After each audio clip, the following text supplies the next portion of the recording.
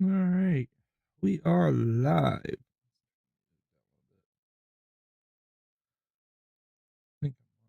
Oh, I look horrible. Good. I feel horrible. Ugh. Trying to see that we are running here on Rumble, but it does not look like we are exactly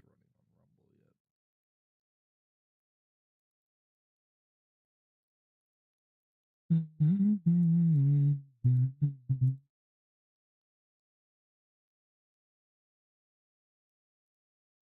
It's weird. Rumble's weird sometimes. Crowder. New one for Crowder. It says I'm live on here. There we go. Okay, finally. Eesh.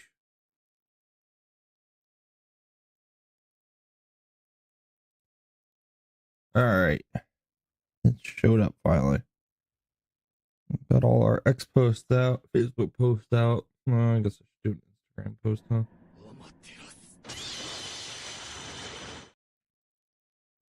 Forgive me. I forget about Instagram all the time.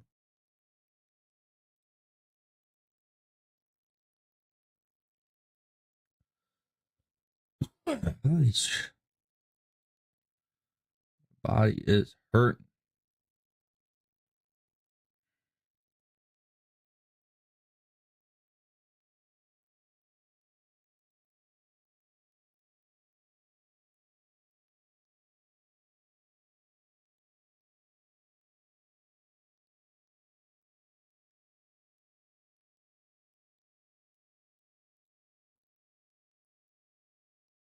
That's why we're in the glitchy mood today.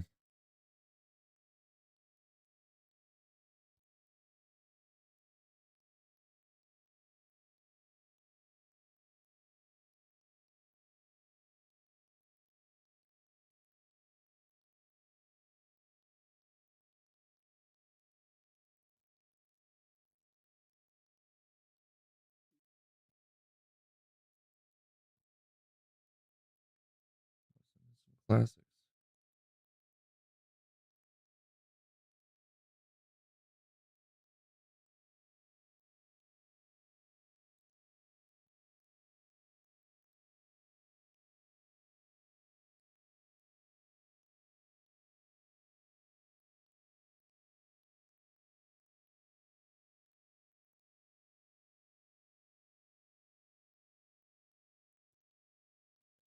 All right. Got our Instagram posts. Got our Facebook posts. We're showing up on Rumble now. Quick kick and Twitch.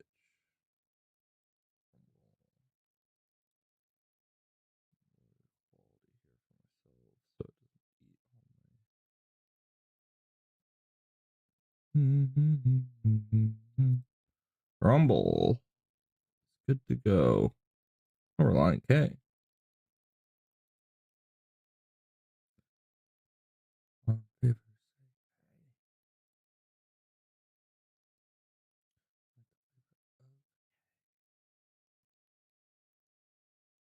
Okay, we are going to be watching some George.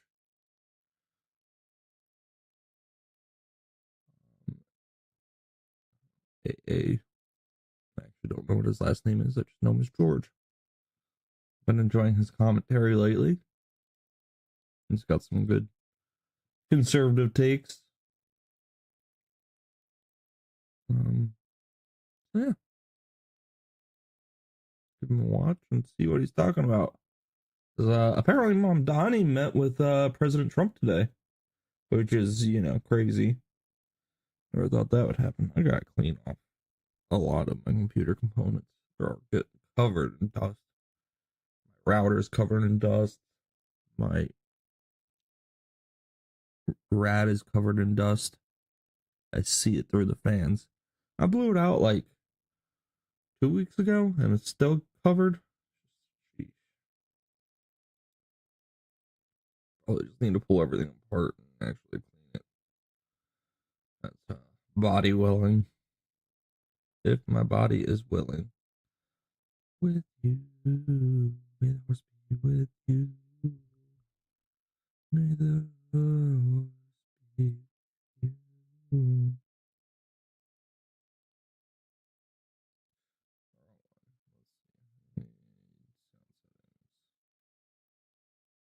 Make sure my microphone's still all the way up, because for some reason every time there's an update on this darn computer, probably an MD update too, isn't there? But can't do that while streaming, it'll screw everything up. Okay.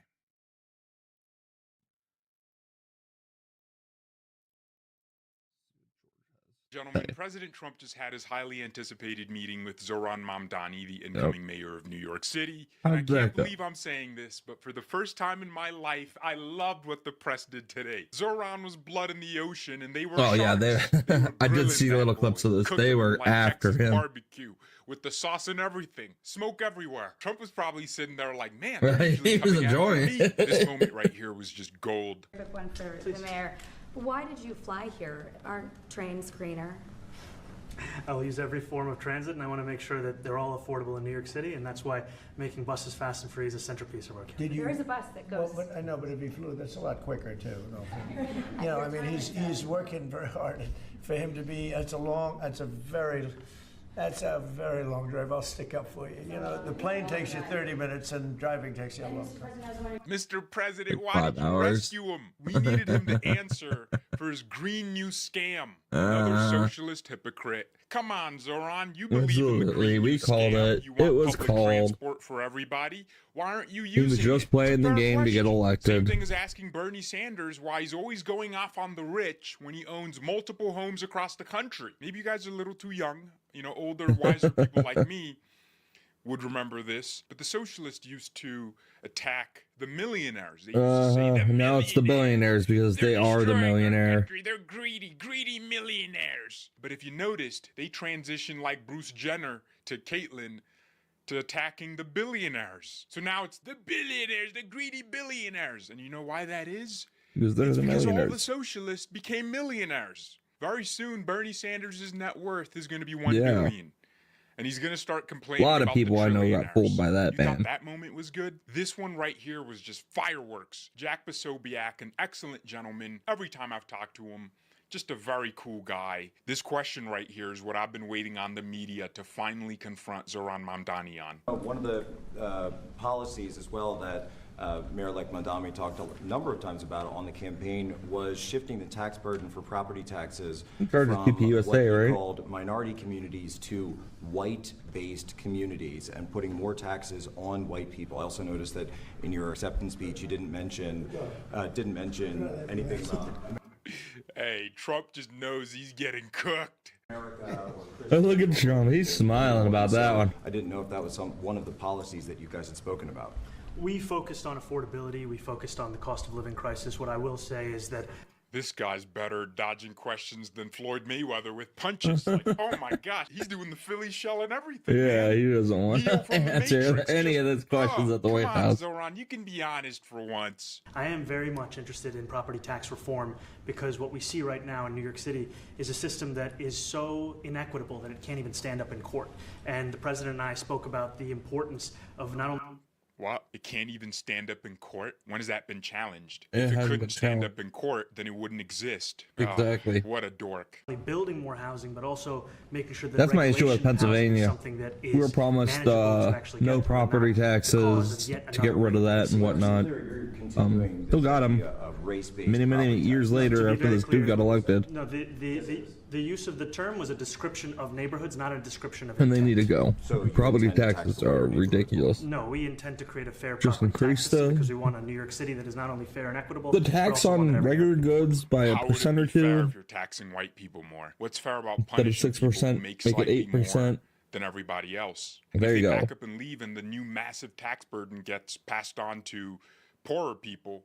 Is that going to be fair for them too? Why am I even bothering myself trying to rationalize this? He's a socialist. Their economics don't have to make sense. No. They just need enough gullible voters. So they just need to be able to steal from one to give to the other. Vote for them, and then they take power and ruin everything. Trump looks proud of Jack Posobiec. Zohran said some other things that I thought were interesting. You say you love New York City. Mr. Mamdani, does New York City love President Trump? New York City loves a future that is affordable. And I can tell you that there were more New Yorkers who voted for President Trump in the most recent presidential election because of that focus on cost of living, and I'm looking forward to working together to deliver on that affordability agenda. I got a lot of votes. I got a lot of votes. This part built up on that. I think you feel very, very strongly about peace in the Middle East. I think We desperately want it, and that's something that I shared with the president, that when I spoke to New Yorkers who had voted for the president last November on Hillside Avenue and Fordham Road, I asked them why. I heard again and again two major reasons. One was that they wanted an end to forever wars. They wanted an end to the taxpayer dollars All we of us had want an end to funding forever violations wars. of human rights, and they wanted to address the cost of living crisis. And I appreciated the chance to discuss both of those things. he said a lot of my voters actually voted for him, and One in 10. And I'm okay with that. Absolutely. In fact, there were plenty of young people, specifically young men, at Mamdani's victory party. You have young conservatives who voted for a socialist, not because they are socialist, but because he just doesn't sound like everybody else. The new generation just likes populism. Trump actually said it himself. The reason people were interested in this meeting between him and Mamdani is because he's different. Although I think his policies are destructive and socialism will never work and has never worked anywhere it's been tried, he's still very different from the mainstream message. It's like how Bernie Sanders voters in 2016, socialist, voted for Trump after they rigged the primary against Bernie. It's not because they agreed with Trump on anything, but because he was different from everybody else. President Trump said Mamdani will hopefully be a really great mayor for New York City. Hopefully. But I just want to congratulate. I think you're going to have hopefully a really great mayor. The better he does, the happier I am, I will say. There's no difference in party. There's no difference in anything. And we're going to be helping him to make everybody's dream come true, having a strong and very safe New York. And congratulations, Mr. Mayor. Thank you, Mr. President. Thank you. I appreciate it. I bet a lot of people on the left are like, what? Yeah, the left is not happy about this. Oh, yeah. I know a lot of you guys have been told he's a monster, and you have a really strong case of Trump It's derangement politics. syndrome. But he's not actually a monster. He's a pretty normal guy. And Trump is a very charismatic individual. You could see that charisma on display. You have a guy he's been calling a communist, calling a threat to New York City. Mamdani is a He's nice communist, to- I'm sorry. And another thing about Trump Socialism is that he likes is voters. the gateway He knows drug to Mamdani communism. did something to get the majority of New Yorkers to vote for him. Mhm. Mamdani is clearly popular in New York. And although Trump doesn't agree on policies with Mamdani, he can at least Be appreciate civil with it. him. Plus, Trump is a New Yorker. He's not going to want ill for his city just for political points. In Trump's mind, if Mamdani gets in and marginally makes life different, slightly better for New Yorkers, then that's a win. Because the expectations I think are so government-owned low, grocery and stores the are gonna tiny be the bit of downfall, though. success will be seen as good. I think that'll be horrible. Unfortunately, I just don't see it happening. None of Yeah, I Mamdani's have a hard time policies seeing are it. rooted He in doesn't really reality. have any policies. Everything's just going to be worse. But again, like Trump, I want him to succeed because I don't want to see the financial Yeah, capital you don't of want to see the America country fail. collapse financially because I just think that's a bad look. Plus, here's another perspective. If Mamdani gets in and wrecks New York City, what that gives Republicans and the right wing is credibility. We can point to the massive failure of Mamdani and say, look, this is the inevitable consequence of Democrat policies. And Yeah. Mamdani is the national Democrat leader, the de facto leader. Why would anyone vote Democrat if the most prominent Democrat in the country leading the most prominent city in the country is destroying the place? So it actually Thank gives you, Gray. massive credibility See you later. to the right wing, to All right, we gotta Republican change this policies. coil. It and is Trump is screwed. perspicacious enough to see that. Thanks for watching. God bless and goodbye. Thanks, George.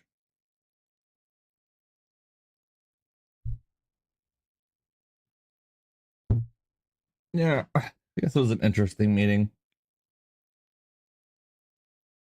Mamdani folds. Yeah, pretty much. You can kind of tell how wishy-washy the dude is.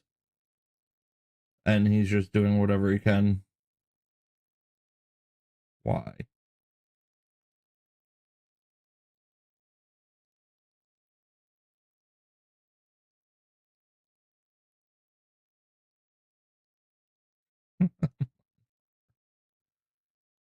Denmark for the Danes?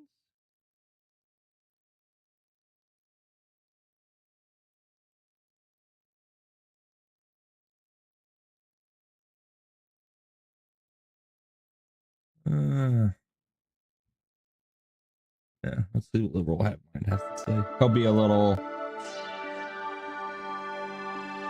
Hey guys, welcome to the Liberal Hive Mind, a channel solely focused on exposing the abundant hypocrisy of the left. And of course, here's your meme of the day, brought to you by 5mind.com. Yeah, pretty much every single time it's the same with these far leftoids.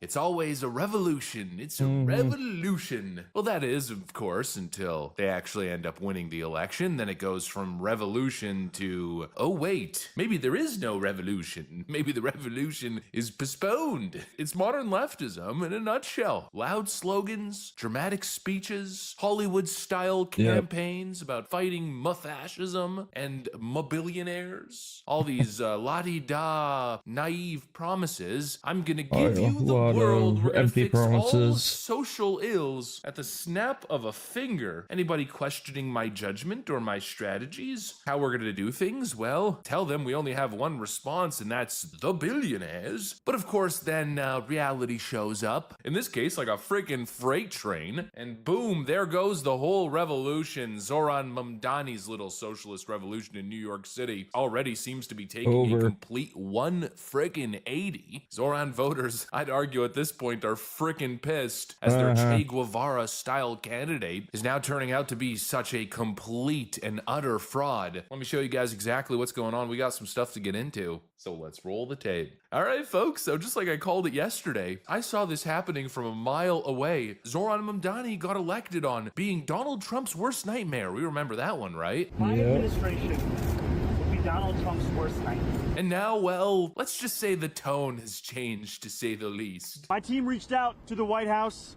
to set up this meeting because I will work with anyone to make life more affordable for the more than 8.5 million people who call this city home. I have many disagreements with the president, and I believe that we should be relentless and pursue all avenues and all meetings that could make our city affordable for every single New Yorker. I intend to make it clear to President Trump that I will work with him on any agenda that benefits New Yorkers. He went from, I will be Donald Trump's worst nightmare, to, I intend to tell President Trump that we have many things to work on together. Scammed. Absolutely scammed. You got scammed if you voted for this complete fool. Everything this man said was all part of a messaging campaign. It was all an act. It was pure theater. You know, the whole New York style editing and the old New York style old-timey music in the background. It was captivating, sure, I'll give it to Zoran. They made great TV, but ultimately the entire thing was TV. That's exactly what it was. Especially all the claims about, you know, stoking terror in the hearts of President Trump, as if this 30-something-year-old, no experience in life or politics, new mayor in New York City would ever be able to outmaneuver the president. I mean, come on, give me a break. They're not worried about him. Jellyfish,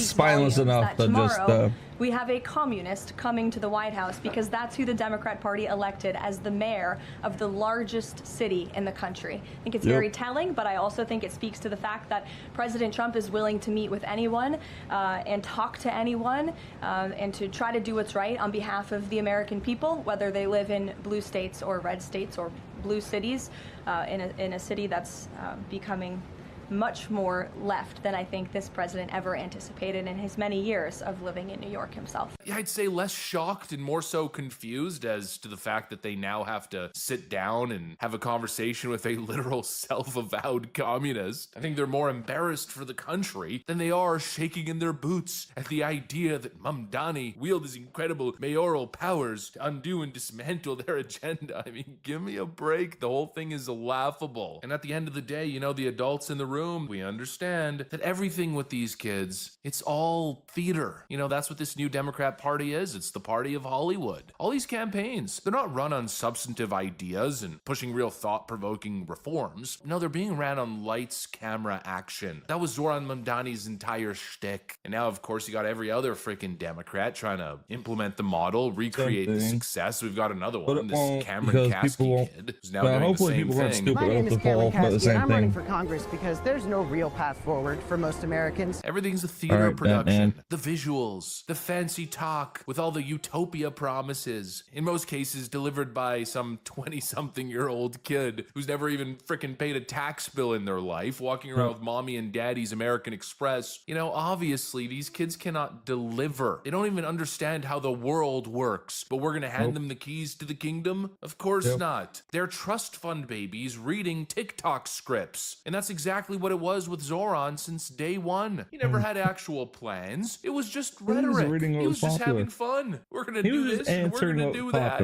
But there's no actual process. There's no thought process. There's no plan. There's no strategy. And the other one, you're talking about fast and free buses and you're meeting with the governor. I've heard you talk about many times that you don't want to take money away from the MTA. You want to put money back in. It's something that she agrees with, right? We don't want to take away money from the MTA. How are you getting that money, the $700 million to make the buses free, into the MTA if she's not for raising taxes? You know, I think that the two clearest ways to raise that money is through the raising of the state's corporate tax to match that of New Jersey. I think that a lot of this is still a case to be made, whether it's the corporate tax or whether it's the personal income tax on those who make more than $1 million a year or more. I think that these are the clearest ways. I've also said that if there are other ways to raise this funding, the most important fact is that we fund it, not the question of how we do it, but that we do it. Well, his answer for how he's going to do things, you kind of need to know how to do it. You know, we'll just find the money. We'll just figure it out. Sure, Kathy Hochul has told us absolutely never, but I read never as maybe, and you're supposed to figure out these things before getting elected, not get elected on all of these fancy, glowing, golden promises, then get in office and then think, where do we go from here? What do we do now? I guess we'll just have to figure it out. I guess we'll just tax the billionaires, right? Right? Billionaires? It's the same thing every time. The entire ideology, the entire worldview falls apart the moment you ask, how will you do it? Pragmatically. Where are you going to get the money? And it's not as easy as just,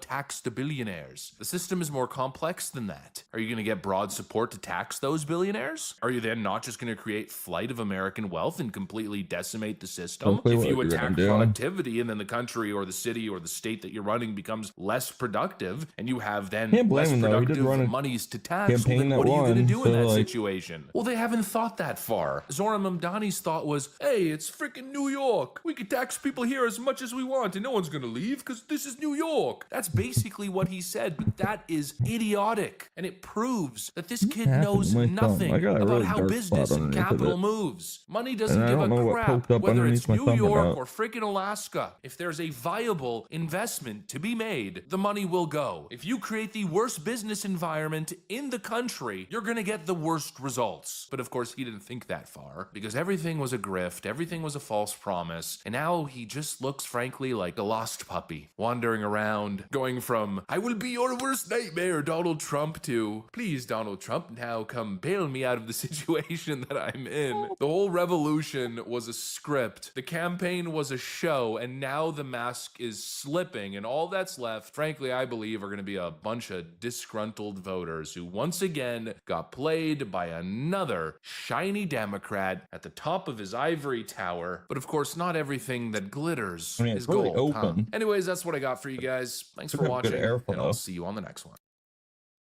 Like, look at that. Huge. But like, it's thin. It's not as thick as the normal coils I get. For lefties losing it. Interesting. And I have some sad news for the lefties watching. Get ready to lose it because it seems President Trump's foreign approval rating is up like a rocket. Take it away, CNN. Up like a rocket. We're talking about 43% now. That's an 8-point rise. On the net approval rating, we're talking about a double-digit rise. The American people like much more of what they're seeing from Donald Trump in foreign policy in term 2 than they did in term number 1. Up like a rocket, but 43% doesn't seem that great, Harry. How does that compare to other recent presidents, I wonder? All right, 21st century foreign policy approval rating at this point in term 2. George W. Bush was down at 36%. Barack Obama was at 37%. Look at this. Donald Trump actually leads the pack at 43%. Donald Trump has a higher foreign policy approval rating at this point in a second term than any other president who served their entire second term in the 21st century. This is something I think Donald Trump really likes to look at, because the bottom line is this. Presidents like to build a legacy of foreign policy. It's almost over, lefties. I know this is hard to watch. The man you misrepresented as a unique threat to world peace. I've been having a really hard time watching them force her. They just is actually a They're a peacemaker little and hard-headed one whose foreign sometimes. policy achievements And their have ideas seen of him create a powerful legacy. what's okay and what's not okay with what Trump's doing. They're right to their opinion, but I feel like sometimes they're just by the end of his presidency, way literally going after a mountain after a molehill, and I think there's things behind the scenes that obviously we all don't know what's going on. And that, I think, is a large part of the reason why Do I fully trust every politician to do the right thing all the time, every time? No. Again, I apologize to the lefties seeing this. I know that hurt. Hopefully this next clip makes you feel better. We're going to have a look at what's happening closer to home here in Australia. Here is Hannah Ferrugia talking to a young woman about the sanctity of life. I think that every woman and every person with a vagina and What a is uterus that? should have rights to their own body. I agree that bodily autonomy is really important. But what if there's two bodies? That's what a pregnancy is. Well, it's kind of actually like a virus that's leeching off you. It's not a virus No. because definitionally it's actually the same species. Your body is actually made to protect the baby inside your womb, not destroy it. If I am a drug addict and I have alcoholism and that baby's going to come out really horrible and not have a good life and live really would you want that child to like have to live through that? Okay, No, moving why along. don't you know take what I love responsibility about for the your left is actions? just how compassionate and selfless they are, and No they're so responsibility. rational That's too, what the joyful left. souls. I mean, is there a better example of all that than this next woman? Oh, you shouldn't wish death upon any person, no matter what side they're on. That. Charlie Kirk was a Nazi. He was a Nazi. And you know what These kind of people are Nazi is the nuts. best Nazi? A dead A woman. dead. Thank God that Green hair. of a person is no longer in this world. And may his Go hell figure. be being confronted by every single marginalized person that he hurt. That is what is wrong with you. That does not make me a bad person. Oh, darling, it does make you a bad person. It makes you a vile, hate-filled lunatic. Can you believe these lying lowlives are still celebrating Charlie's murder? What's that line? When people show you who they are, believe them. Now, imagine how far left you must be when even leftist commentator and activist Van Jones is not left enough for you. Watch these climate activists attack the CNN favourite, not about his environmental credentials, but over Gaza. That's a lot of people. I would like to provide a toast to Van Jones, a man who started out as a racial justice advocate and is now a stooge for corporate media and a shill for the Israeli government. Oh, he wasn't the only plant in the crowd. Van was in for a rough night.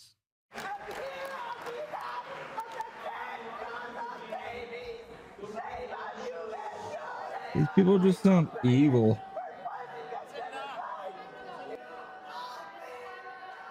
Out. Get out.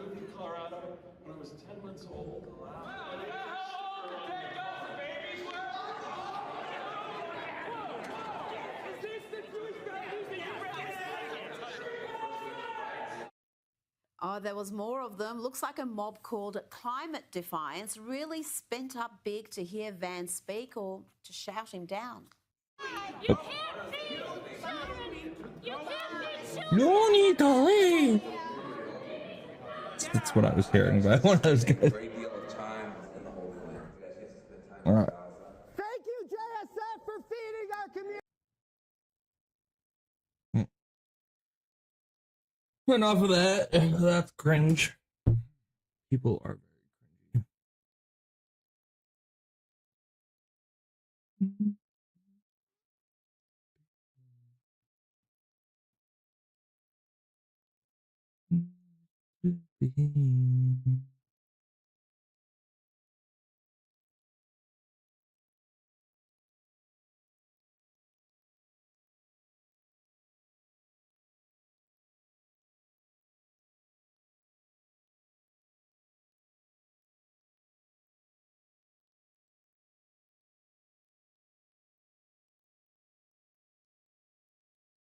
What? Commentator, that being Hassan, not sure how to discuss politics of pickup basketball after being rejected for 3 games. Chinese I don't know how to be politically sensitive about the situation. So I'm just gonna say, we'll see. Oh, they don't want you to. No. It's not about me. Oh, okay. It's not about us. Oh, okay. It's not about us. Yeah, no. It's very different. Okay. But it's also something that happens on basketball courts universally, but it is what it is. I'm confused. This hoodie is classic Hassan. What a Chad, guys. I think it says capitalism is voluntary, get bread or get dead. I love tuning into my favorite LA millionaire who's always like buying the most expensive stuff he can, living a very lavish lifestyle while he acts like he hates capitalism. You know, what would we do without I thought I saw a bear that looked like him the other day. Clip. Oh my gosh, what is this one? Hassan bans 33-month subscriber, 33-month subscriber, and tells him to die for commenting on his workout frequency. You got to get some workouts in, man. You eat more than Austin Peas. Dude, I'm literally, all right, first of all, dude, never do this, okay? Never do this. Just never do that, okay? Fucking die if you're going to do that, okay? That's number one. Ridiculous. What a way to start the day, boys. What a way to start the fucking day. He's drunk. Who the fuck do you think I feel you like are, he's bitch? always Suck like, my fucking cock. Okay, perish. Always drunk on stream when he's over in China.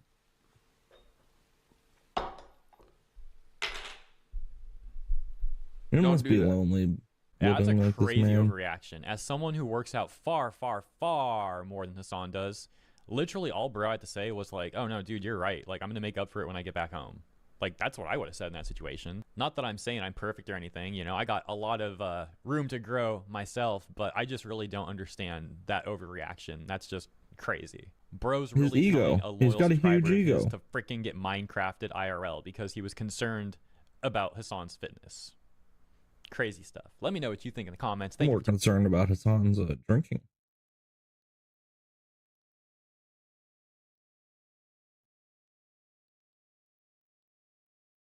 Oh, did they drop even more skins or no? I saw these 2 skins last night. They're pretty cool, I guess. I'm not really into either of them though. They're too. Maybe the Doctor Strange one. Yeah. I like the Magneto skin, and I like the whatchamacallit skin. The Gambit skin. That's the one I'm saving up for. It's okay to be Anglo-Saxon, guys. We know.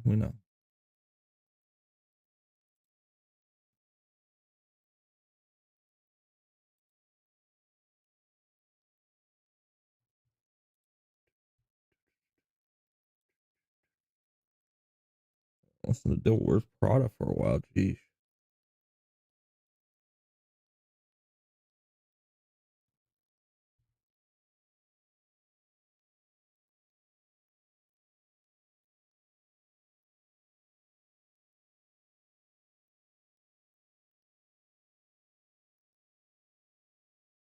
I can't smoke this shit. Gotta wait for it to soak in to the cotton. Shouldn't take more than a few more minutes.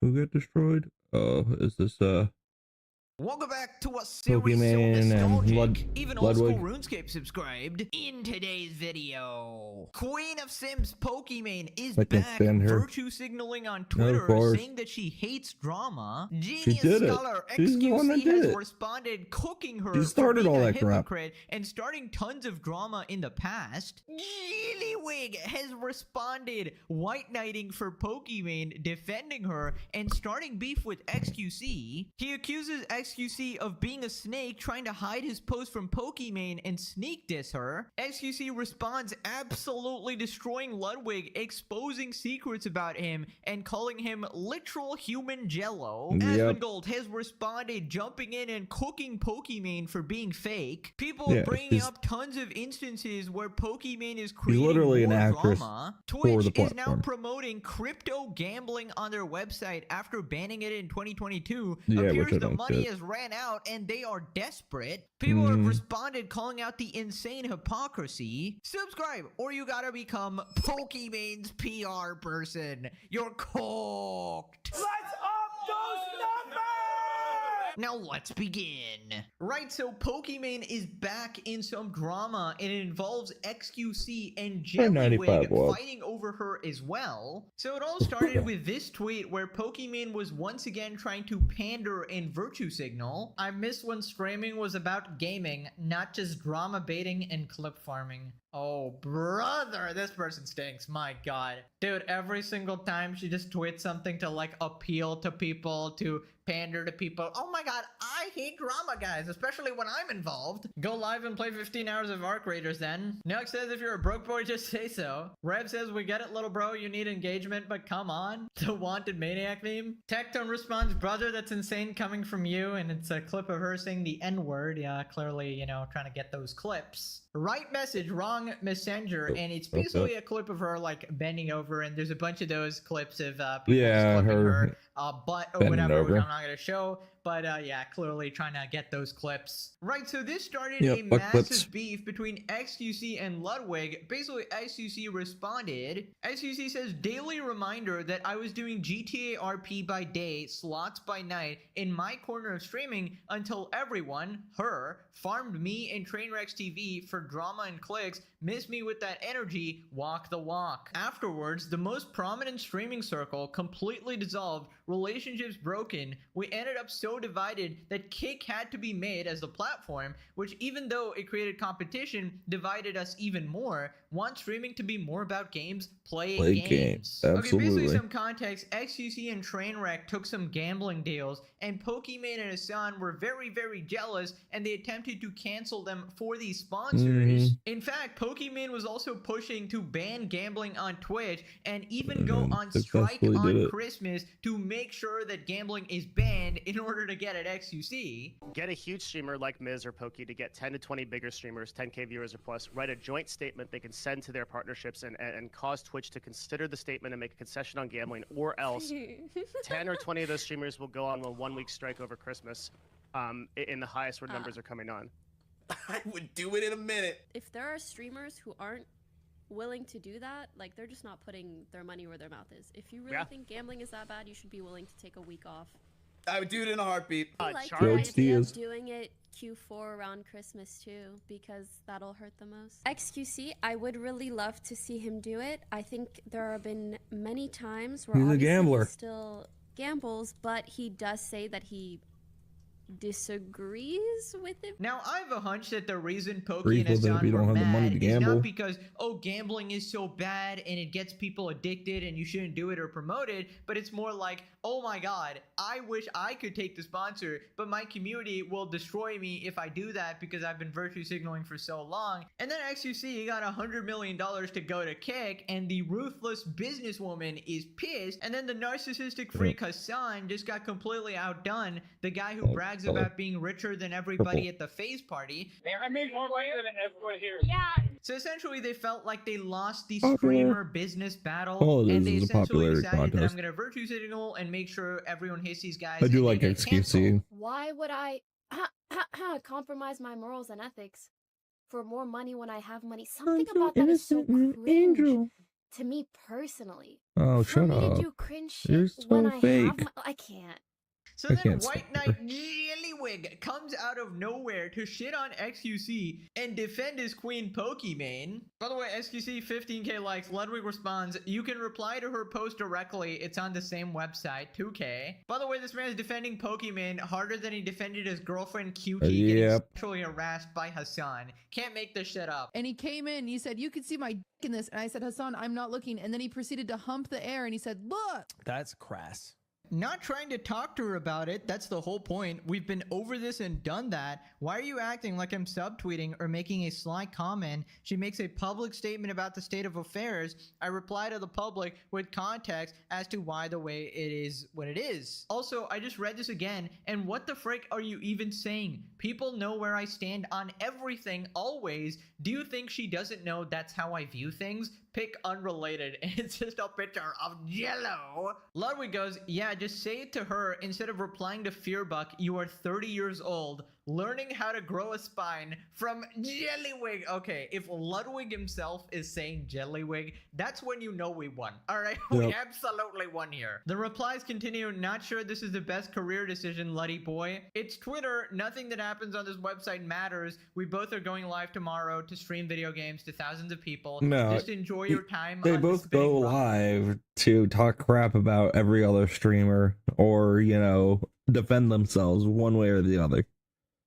I don't see many streamers playing video games much anymore. It's all this chit chat crap. Right, so you start the beef, and then immediately when you start losing, Unfortunately, you go, I'm yeah, enjoy your falling time into on the that spinning category rock too. we call Earthman. More We're so all because humans I here. can't play video Speaking games. about for too long, spineless, but- how does Hassan's shot caller feel? Oh, but you can't get offended. Just enjoy your time on the spinning rock. Should have left it in the drafts, Fred. Like how Mogul Mail got left in the drafts after Hassan made the boss call. Oh my god, he's getting roasted, bro. Why would you start a battle? You have no chance of winning, man. You No. cannot win in an argument that you are not spineless, bro. It's been documented. And just some context if you're new to the series, basically Ludwig had a commentary channel called Mogul Mail, which he basically shut down because he was unable to criticize Hassan. And Hassan would essentially make him delete videos if he criticized him, and everybody would call out Ludwig for not being fair, not being unbiased No, he's whenever not it involves unbiased at any all. of his streamer friends. You should call Hassan and apologize. Why is Hassan mad?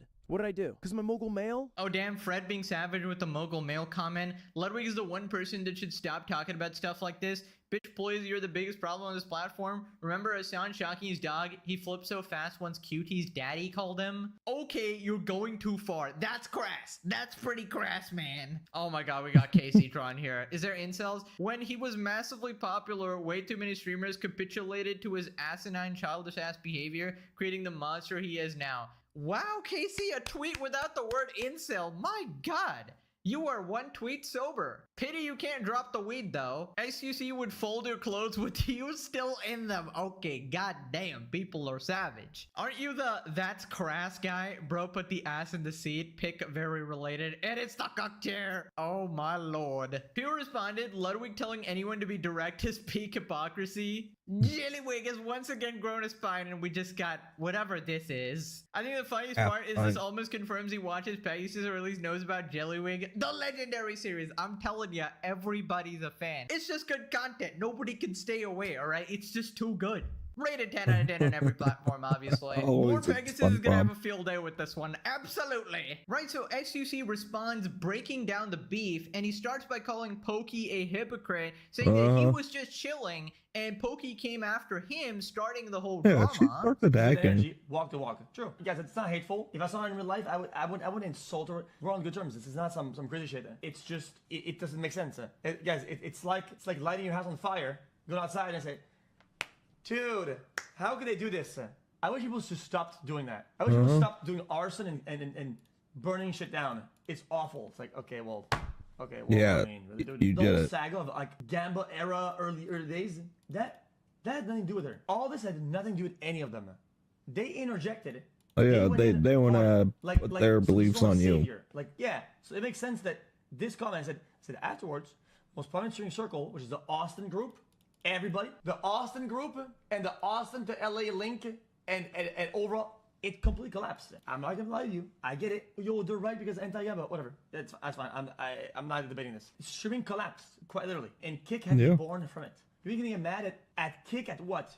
Like, it doesn't make sense to me. I think it's okay to have a reminder on what is the lore. Right, so basically, this is the drama that spawned the Kick platform in the first place. In fact, this is like a well-documented thing. Essentially, they needed a new platform because Hassan and Pokey were up in arms over the whole thing trying to cancel them. And essentially, they could not survive on Twitch during that time. Hassan and Pokey were the faces of this Twitch and leading this sort of campaign. They had a lot of power and control regarding They the were stealing decisions viewers. that were being made on that platform and They're their general botting viewers influence, as well. whatever. And essentially what happened is that XQC was outcasted and removed from all of the friend groups. Essentially, he was outcasted as this really bad person because if Pokey and Hassan say that you're bad and you're not welcome, then you're kind of cooked in the streamer Hollywood space. Then he starts cooking Ludwig for accusing him of being like a snaky person. And then Lud like jumps in to this tweet and he says, you can reply to her or post directly. It's on the same website. Okay. Here Buck reposts her thing. Her opinion is like she's telling it to her diary. Then It's unfortunate that this is the way it is, but this guy's more of a news outlet. He reposts it to the public to see. What do you think is going to be a better way to address the public based on what the public knows? You think they should address her fans and her community and her directly? Absolutely fucking not. That makes absolutely no sense. If somebody uses a megaphone to blow up somebody's speech and make it bigger, and just the public will want to know what the fuck is up. So we have community notes. This is the same thing as community notes. It's like, okay, well, this is being addressed to the public. Well, I will address this and debunk this in public. I'm not going to go to her fans and talk to her fans about it. That's no sense at all. And this is not a subtweet. This is a direct tweet. This is a direct tweet, not a subtweet. So for him to come in and say, "Oh, dude, could I just reply to her?" You know what he's intending? He's intending that my methods are sly and I'm operating under like bad faith. I'm going under the radar. Yeah, like he's trying to sneak around her to like break her back. Buddy, you know it's not like that. You know my stance. You know her stance. You know that we've discussed this before. There's no point tweeting this at her. Okay, so the funniest thing about this is that the reason Ludwig thought that this is how XUC would act is because this is how he himself would act in this situation. But the thing is, from what I've seen at least, Ludwig is a XUC snake. does not really Pokemon's need a to hide his snake. opinions. You guys Hassan's pretty a much snake. already hate his guts, right? And I don't get how tweeting publicly, right, on Twitter where everybody can see it and talking about it on your stream where everybody can see it is somehow hiding from Pokimane. Like, it's such a like ridiculous accusation here that XUC, it's like an implied accusation that XUC is somehow scared of Pokimane. He's a 30-year-old man I'm not who can't covering grow up his spine XQC's and face. confront her or whatever. I mean, come on, he's literally saying this stuff publicly, and in fact, he is Gotta show off completely that exonerated beautiful as I'm Quebecan recording this smile. video because Pokimane just deleted her tweet, meaning nobody is going to find this discourse anymore. And that just proves why XUC should have responded to the news account instead of Pokey, because she anyways tries to hide it, right? So Ludwig's You always entire delete argument crap. completely falls apart here because, yeah, Pokemon's known to delete her tweets, right? Especially when she gets, like, drama backlash or it affects her PR. I'm sorry, as the leading authority on the subject, XQC still has his vertebrae, okay? He's not joining the Jelly Squad. It seems Jellywig, king of all jellyfish, is desperate to recruit new members to Jellyfish Fields, right? But unfortunately, you're gonna have to take that one solo. Maybe you got your queen jellyfish. QT definitely qualifies, so you guys can just have a wonderful time there. Then XQC talks about the legendary Yeah, that whole nickname cutie drama, man, Jellywig, is ridiculous. and his son shocking his dog. I tweeted a famous Jellywig. I had to. I had to. Because at that point, I mean, if you're gonna come sideways at me, I mean, you're Jellywig. It is what it is. Buddy, I didn't cook him too hard on social media last time. Okay? The man is in 80% Jello. Like, it is what it is. Like, really, dude.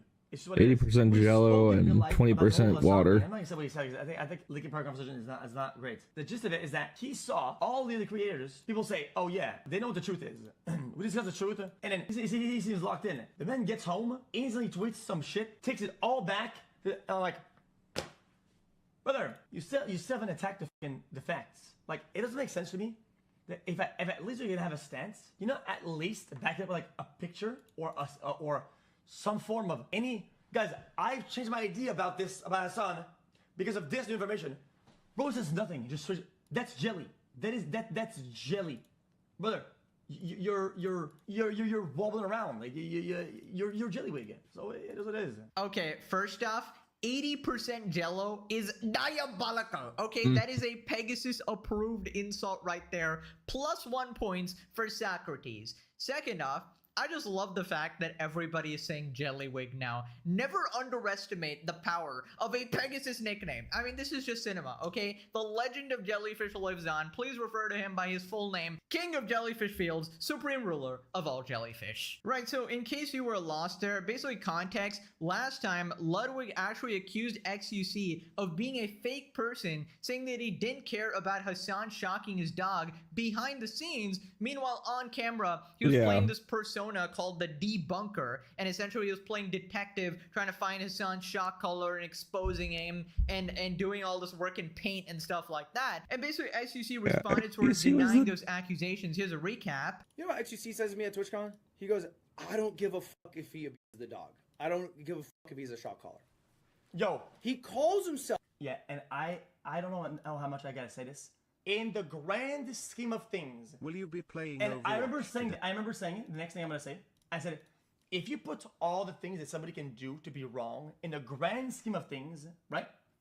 Like this shock collar possible story, right? XQC. Is not Still, even in the like, top 50%. minimal Yes, it's bad. compared Yes, to what don't do that Hassan shit. has done. Yes, it's fucking stuck to the animal. Don't be a bitch ass. And now XQC is exposing him again, saying that Ludwig actually talked to all the other streamers who agreed that Hassan shocked his dog, and then Ludwig came on stream and then he changed his tune, right? He started defending him again, even after saying it was 100% a shock collar, because apparently he got the boss call, right? He was sent some secret photo that clears Hassan that nobody else saw, by the way. Apparently there's this secret photo that completely debunks everything and proves that it's not a shock collar, but nobody saw it except Ludwig, right? I got close-up pictures of the shock collar on my mother's life. I don't have an issue with I shock didn't see collars. prongs. I'm pretty I have sure an it's issue with how it's being Even though used. we literally have the proof that it was a shock collar. Not We did the proper whole training method overlay to keep a shit. We dog had the sitting internet there detectives. for We had that the many manufacturing hours company. We was even confirmed as your by prop. Green Jellyfish, The background. Cutie, who went to Hassan's house and said that the prongs were removed and it was taped over. I'm in his house. I looked at the collar. The collar is taped off where I think there would be prongs. Right, so then XQC calls him spineless again for literally starting the beef with him and then backing away. Yeah, just say to her instead of replying to Fearbuck. Yeah, this is just stupid. I'm sorry. This is just stupid. Her community knows about the lore.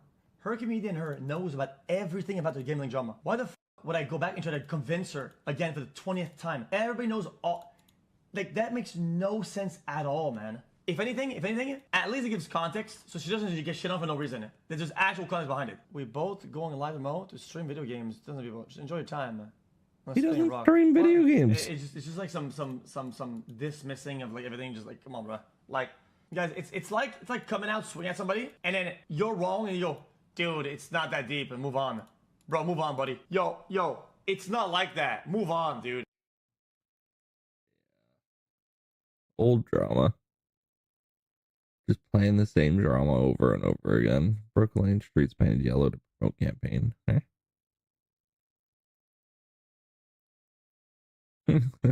Oh, Asmongold's reaction to Mama Donna.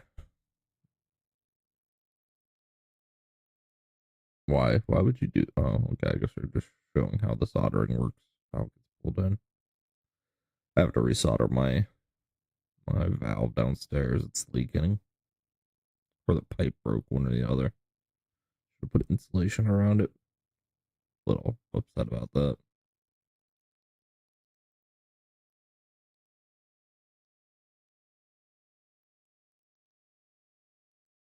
Fantastic.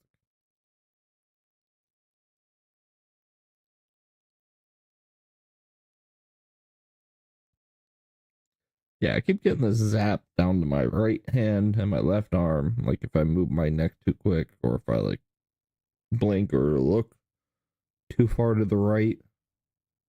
When I stand up, when I take a step. Weird.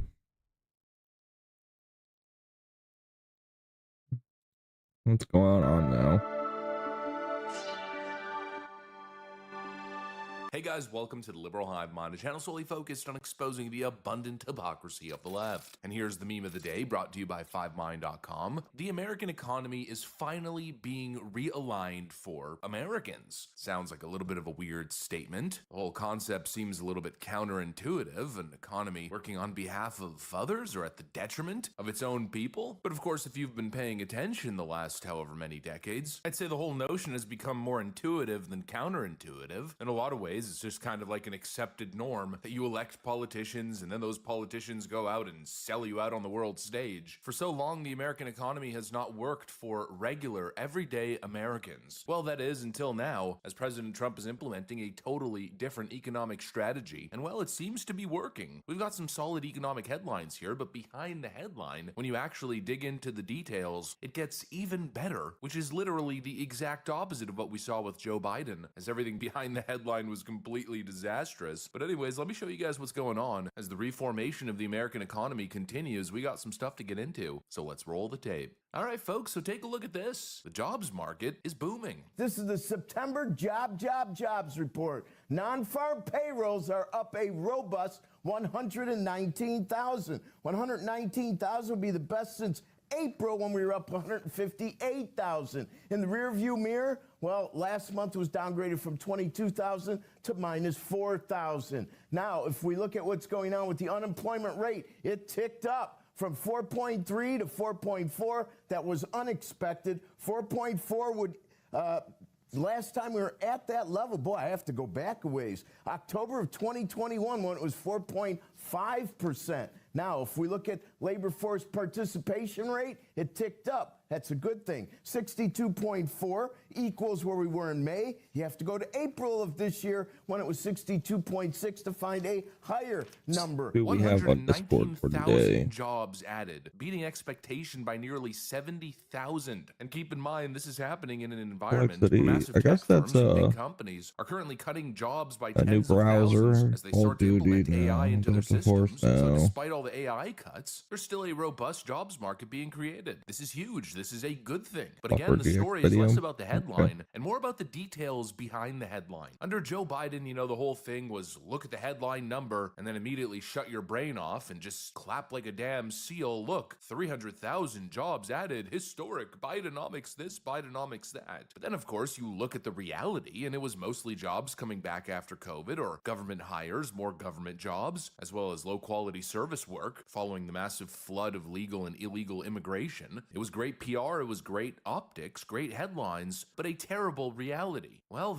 folks, this is different because these are strong American jobs that are being added. You've got a population decline with over 2 million illegal migrants being deported. America's population for the first time in decades is shrinking. But then, of course, on top of that, you got the size of government shrinking. You would expect jobs to be going down. And yet, despite that, jobs are going up. Well, that tells you one thing. It means losing government jobs and less jobs going to H-1Bs and illegals, and rather we've got good private sector positions that are being filled by U.S. citizens, not foreigners. Of course, going back to the thesis of the video, that this is a total realignment, an America First economic realignment. And if we look at the trend over the past year, the numbers are pretty staggering. American-born jobs are up 2.5 million, meanwhile foreign-born jobs are down 670,000. That's been the trend all year, and it seems to be something that's also accelerating. And so the American economy is refocusing on American citizens. The trade deficit is also tanking, by the way, which people say is a bad thing. Well, if you're chasing endless growth for the big multinational corporations, maybe. But the flip side of that coin is that now that consumption gap, I guess you could say, it's going to get filled by quality American products and services, meaning good jobs for the middle class and hopefully leading to a robust reemergence of the American middle class. And that I truly believe is exactly what's coming, especially with the advent of AI. You know, people are so doom and gloom and focused on AI taking people's jobs. But for the most part, yes, I think AI is going to take jobs, but it's also going to create less reliance on mass importation of cheap labor. And I think in a lot of ways, it's going to create other avenues, different jobs, different sectors entirely. I don't see this doom and gloom outlook of AI taking everybody's jobs. I think the AI systems are going to be powerful and they're going to help people's lives in a lot of different ways. But there's also going to be a lot of jobs surrounding all these new industries that we're going to see popping up. You know, there's been so much doom and gloom, and everybody seems to be so locked into all these negative attitudes. And look, I'm not saying that people are doing great or that there aren't any problems, but I'm just not seeing this massive collapse. I think people are being squeezed. Sure, it's been tough. People are borderline. That's absolutely been the case since Bidenomics was implemented. Living paycheck to paycheck is becoming the reality for a lot of people who thought that they, you know, weren't in that position considering the amount of money they're making. But it seems like we're slowly getting through it. But to Steve Moore's points about the consumer remaining strong and still spending,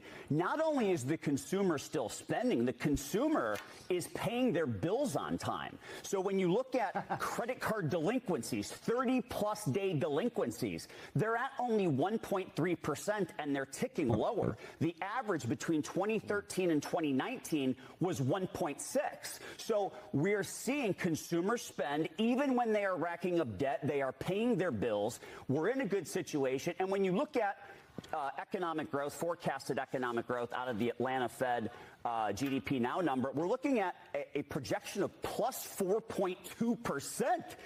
And if we're not adding a ton of jobs, obviously a lot of that's going to be coming from enhanced productivity. A lot of that could be AI. But I would say, as far as the macro landscape looks, we're looking pretty healthy. We just basically put our heads down and toughed it through 2 borderline recessions. We took the pain, and now it seems like, people are all right. They're stabilizing. Are they well off? No. But as long as we don't see some unforeseen kind of black swan event or massive institutional collapse, I think things might actually be surprisingly bullish moving forward. America's taking back key industries, getting control of the production of rare earths and minerals. That's huge. Starting to manufacture chips, building up data centers like nowhere else, getting ahead of the data and AI revolution. That's absolutely true. And then you've got $20 trillion of investment coming in from foreign nations and entities investing in Donald Trump's golden age economy. The president uses the number 20 trillion in terms of total investments. And I think that those commitments are real. And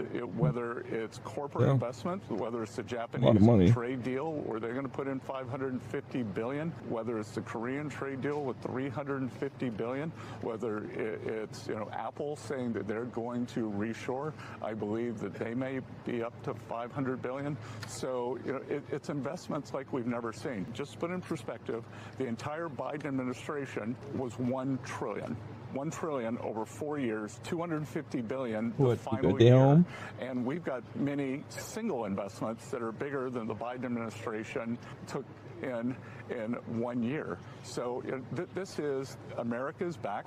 The president's done that. Our great tax policy. So we're deregulating. We've got tax certainty, and we're working on energy certainty. And so, looking at that, I'm thinking, I don't know, seems like a pretty positive outlook. $20 trillion being funneled into the American economy to spearhead the next era of innovation, tech, finally start producing again, to get people to work and get American citizens to work. I mean, we're supposed to pretend as if everything's falling apart when they're projecting 4% GDP. We've been talking about this 4% growth that we've seen in the U.S. economy over the last 6 months. I want to contrast that with what's happening in the rest of the world, where look at Europe is flatlined, Japan is flatlined, China's in a mini depression right now. It's pretty incredible. We're carrying the rest of the world on our shoulders, which is because of what Trump is doing, and the rest of the world has to follow his lead of lowering taxes, lowering spending, deregulating their economy. If we look around the globe, I mean, it's been quite disastrous. But when you pan the camera back to America, we got capital flowing in, populist nationalistic policies, putting Americans in the position to benefit. You got the government footprint that's shrinking and the private sector's expanding. Consumers seem as if they're getting through this tough COVID and Bidenomics hump. We might be on the precipice of something truly fantastic. You got a government actually setting policies to the benefit and on behalf of American citizens,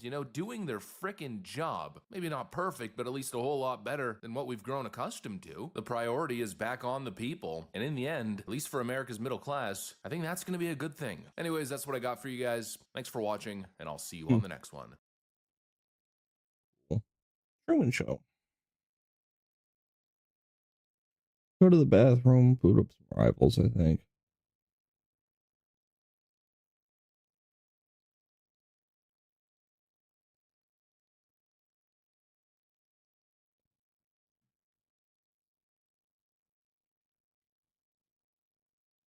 So, all right, I'll be right back.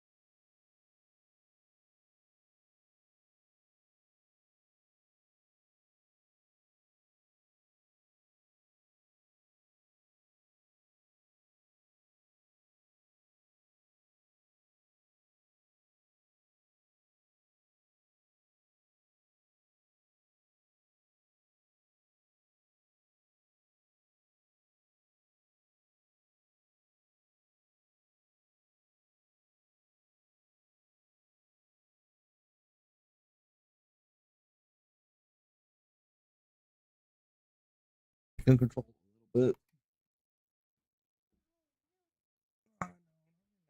My legs are hurting. Hurt.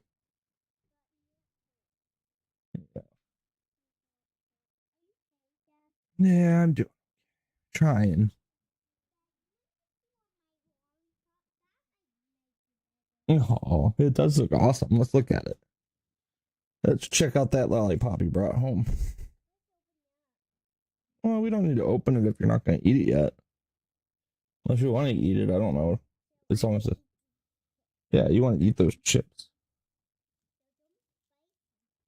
It's cool. Yeah, it's red. Yeah, I like it. Yeah, it's red. It looks awesome. Awesome motorcycle pop. Yeah, got the handlebars, got 2 seats, got nice tires. Yeah, I'm good. You can see the engine. Yeah. Oh, this stick. Yeah, you got the stick going through it. Huh? Motorcycle lollipop. It's pretty awesome. Did Gigi get that for you? Okay. Huh? Who's best class? My game's not trash. Christmas class. Christmas craft show. Yeah, did Gigi get it for you there?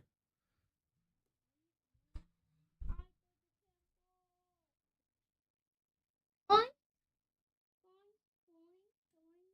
you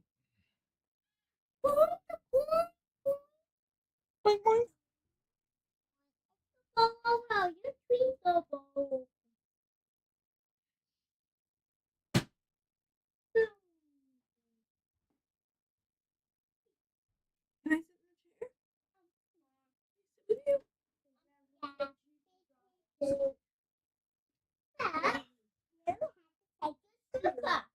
New shirt? I like it. Okay, are you gonna do it? Gotta put those chips down to help mom out. No.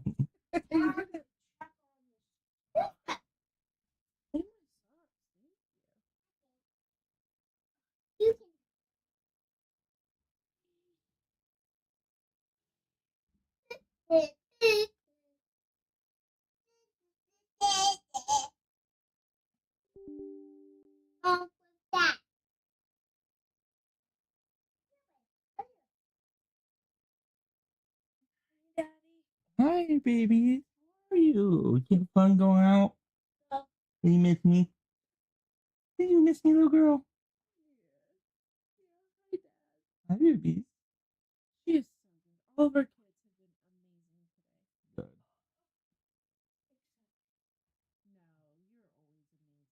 A little whiny. Dad. Dad, everyone go to jail. What's up, buddy? The blow up as the blow up was big and creepy. Had a creepy blow up? Mm-hmm.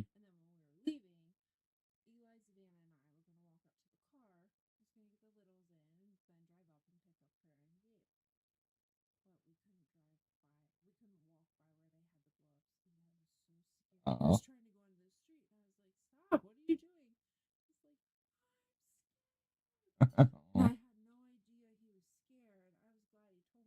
Yeah. Yeah, the Oh, okay. From like Rudolph. yeah, but that's the one when we went into Lowe's. I pressed one of the buttons and that thing moved. Oh, okay. Lord.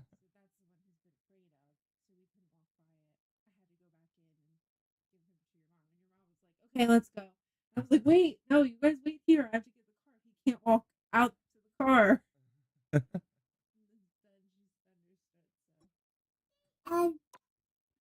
The end. There's nothing to be scared of. It's just a blow up. And then there was one that was a snowman and it was shaking. But when you went around and saw its face, it's like Cold. yeah, so it was Just shivering. funny.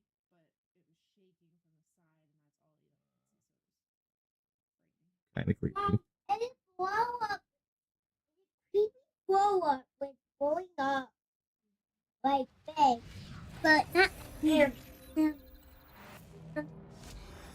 To chop down. Yeah. A tiny tree. Pop, pop, pop. There's a lumberjack that looks like Santa. The red beard guy, though. I picked my scab. No, yuck. Yes.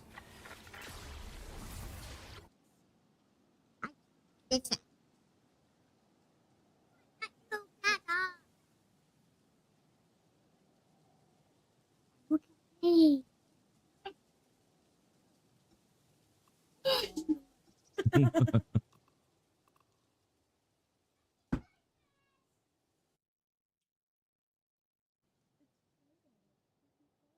Yeah, happy Friday. So how was the bazaar? Was it packed? Yep. Saw a lot of people that recognized us from last year. Oh, that's cool.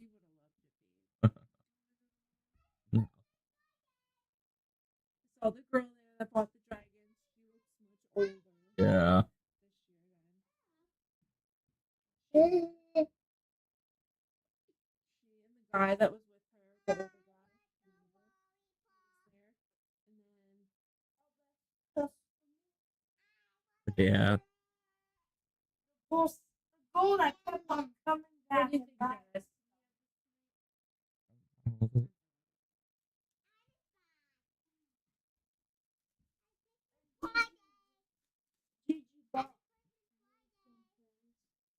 Yeah. She brought us a snowman. Play-Doh.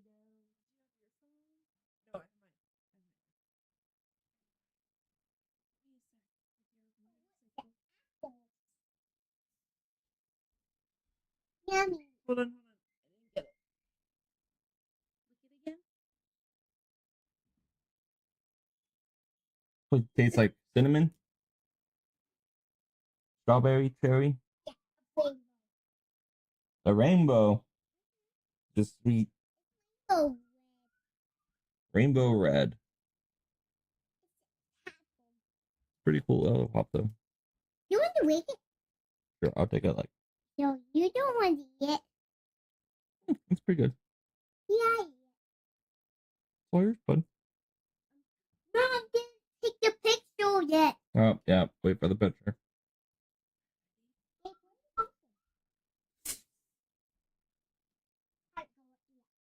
Please.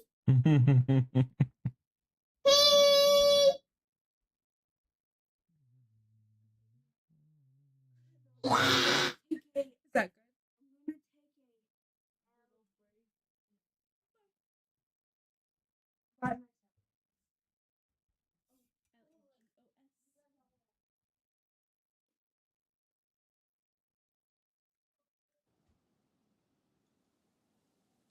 I need my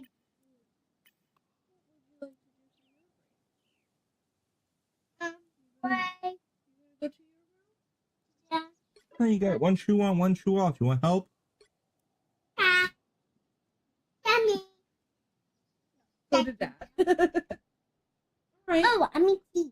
Alexa, turn the lights on in Eli's room. So you can go to your room and have a break. No, I will sit down here in the camp.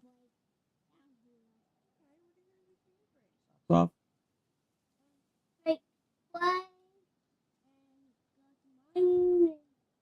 Right here. Can we take your sock off? Oh. I don't want to sip on Yeah, that wouldn't feel too good, huh? pencil. I would say, throw that away.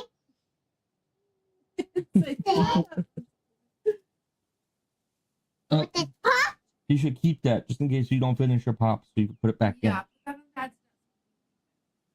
Here, I'll keep it. I can do it. Oh, I meant to do something. I gotta put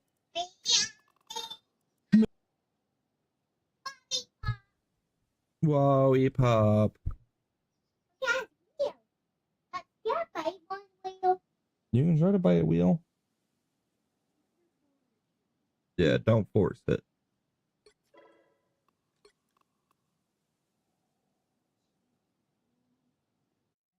Yeah, I feel like you guys were out all day.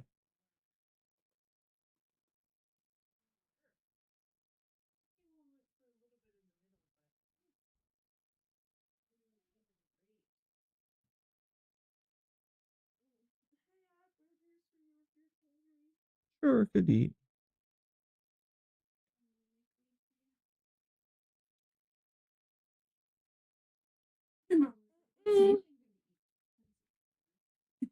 Mm. Oh.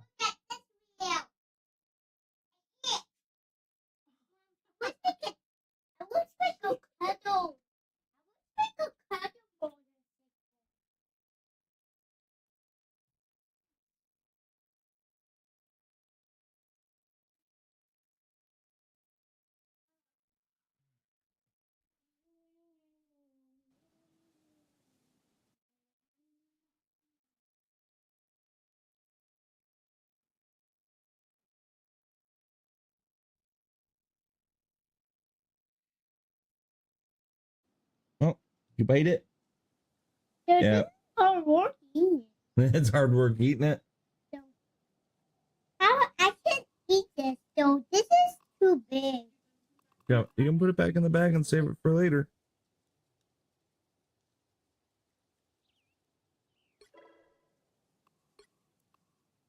I've got my lid out.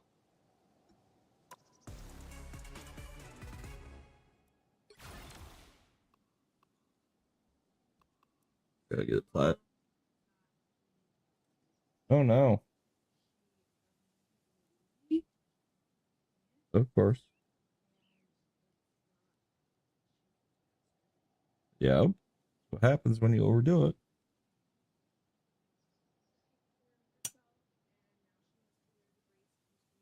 Yep.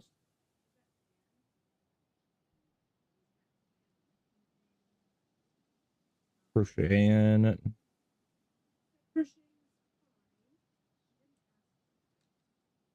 Mm-hmm.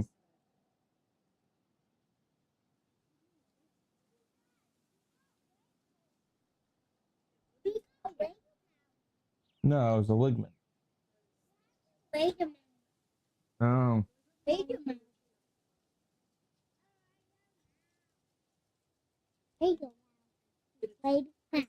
Yeah. It's stretching it and it shouldn't be stretched. All good?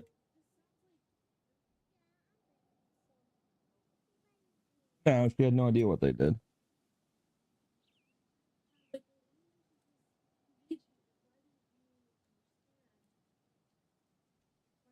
Look at my. They should have told her the limitations. Then she said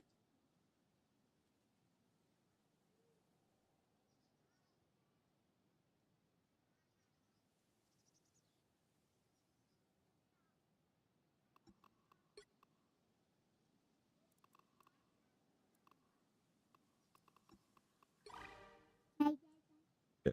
Keep Do I look at that? it. Right now, Bobby. Do you want to pull up a seat? No, my legs are really hurting.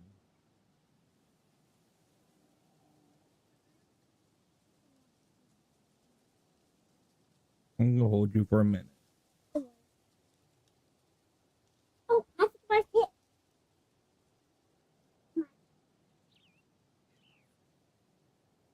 Oh, what's that? Yeah, you're getting all set up. Oh, that is picture. Yeah, that's the picture of the orange venom. Oh, what? Yeah. Are you not seeing this one?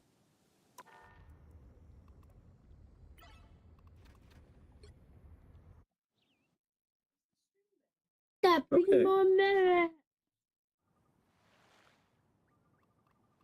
Where's that? Mr. Fantastic. Look, he's red. He's rubbery. Lemon's red. open them red. Okay. Let's open them red. Sure. What?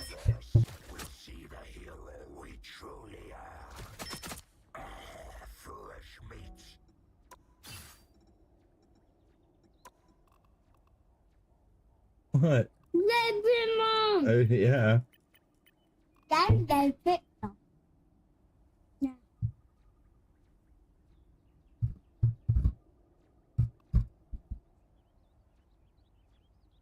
That. Yeah. Yeah. Oh.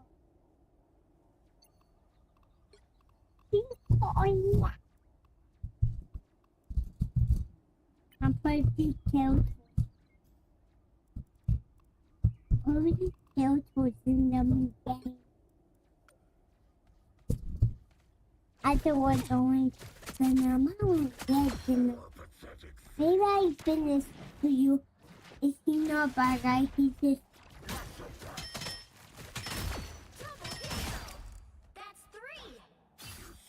We did it. no, not yet. Oh, bud. Oh, oh yeah. Oh yeah. Put it down now. Let's send them back at. You know, Hmm? I'm stretchy, but not as stretchy as Mr. Fantastic. I want that. I want Spider-Man. Spider-Man. Yeah. Yeah. I saw the purple Spider. So that Which one? This one? that That one? The regular Spider-Man? This one? Yeah, did you roll? You like this one? that's really good game. Anybody who has the chance Yeah, to be a hero. I want it. Yeah, she is, I want Spider-Man. I want it. I have to play game.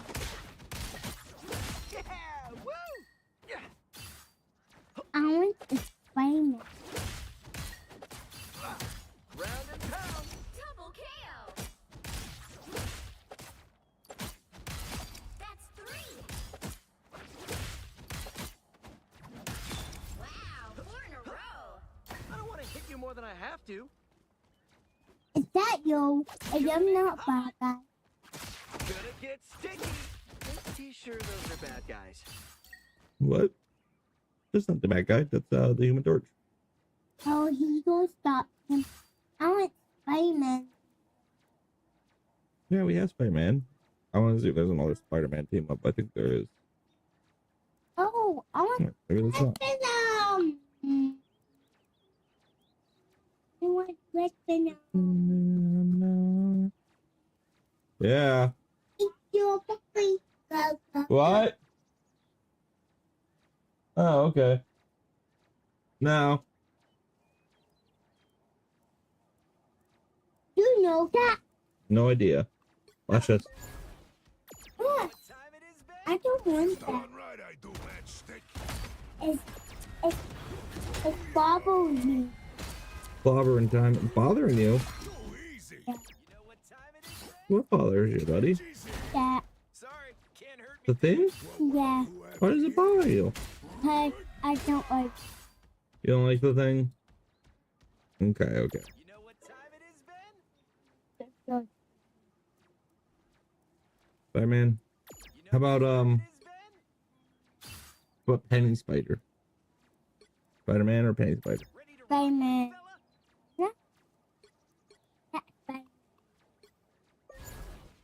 Life is hard sometimes. I but at least have maybe I to can make play it easier game. for other people. There's a house to play. I don't want to hit you more than I have How to. to play the game, Dad. Spider Fist is ready to punch. Dad, I like to play the game. You want to play the game? Uh-huh. Yeah. So, You're so wow. Sure. And stay down. Double kill. Spider Fist is ready to punch. Flaming wet. There's a big one. Watch out, they're headed our way. There's a big robot. Spider-Man. Yep. This one's a little one. For the week. That's a big one kill. Oh, you went down Yep, I killed the big one. Oh my, how did them get up? I don't know. Because I had to with a moat to put them back up. So has it's why. No mustard. Buddy, don't spit all over my face. Ooh, Ed. That made me very angry. You don't do that ever again. You see a big one. Yeah, it's a big one, but don't spit on my face ever again. Pretty sure those are bad guys. About to get your butt beat. You do it.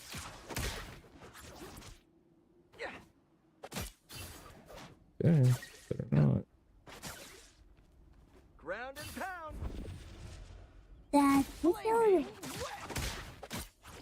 Oh, you went down What? pretty hard. reload. Reload.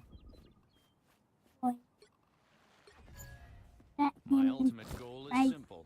Solve everything. Yeah, So, let's get started. He's stretchy. He's big. He's got Yeah. big. Why he got big? Because when you jump into damage like that, you get big. I've got you. He's sticky. Oh, he's big. The odds were in your favor. Trouble has arrived. Wow. I find it big. You can eat him. There. Well, hello there. I thought I could do that. Obviously grab him. I've got you. Double the Oh, okay. What it is. Wow, he's big. Dude, I get big. You get Fantastic! Is he okay? Hmm? So, you might break the big robot. He did. He had his lab. No hard feelings. I think He's not sticky. he's sick. Hit him. Trouble has arrived. He did. He had to get. He had. Yeah, we want to try to get him. Oh, had to get big to get that thing. Sorry about that. He had to get big. He's big. What's that thing? Yep. Wow, you might get in stuff in the asshole. Hello there. He has a troll. Yeah, he had troll. Yeah, he has a moat. Get back up. Not so fast. Oh, why he has web? He has red. No, he's just big. Oh, but he has web. What are those? He's just got stretchy arms. And strong. Stretchy arms, not sticky. How this? Huh? You like him? I don't. I want. I was gonna show you Penny. No. That. Oh, You like Mr. Fantastic? who is in the tornado? Who is him? Sorry about that. He had to play football. Had to play. He's the big big like that robot. That's the stump up there. That's the stump. Oh, wow, you have to have. Satisfying. That's so big. Double the fun. You have to throw him in the water. Big 1, 2, 3. 4. Wow. It's just fun to get in there. Well, hello there. That's 3. That was unusually satisfying.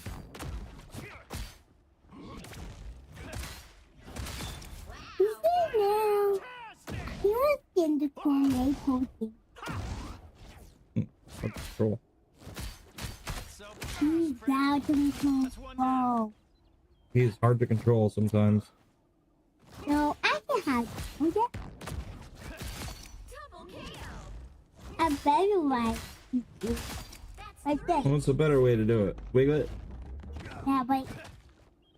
Wiggle his arms. Wiggle it like that. Ah. Wait. I have no idea. Let's wiggle the robot. And wait, here's the robot.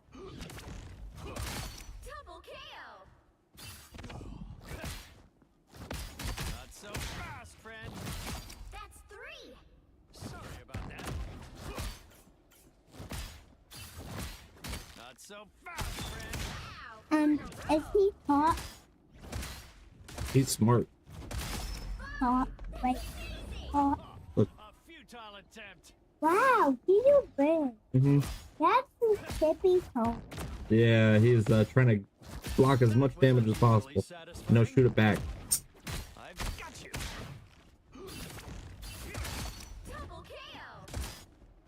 Wow, why did he get to this?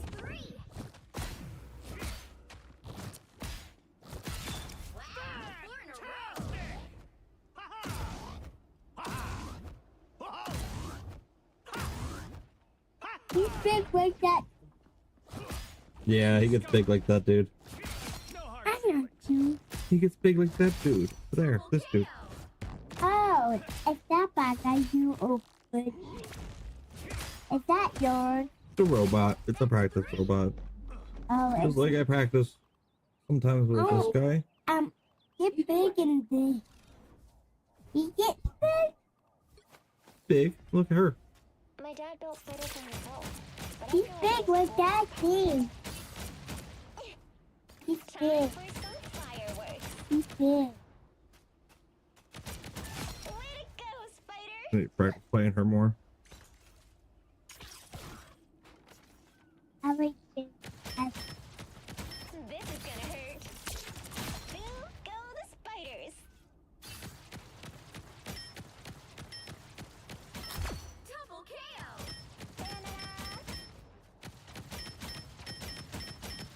Whoever they are, they don't look friendly. Wow, 4 in a row. 5. Some bad guy will the good There are bad guy robots. Yep. Some good robot. I think it's this. This. Check out these nests. Yeah, I did. Did you see the Venom costume, buddy? Remember? I was talking to Eli. Just making sure he noticed it. Oh, who's that? Coming back from that. It's spider time! Wow, 4 in a row. Who's that and see? What? This. What's that? This is my my robot. It's robot. What's that? That's mine. Time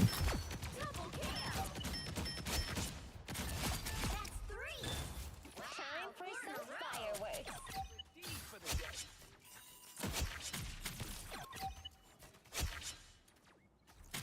There you go. I know that sound.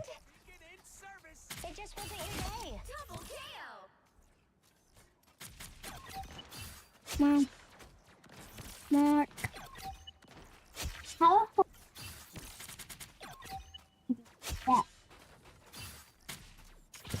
So does it have to jump? This is gonna hurt.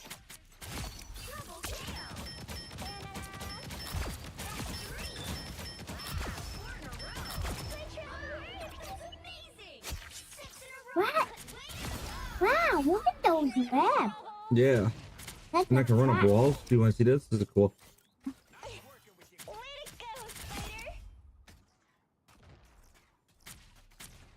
This is gonna hurt. I'll hold it now. My trap worked. Fucking helpful. And that's how we do it in Tokyo. See? You can go check out Gabe. I'm gonna eat. Yeah, just eat my lollipop. What? Oh, I think Mom took it. Did Diva take it? Spiders get the job done. Go look. Make sure Diva didn't grab it. Wasn't your day. Diva May.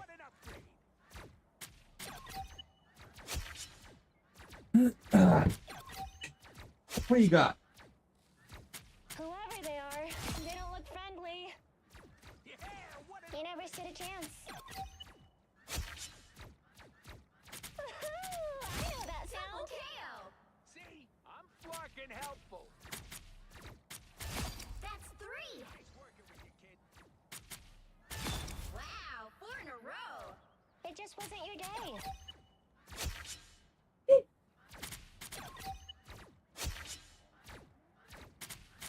See, I'm fucking helpful. Spiders get the job done. That's 3. You never stood a chance. yeah. 4 in a row. We could play a little bit of Penny Day too when we get a chance. If we get a chance, if she's not picked in. Spiders get the job done. It just wasn't your day. Eli, no fits. Whoever they are, they don't Apparently you've been good all day. No fits.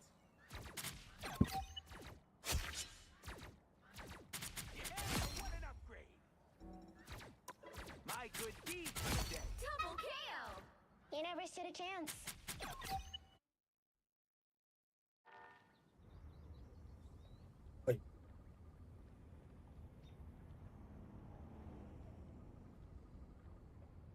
What are you doing? No, you cannot have my burger.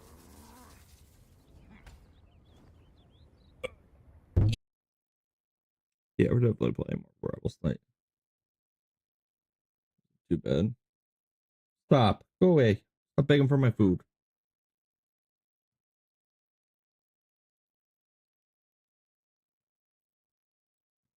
Hmm.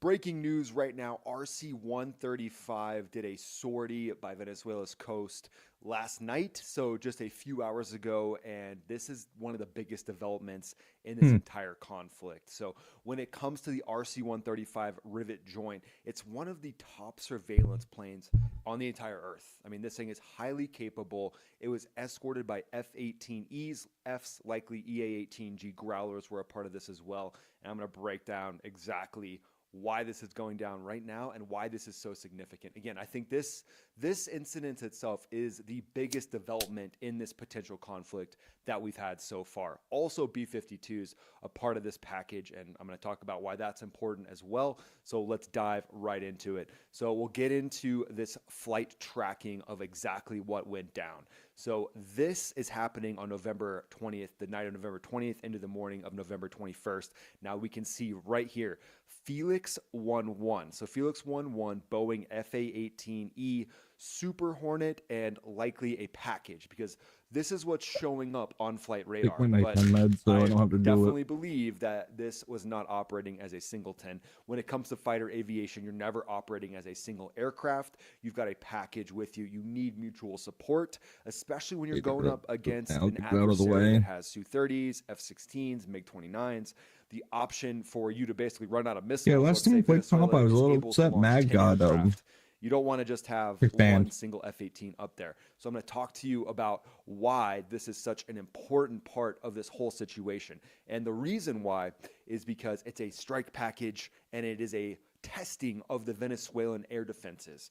Now, when it comes to any type of conflict, you got to test and you got to know what's being sent up against you. So again, Felix 1-1, FA-18E, and then over here, just this little guy over here. Don't mind this little guy. So not technically near the very hot spots of Venezuela, but the reach of this thing is incredible. And I want to do a quick breakdown of that RC. I need the reach of all of our arsenal is incredible. But this is a breaking development, guys, knowing that we've got this strike package up there and ready to operate. I mean, it's just huge. So when we look at exactly what's going on with this whole situation, you can look and see Felix 1-1, about 25,000 feet, operating right there off the coast of Venezuela, and they are going to be doing testing with the different air defenses. So when it comes to the F-18, the EA-18G Growler, you're going to be testing the air defenses to see what kind of radars are turning on to spot you. So it's kind of like you're baiting the enemy, saying, hey, let's see what you can actually send up against us. And then Alba 6-9 or 3-9 over here, 6-9, that was a Freudian slip. That is testing as well and seeing what kind of radars are turning on anywhere near the coast, and mainly Caracas, because Maduro, the president of Venezuela, is definitely concerned with preserving his regime. That's kind of the number one thing that Maduro wants to preserve. So likely the radars that the Albus 3-9 is spotting are going to turn on and boop, look over here at this fighter to see what they're doing. And that's just a huge development, something that is basically key when you're going to establish air superiority. You need to know what radars are going to turn on. And quickly jumping over here, I want to show you this diagram from the BBC. So this is actually a tanker taking off out of the Tyndall area, somewhere around Tyndall Air Force Base in Florida. They're going to fly south to support this strike package mission. And again, probably two tankers that are going to fly south last night, and then they're going to be here in an orbit in a safe zone by what looks to be probably the USS Ford. So they're going to be near the USS Ford, so they're protected by all the different SM-2s, the Tomahawks, all the different missiles that can take down any type of threats that are coming at it. Drones, Shahhead drones basically arriving in Venezuela. Hundreds of those daily, probably they're up to like multiple thousands of those that are actually in Venezuela now at this point.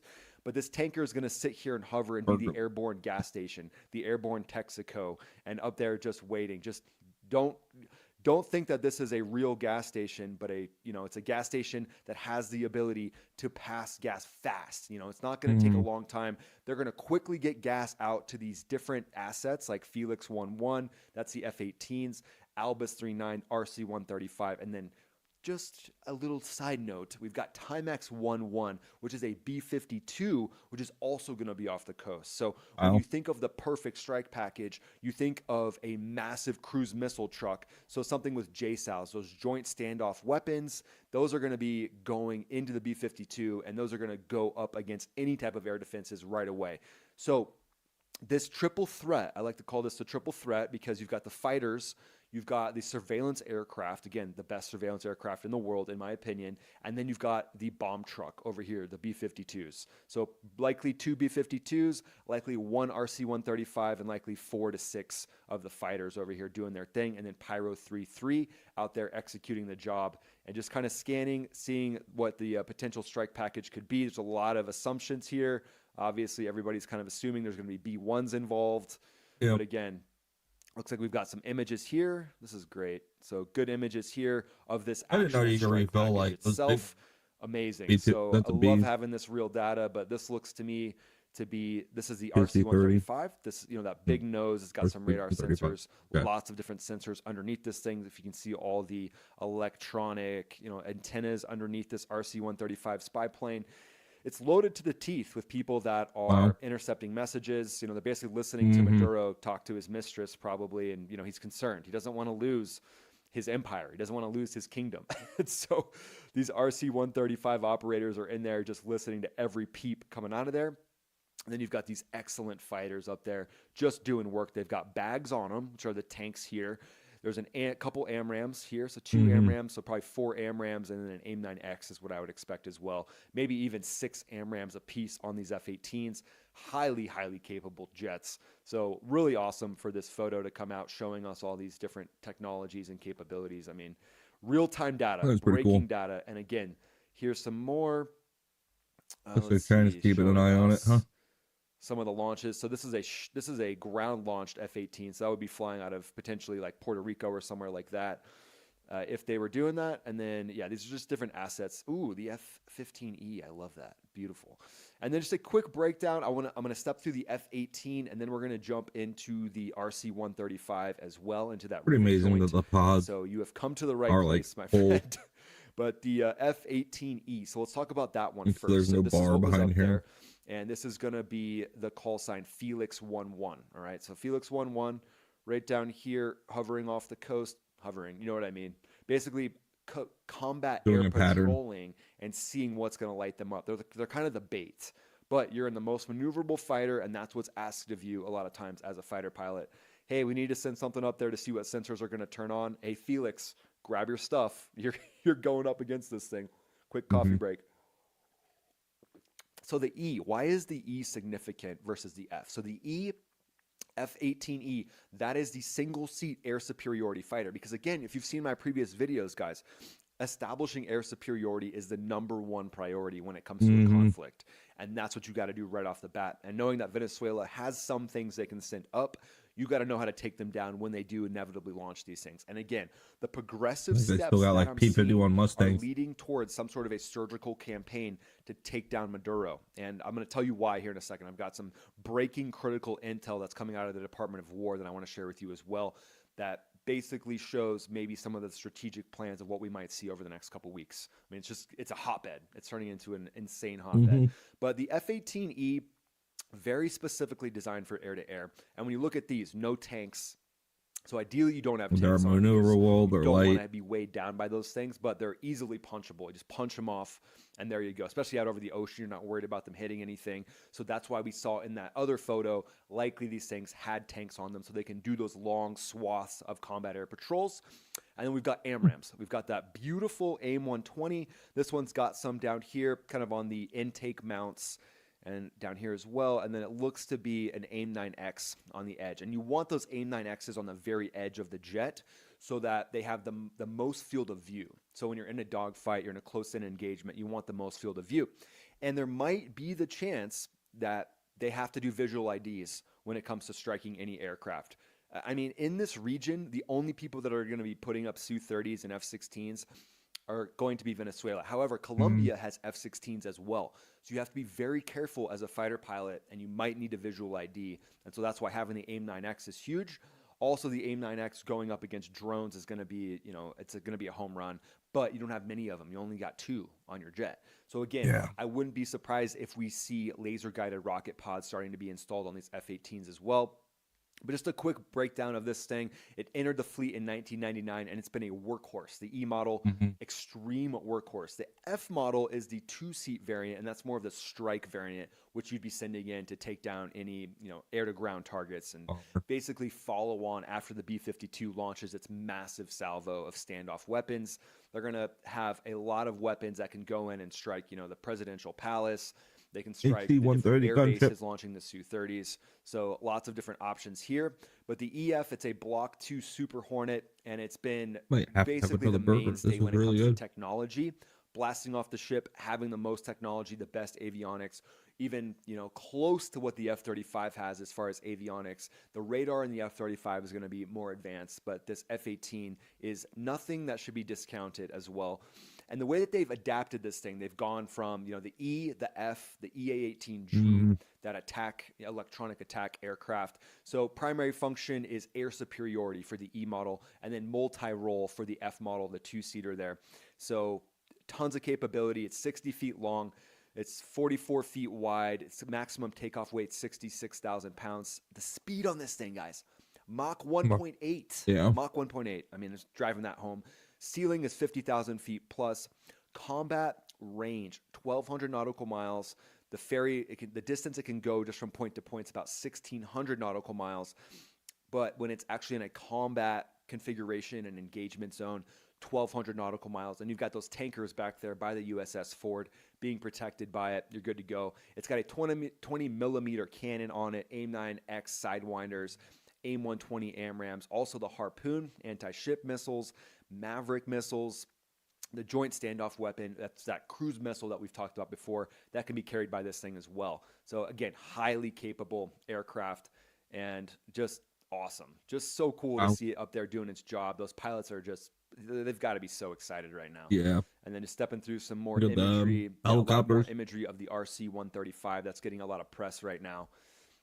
And again, when you look at basically the layout of everything, where this thing's going to be flying, it's showing the Felix, so that's going to be the F-18s, and yeah, there we go.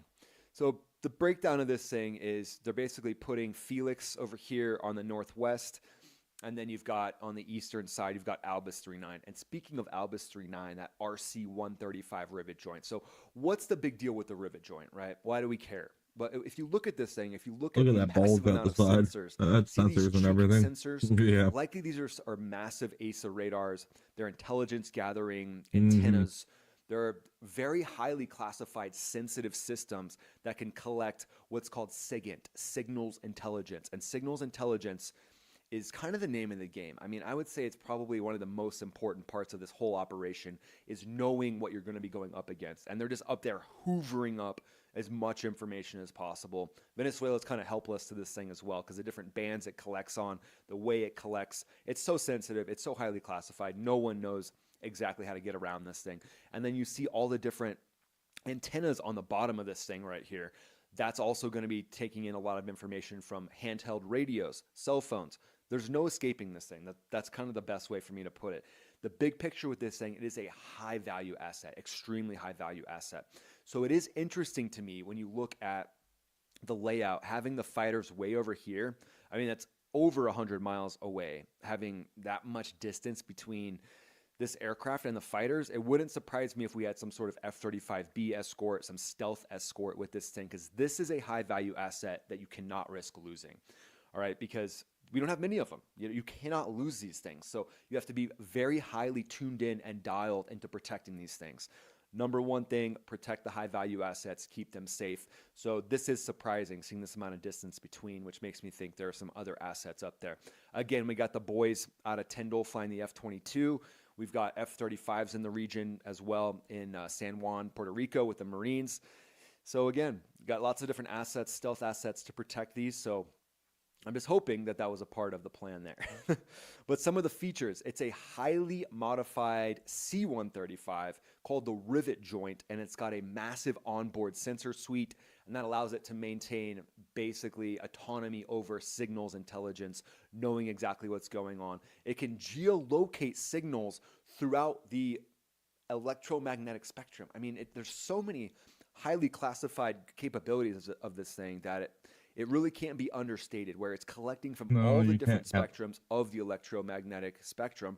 The mission is to gather information in a variety of formats and then create a wide range of intelligence gathering that's then pushed to the different consumers of that. So the National Security Agency, the CIA, the Department of War in general is going to be collecting massive amounts of information from this aircraft. And then that's going to be directly delivered to the president's desk. So this is an aircraft, could even likely be talking to the Secretary of Defense. Mm-hmm. Likely the Joint Chairman of the Joint Chiefs of Staff is directly tied into the missions that are going on with this, because this intel is happening real time, and that's something to foot stomp. Real time intel happened just a few hours ago, so that information is being pumped directly to the decision makers as we speak, and they can make real time decisions while this thing's up and airborne. They can see the different threats that are turning on, the threats that are turning off, where Maduro is likely focused on protecting himself from. And it is seating 30 people inside this. So again, you've got all these signals, you got all these antennas to collect the information, and there's 30 intelligence analysts on this thing. So it's like you've got 30 spies, 30 spooks up there listening in to exactly what's going on, to know exactly what's happening. So there's the cockpit crew. You've got electronic warfare officers, so jamming anything, trying to kill it, trying to shoot it down. You've got intelligence operators, and then there's in-flight maintenance technicians for all the different systems. So very highly capable aircraft. I cannot stress that enough. And if you look at this thing, just look at the shape of that nose. So the different radars that are on this thing, it's different than the shape of any other aircraft that's out there. And that's due to the fact that you receive as much as it can. Keep gathering that intelligence in a way that adapts to the threat, because the threat's going to continually be adapting as well. There's a nice side view of that RC-135 rivet joint. Super highly capable spook aircraft, highly classified aircraft. Not many people know much about this, but it's refuelable, so it has the ability to aerial refuel. So basically keep this thing airborne for, you know, a day or plus at a time, probably even more. And it's done work in every major theater, and that's why I want to highlight this as well. Every major theater, guys, has gotten work done from this thing. So just some highlights that I want to share with you guys that's recently come up, and we can't understate kind of what we're going to see moving forward, because the potential of conflict has never been higher. Prepared to having pounce. the RC-135 and they're scooping up all this information. So that rivet joint did its flights the November 20th through the 21st, pumped real-time information back to the Department of War. We've got F-18s that are up there protecting it, likely F-35Bs as well. And this just underscores to me this pressure campaign that's going up against Maduro. It's a broader campaign that's really pushing Maduro to the point where it's either going to be negotiation time or it's going to be kinetic option time. So it's clear that the U.S. is signaling that American military reach in the Caribbean has no bounds, because these He already assets, stated he was going to defend his supercarrier, empire or launching whatever it is. F-18Es, Fs, E-18Gs. It doesn't quite have the outfit for the F-35s, but F-22 again, we've got them Raptors. there with the Marines in Puerto Rico. But the RC-135 itself, it's going to be intercepting radar communications, electronic emissions, and it flew in international waters, international airspace off of the coast. But the reach of this thing is massive. So we can see that it basically got close, didn't cross into that airspace, so it maintained that it was legal. And it also had a B-52 off of its wing, that B-52 Stratofortress out there with those JASSMs. Those JASSMs are going to be those cruise missiles that are going to have the ability to stealthily sneak in and strike. So just a very highly capable strike package here. But what is the primary objective? So why is this going on? Well, really, it's to collect real-time data on the Venezuelan air defenses and their IADs, their integrated air defense systems, such as their Russian-supplied S-300s. If you've seen my previous videos, I've really harped on the S-300 because that's the most capable anti-aircraft, anti-ship, all the different anti-capabilities that they're trying to take down. It's the S-300, and that is a VM variant, the Victor Mike variant, which is a more updated variant that Russia has supplied to Venezuela. So the U.S. is basically going in and seeing, hey, how Yeah, do these now things Russia's react not touching to them our at different all. forces going into the area? Russia can't afford to expend very, any more military very equipment anyway. intelligent, very, I guess, very crucial intelligence that's being collected right now. So collect real-time data from the Venezuela integrated air defense systems. And then a senior defense official has claimed that this is normal operations for the USS Ford, but they emphasize that their dual role is testing the Venezuelan sensors and their responses. And then Secretary of War Pete Hegseth, he amplified this, and he basically said that the upcoming designation of Venezuela's Cartel de los Soles, a Maduro-linked drug network, as a foreign terrorist organization that's happening soon. It's happening here in the next few days. This will bring a whole bunch of new options to the United States, hinting at expanded sanctions, asset freezes, and possibly kinetic actions under that foreign terrorist organization. So again, things are going to step up, guys. I'm going to keep you posted as this develops. Again, I think this is the most breaking news that we've had so far. Things are heating up. So as we see that FTO designation happen, this week. the Department of War, the gloves are off. And Maduro's shaking in his boots. Can guarantee that. Thanks so much for watching, guys. I really appreciate you being here. It means a lot.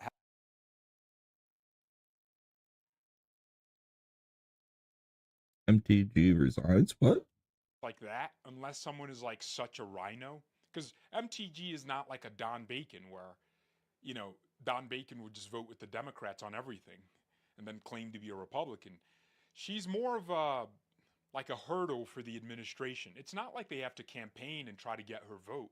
She'll vote with Trump 95% of the times, maybe 99%. I think the only issue they don't vote together on is foreign aid to Ukraine, Israel, and whatnot, and the Epstein files. But even then, it's like not even 1% of all the voting that goes on in Congress.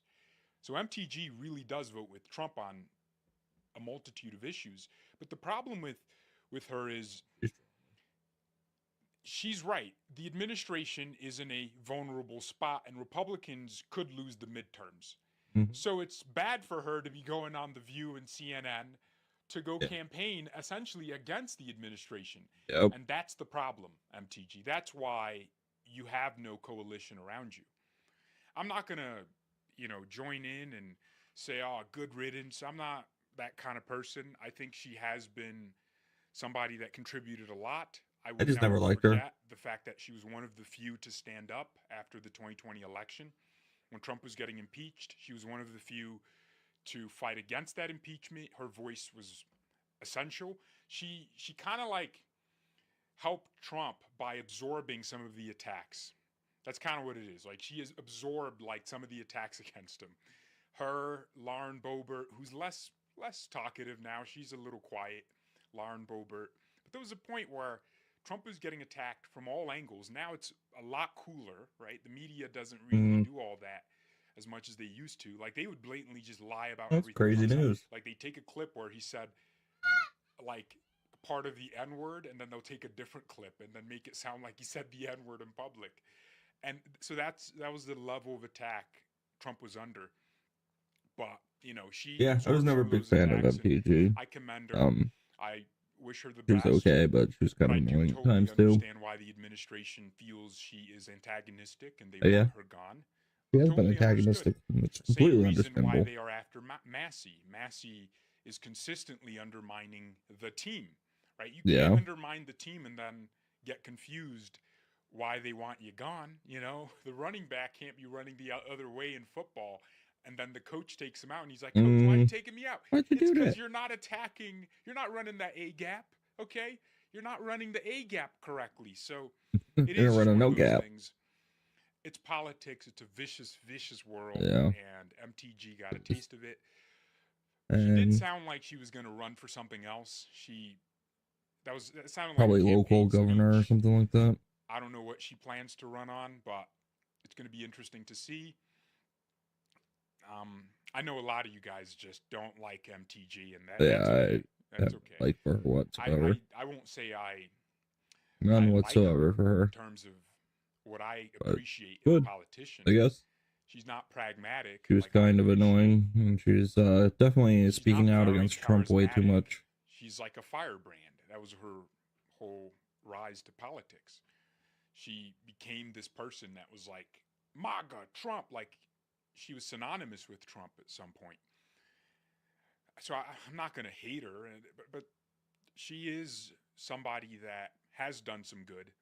And she's better than Lindsey Graham. She's better than Mitch McConnell, right? Like, we have to kind of separate her from that rank, because I feel like people now think she's like someone who would vote to impeach Trump. It's just not how that is. Her disposition is someone who, you know, wants to be independent, but also wants to have the support of the administration she can criticize. And that's just not how politics works. She did release a statement. You know, I think it was just a text version of what she said. But yeah, I think there was a part in there that I thought was worth looking at. Through it all, I never changed, never went back on my campaign promises, blah, blah, blah. That as well. Loyalty should be a two-way street, and we should be able to vote our conscience and represent our district's interest, because our job title is literally representative. That part I have to talk about, right? If you are representing your district, You gotta take in mind of what your people are wanting. retire, not resign, there's a difference. Because now her district doesn't have a vote in Congress for a few months until a special election can be called by the Georgia representatives, by the Georgia officials, Brian Kemp and the legislature, until they can organize a local election in her district to get someone in. She has effectively deprived her district of a vote in Congress. And I think Marjorie should have retired, not resigned, because it would have meant she wouldn't be running in the Republican primary, but she still can give her vote when Republicans need it.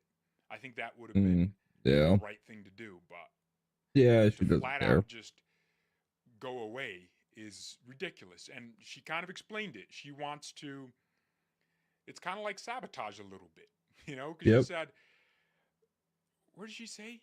She said something about, oh, like, Republicans are going to lose the midterms, and I'm not going to want to be going up there to go defend Trump when he gets impeached by Democrats. That's kind of like, I'm paraphrasing a little bit, but that's kind of what she said. But if she was like truly representing her district, she should have probably stayed in that and retired as opposed to resigning immediately. She's going to try for the Senate, someone says. I think that's going to be interesting. She probably doesn't have the coalition to run for the Senate. No, she's made too many enemies on the hill. Angling for a bigger run. I don't know what she can't win the presidency. Mom Donnie's in better graces than her. Well, that's crazy news.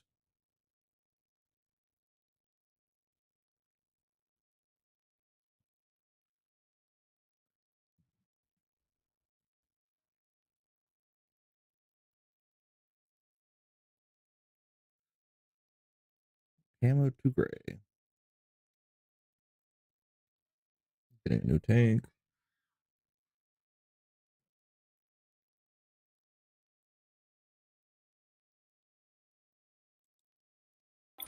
What's going on, guys? I want to welcome you back. Holy 2 months it's been since we've done a tier list on this channel. It turns out a 41-minute tier list. This is all the tiers. About superheroes for a month and host everything with rivals. You cook your voice more than a well-done Jeff. I don't know why we had to do the asset. Just thought it would add to the dark opening. I swear, I saw a lot of people at the 1-year anniversary, and they're like, hey, it's great to meet you. I'll watch your tier list. Where the hell are they? And good to meet you, too. But I'm back. All right, I'm here at the perfect time as Season 5 had a truckload of changes. Gambit came to the game. The Vanguard strategists all got buffed up, and we're going to rank every hero within this game. And if you're new around here, allow me to show you around. We've got high elo and low elo, 2 different tier lists today. One, obviously, for the more beginner side of things, and the other for the shower list. You know, the sweats, the grinds out there in the best of play. Because, well, in Marvel Rivals, game sense, skill, and mechanics, they matter a ton, man. I went through the painstaking process of ranking all the heroes twice, so you don't even have to worry about it. And if you enjoy the emotional damage and appreciate it, subscribe down below, trying to get to 150K. Okay, enough yapping.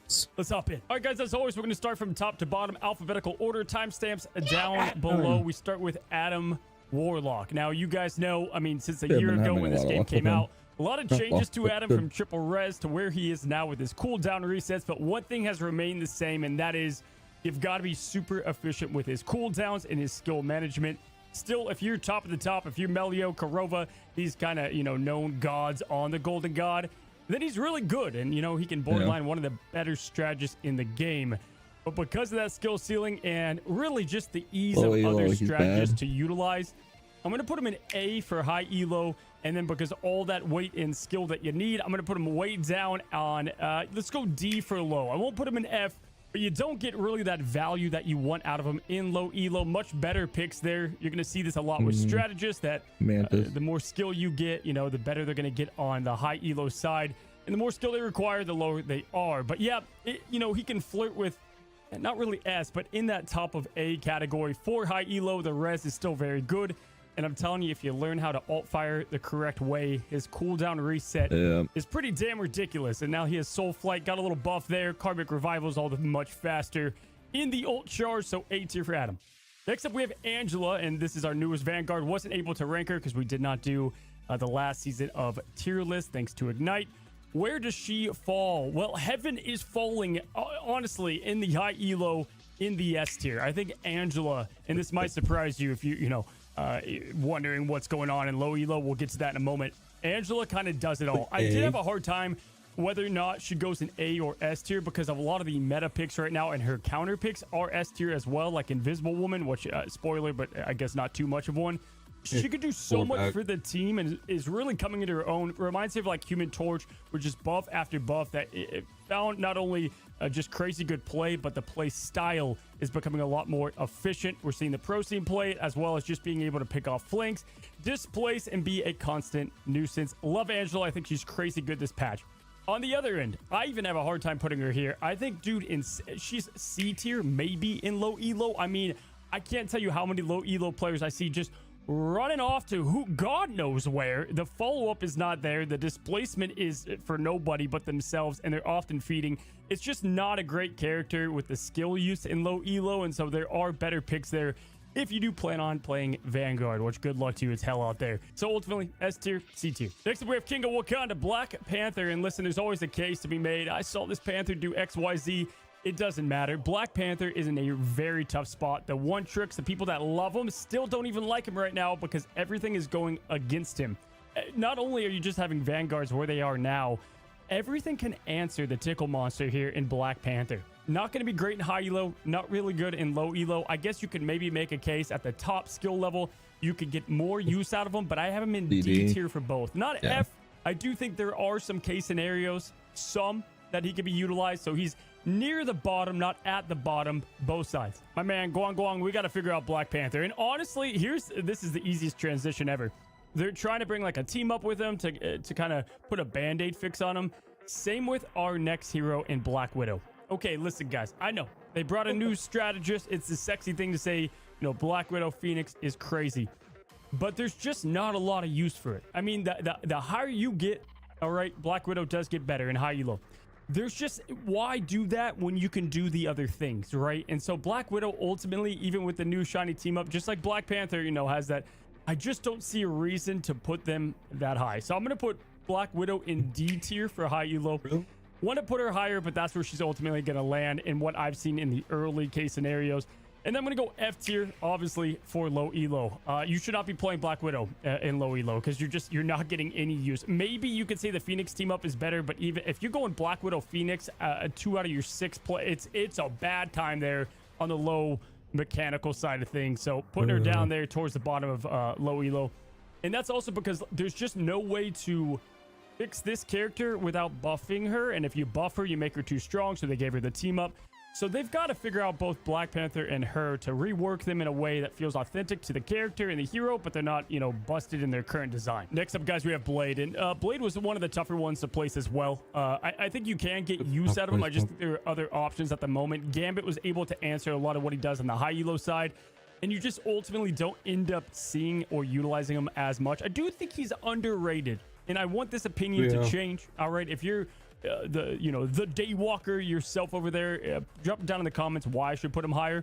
I'm gonna have him higher in low elo though, because I think the Moon Knight team up with him is crazy, especially down there, and you still can utilize a lot of what he does well. And Gambit and the way that Gambit is there to cleanse just doesn't happen as often.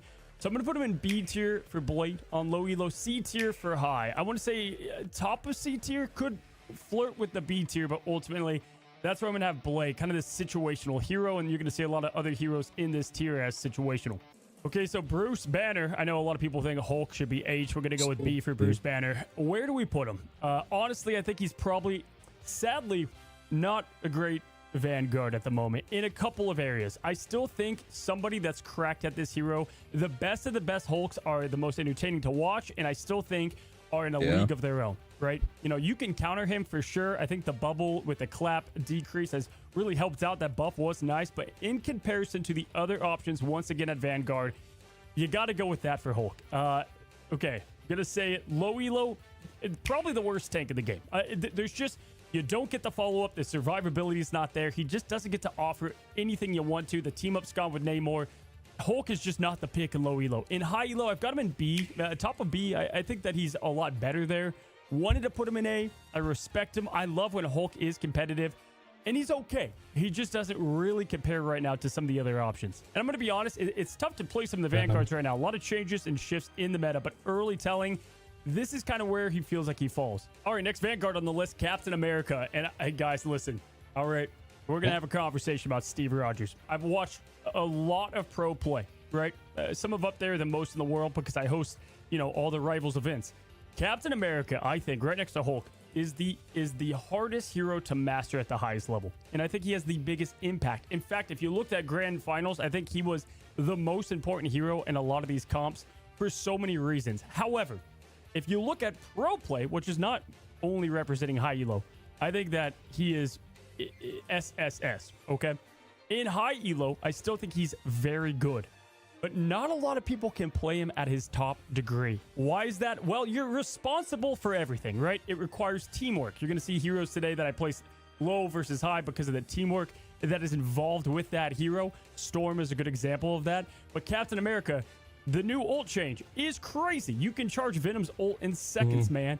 But when you try to put this all together with a team that doesn't have that coordination, or if you don't know when to dive with your Psylocke or to jump in the back line or to extend and lead the charge as the first Avenger or to keep that sustain up. There's so many things you have to track, not to mention you have to perfect the animation cancel. If you're not going to learn that, don't even play him in high elo, really at this case. So I'm going S tier, by the way. He's S tier for sure. I think non-disputed in high elo. Low elo though, guys, it's just a trash can, man. It's like him before the super serum. You're not able to do any of those things at the right level. The most value you're getting out of him is Captain staying alive. And even then, it's like you could be doing more. I put him in C for Captain America. Not really. I put him in C. I feel like maybe it could even be lower than that. There's just too much responsibility, right? If you're playing Captain, so I have him low and low elo. Next up, we got Cloak and Dagger. This is a very tough hero to rank in this meta because if you look at just the pure kit value, Cloak and Dagger, they're a good hero, right? You would think so. But now that we've got the rise of all these strategists, they got a buff to their health. They're not exactly comparing one-to-one with some of the others in the game. Now, let's start with low elo. They get some shocks around here. S tier. I think the auto aim, I think how easy the ult is to utilize. I think the entire kit and the auto aim and with yet Cloak, they still suck it's sometimes. simplified enough to make it so consistent that this is one of the best heroes you can play at a low elo level. But because of that and all the other options at strategist and skill that comes with that, she falls massively at high elo. I've got her down to B tier, which is crazy. Could have even put her lower. I think she's actually she's right there as one of the worst strategists right now. I think there's one other that you can maybe guess that's below her because of just comparison to the other strategists at the level. So Cloak and Dagger, if you're in low elo, again in that kind of low end of diamond and below, then go for it. But if you're in high elo, better options, start learning those. Matt Murdock, guys, Daredevil, another hero I did not get to rank, did not get to talk about last season, and my God, I'm excited to talk about him. Daredevil is all sorts of crack, and I think he's probably overall the best hero in this game. It's right there with a couple others. He's so busted, man, for so many reasons. His combo potential, his just reliance by himself of what you can pull off with it just he's crazy, man. You just watch him at any level and you're just laughing. So much so he's so crazy that you don't even have to, like, if you perfect the combos and the exact ability formations or whatever to nail down when to spring to your opponent and resetting the fury the correct way, he's busted. So he's S tier, high elo, no question, top of the S. Low elo though, because he's still super easy, I'm not saying he's not hard to play because there's a lot of complexity and the skill ceiling goes way up there, don't get me wrong, but I still think he's easy enough to almost button mash on that you could still put him in A tier, probably low A tier. I wouldn't be playing a lot of Daredevil at low elo, but he's still that good. That's how good his kit is in design altogether. Yeah, I probably want to put him lower in low elo just because of flanking heroes I'm just not crazy with at that level, but that's just how busted the kid is. Dr. Stephen Strange, the Vanguard that got left out of the Vanguard patch. Where do you put him? This is a tough one because I think that there is quite literally so many things now that can counter him as a hero. Invisible Woman and Gambit being the main, final bosses for him at the moment. I'm still all about Strange. I think people that put him below A tier, you just can't. His damage is still reliable. His ultimate, yes, you can counter it, but it still is game winning. And the portal will always be the portal. I have seen people pitch, hey, maybe you put the portal on a 15-second cooldown when you swap to the hero to prevent some of that portaling back to point. But he will always be clutch in that regard. His shield is great. I'm not putting... He's low A. I will say that. By the way, this is at high elo and low elo. He's going to be A tier for both. He's low A, but still very much an A tier hero. He's probably a bit higher A in low elo for what matters. But yeah, I'm still a Doctor Strange fan, man. That's not changing. Now that takes us to Emma Frost, who did not get any buffs with the other Vanguards, and thank God, because she didn't need them. Still pretty strong. Emma is one of the more reliable counters to Gambit and his ultimate. But on top of that, does just wicked damage. Damage as a Vanguard. Crazy damage. Very easy to get a lot of use out of her. Can counter so many heroes with her specifically. Leads the charge. Great solo tank and low elo.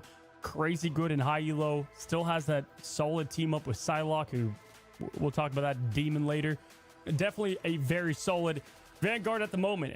And honestly, it pains me to see I'll spectate and look at low elo lobbies and she's left open and people still don't play her and they're over there messing around with like, who knows, man, that a Groot, which you shouldn't probably at that level.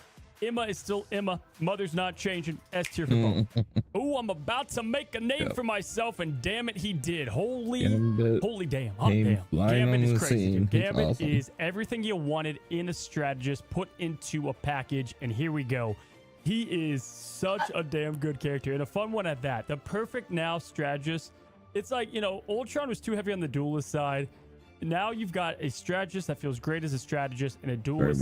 People that main duelist can still go over and play Gambit efficiently, and it's hard to not do your job well at a high level. He's got a little bit of everything going on, man, and with his cleanse and his quick heals, his damage output's crazy. I just wish they made Ultron be able to shoot on it all, your own, the very like appropriate Cajun spice for the Noah King, like King it's of just Thieves. like a small I've got pick, Gambit in S tier for high elo. And I'm going to go with A tier for low elo. The large I still burst of think damage there would be a is large still burst a of lot of healing. it that requires, so If to get the targeting most out of a him, friendly. it's not all the way there for low elo, but I've got him still high up there, and a character you definitely should pick. Gambit in high elo, though, is going to be a ban candidate, and he is a no question. I thought Ultron should be a DPS in the first place. A pretty high level in this game. There are some pro players, man, that I can't wait to see and to host and to cast these guys, because they're going to be freaking demons on this guy. All right, next up, guys, we got the tree, and Groot was tough, okay? First of all, I almost put him in S tier for high elo. He was right there at the very edge. I have him at the top of A, and I think he could sneak into S tier. I'd probably put him in there. I ran out of room a little bit in the top end. Groot is going to be right there because of the unstoppable change, right? Groot with the unstoppable change, combining with already a very good hero in the meta that he's in. I love this tree all around. I still think he is one of the only ones that does his job the right way. He's so hard to get down. Certain maps, he is the quite literal final boss in Marvel Rivals. I like him a lot. So I've got him top of A for high elo. And then I got him, I don't know, where did I even put him in low elo? I put him low, man. I don't even have him on here. Oh yeah, I do. Okay, I missed him. My bad. I got him in B tier, okay? Got him in B tier for low elo. Definitely just... and that, I think that's probably low B, you know, still to get the use out of the walls and to make sure you're using them efficiently is definitely something that is not easily learned until you start to get more skill with them. However, that also applies for your enemies, right? So if you put an ironwood wall up and you just master that down, you're unstoppable. And the enemies aren't always the smartest to burn that wall down, so you get more of that. And getting things with your ult, like there are trade-offs for high and low elo, which is why I have him in B and then top of A. Okay, next up, guys, we have Hawkeye, who is, you know, I will see people and players on this game that make this guy look like a hero that I have not seen in Rivals, swear to God. But on the other side of hands, if you miss your shots, you are so worthless. Why are you even playing this game? Exactly. He is definitely D tier for low elo. Doesn't come close. Could be F tier if I'm being honest. But every once in a while, a broken clock's right twice a day. Whatever the hell the saying is, you know. So Hawkeye can hit shots in low elo at times. But at high elo, man, he is a tank buster. He can definitely be good in that regard. And I actually think he slept on a bit. Yes, you could charge a man and just put him in an uncomfortable situation, but those people that really play Hawkeye to the highest degree and at a good level, I think he's being slept on, man. I think he's B tier for high elo, probably low B tier, but B tier for that. Goddess of Death, Hela. Where do we got her? Listen, we got the Namor team up that's clearly busted. Okay, her crow reset and the way that she works is just perfection. She's the hit scan hero. If you have mechanical aim, she will seem completely busted. You know, if you're coming from another game and you fire up Rivals and you're in that low elo and you play hella, congratulations, you have a one-way ticket out of low elo. But because of that, I've got her, and I still think she's A tier in low elo just because you're gonna hit some shots. Her ult is better in low elo because people are just less aware. And then the team up is the team up. She's S tier in high elo. Nobody shoots anybody. Best pick there at the hit scan position. Ultimates. Still the If goddess. it's breakable, you should break it. Okay, so Human Torch, I try to place in so many different tiers, and ultimately, guys, I gotta put him. I gotta put him at the bottom. I'm gonna put him at the bottom. And I don't want to put him here because I don't think he needs a lot of buffs right now, as in I don't want to see Torch rise to the top again. You know, the Flyers had their time. He's going to get some love, but it's crazy. With Invisible Woman being as dominant as she is, you know, Johnny Storm is just anything but a fireman. He has been completely extinguished. I've got him in F tier for both. For both, right? There's just better Flyers in every situation. And there's been enough creeps of nerfs to finally silence him. The hit scan's there completely to get rid of that as well. And he's just not a threat in any case or point. I mean, maybe you could put him in D tier if you want to, you know, you few Johnny Storm mains left. You want to feel good about yourself.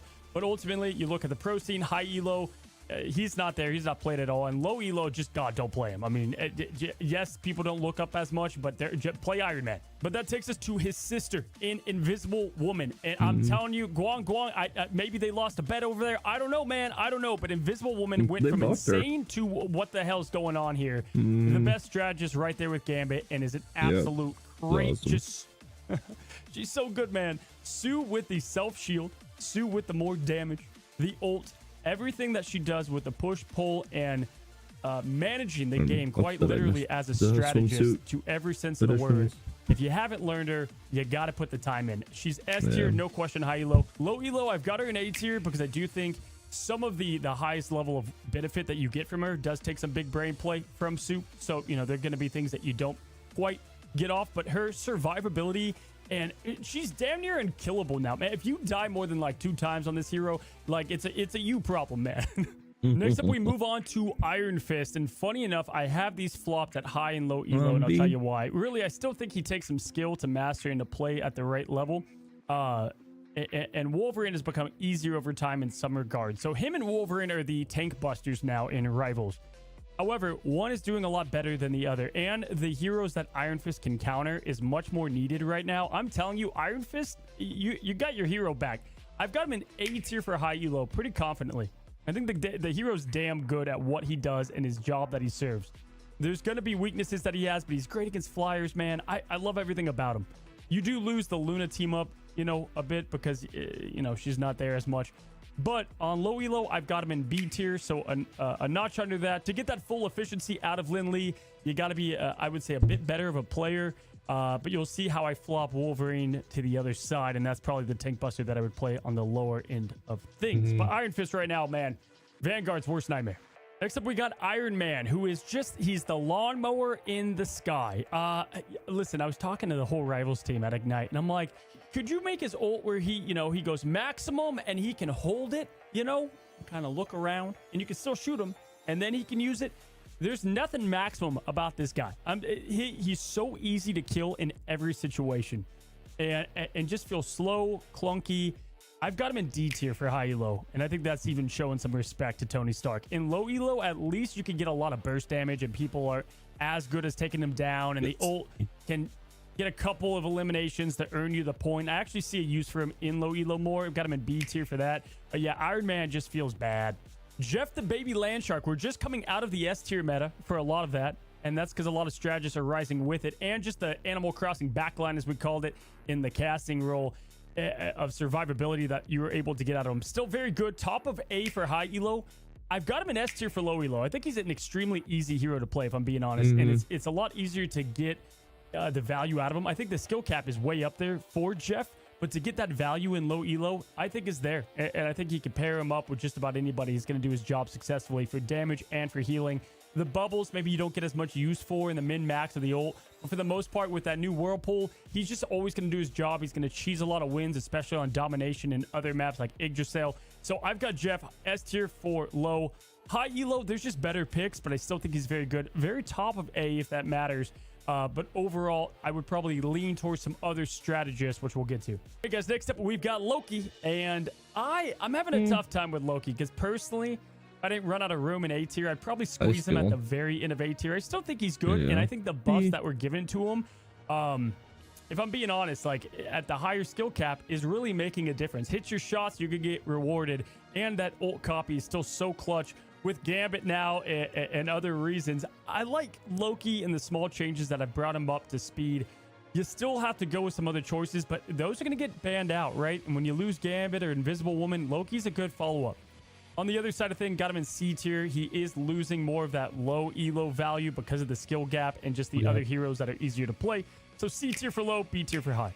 All right, Luna Snow. She was dominant the entire year of this game. She's got 20,000 skins in the game. But she's starting to fall down in viability a little bit.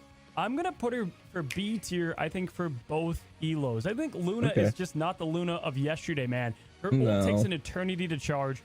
Yeah, she's got the snowflake, but there are just better choices most of the time. If you are perfect with the freeze and you can still really get that value there, sure, she can do her thing okay. It's just not, it's not the same. She's taken some nerfs, and that's definitely shown really where she's starting to fall.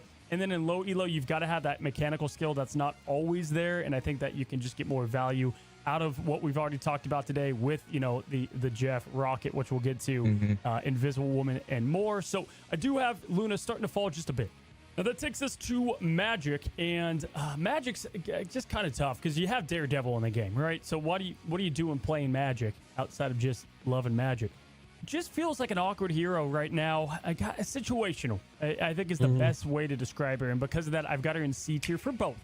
I think you can get that value in low elo still and have that rush or whatever. But in high elo, like I couldn't put her higher than Blade. I have her in the same tier as some other, I would call situational heroes. She can be good, but there's just better, you know? Magneto, guys. Are you kidding me, man? Magneto is so, the double bubble is so stupid. I can't even believe it. I love this guy. Magneto is him, and it's that simple. Between his ult, the double bubble, being able to do master of everything. Double bubble is a nice pull, change. Protect, you know, aggression, defensive. You could do it all. I think Magneto is the most fun Vanguard to play personally, too. He's kind of boring to some. The dude can do it all. He's an awesome one tank in low elo and the perfect complement in high elo. Not to mention, if you have Gambit, which he's there all the time, the team up is stupid. All right, so Mantis was the instant ban at Pro Play because of the damage boost that you could give, and you have your best DPS hyper carry. If you have a very good DPS player still, and you duo queue, Mantis, I think, is still a very solid hero. Has kind of gone down a little bit overall in viability. I'm going to put her down because of everyone rising up to the top of A tier for high elo. Low elo, probably B tier. You can still kind of, you know, if you're really good at the game and you feel like you're not the problem, play Mantis because you can self-boost yourself, heal others, and then the ult now makes a lot more sense. If you have Loki on your team, that team up is nasty as well. So Mantis is still doing fine this season. Got her an A and then B accordingly. All right, guys, what's up? Editing Cozy here. So how appropriate for Mr. Fantastic. I did all the heroes and I realized, I looked back and I was like, you know, it's late here. I got my Boston fur candle on and I'm vibing out. Yeah, I left him out. I left out Mr. Fantastic, and that's horrible because he's actually doing a little bit better. You know, we've had him in F tier a couple times in a row. I've even had people come up to me in person. What the hell, Cozy? Stop putting a read in F tier. He's gonna move up. So in high elo, guys, I got him in C tier. I think he even could make a point to get to B tier eventually. I do think the way that his overhealth works and now getting the capability to be healed is definitely going to be a big bonus for him. He doesn't feel as bad in high elo. You know, there's quite literally 20 other options, but hey, he's moving up. Low elo, still going to be S tier and way more at that. Dude, this guy, if you are struggling at low elo and you got one tank or whatever, dedicate yourself to this guy. I'm telling you, people don't know how to kill him. He's unkillable. Unkillable Laffy Taffy down there, S tier and low elo. Okay, back to more happy and awake me. Now that takes us to the hand of Khonshu. Khonshu's blessed servant over here, Jake Mark, Moon Knight. Moon Knight is the easiest lord you'll ever get. The easiest ult charge you're gonna ever get. Got a 5% buff and is absolutely crazy. He's gotten now back-to-back buffs and back-to-back patches. This guy's out of control. I've got him in S tier for high elo or for low elo, no question. Absolutely easy streak. The ult farms more, the damage is easy. They don't bother you as much, and that's really what you got to do is get in a Moon Knight's face. And it's like you can get 30k damage without even trying. You got to play more Moon Knight at low elo. If you're not, he's cracked broken at the moment, in my opinion. Very good.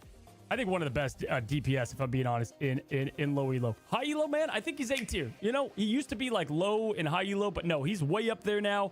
He's doing much better, and you still have the answer. You know, Psylocke can still ruin his day, Daredevil, but he's got he lost the cloak team up, which I'm telling you, I love the cloud of protection every now and then. That's gone. Doesn't really matter though, because he is that much. He's just him, dude. He's still good. Doesn't matter though. Still is able to produce so much damage for your team.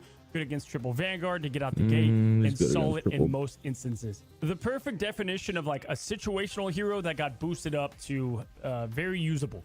Namor. Where do we put the King of the Sea? Obviously the Hela team up is very solid. Kind of hard to get points at first, but when you get those points, very good at the defensive position and domination. Obviously the Whale is solid. The Blessings of the Deep is always going to be clutch. His turrets are just easy street.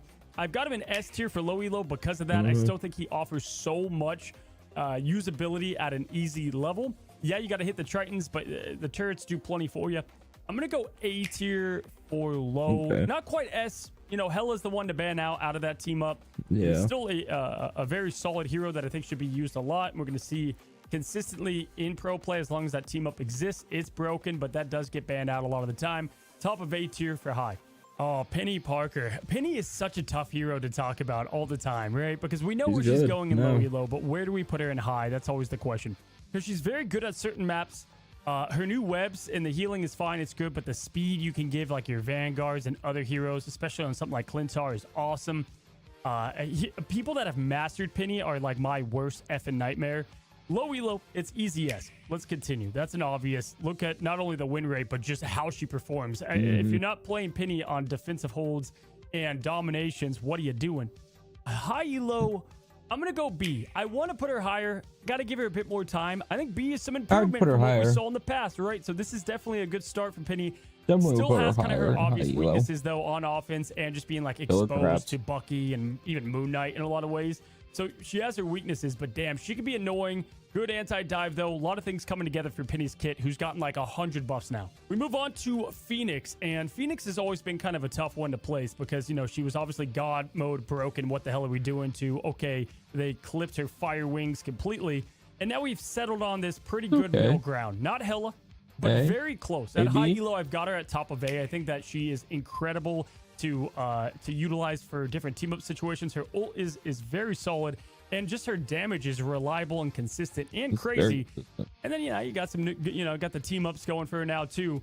So I think she's solid for the hit scan position. Hela's still better though. Low elo, the things that make her great, people are gonna be more clunched up together, so you have that going for you. But I'm gonna have her just a notch below Hela, so B tier. And because like the things you want to utilize with her ult, you're not going to get that combo and that team synergy as much. She does counter Rocket, who's on the rise and doing great, so you've got that going too. Psylocke, oh my god, this hero's so busted. This Psylocke, man, I'm so glad that I just completely one-tricked this hero back in like season 2, and I've just been riding the coattails through all my ranks. She's so stupid. They got rid of her burst damage, whatever, and then her ultimate now is just Super Saiyan busted, man. The Yokai Slayer. S tier easy, I think, for top elo. Handles so many tanks, vanguards, backlines, you name it. The ult, there's just nothing you can really do about it. I love Psylocke, gotta be honest. For low elo, I'm gonna put her like where Daredevil is, in that she's a flanker-ish hero. You should be playing her in the front lines too. You're not gonna get as much use, but man, that Q button, that ult button's even easier at the lower end of things. So Psylocke is just booming right now. Rocket Raccoon. Okay. So they gave him a lot of buffs, clearly. He's definitely was solid in the last patch, got even better now. Where do I put him? Okay, so it's kind of the same as Penny. Cloak and Dagger and Rocket are just such a solid 1-2 in low elo.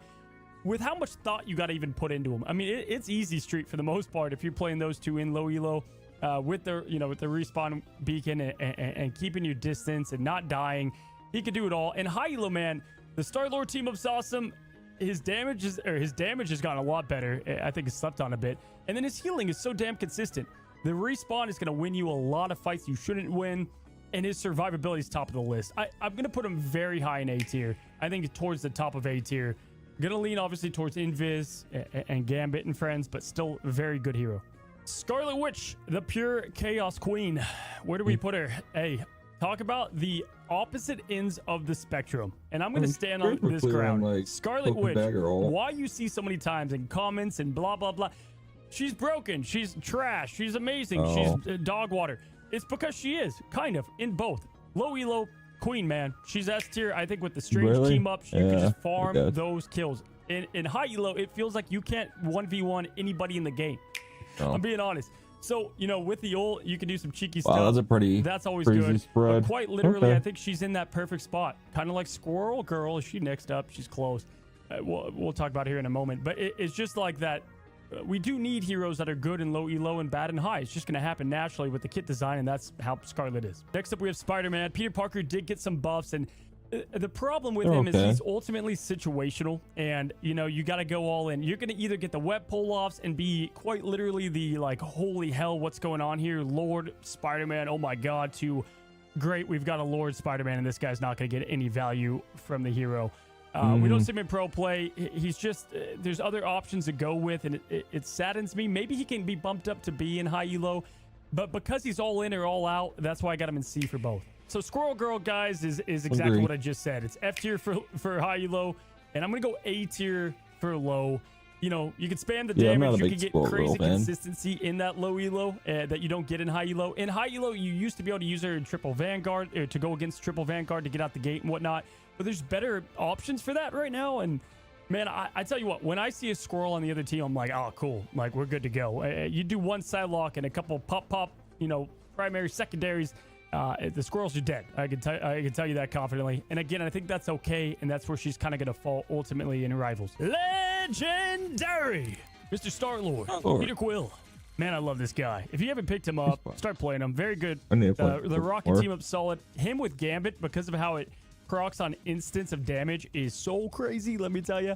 I'm going to go with S tier. And maybe this is controversial, but I think not only in pro play, top play, he's one of the more impactful heroes, but he's so slippery, very consistent damage, can handle a lot of things coming at him in different ways, and isn't worried about group walls and flankers and Daredevil even on you at times.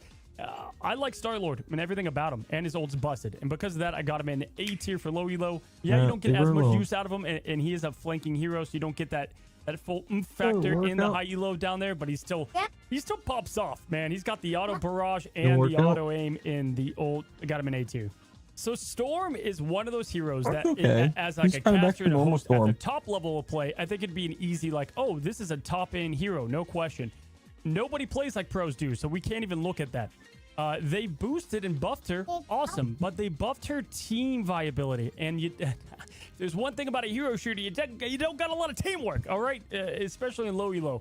Storm, unfortunately, just requires a lot of communication, and she can be very good. And I think pro players would rank her high, but the rest of high elo, I got her in B tier to show some respect in high elo, and I've got her down in C tier for low.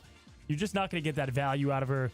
The damage boost is nice, but yeah, Storm just feels weird. Jeff Nato, though, is underrated in my opinion. The Punisher. Okay, Frank Castle, crude on the rise. Good counter to that. He's solid with Gambit, but he does get his crap rocked, man, by a lot of the top DPS picks.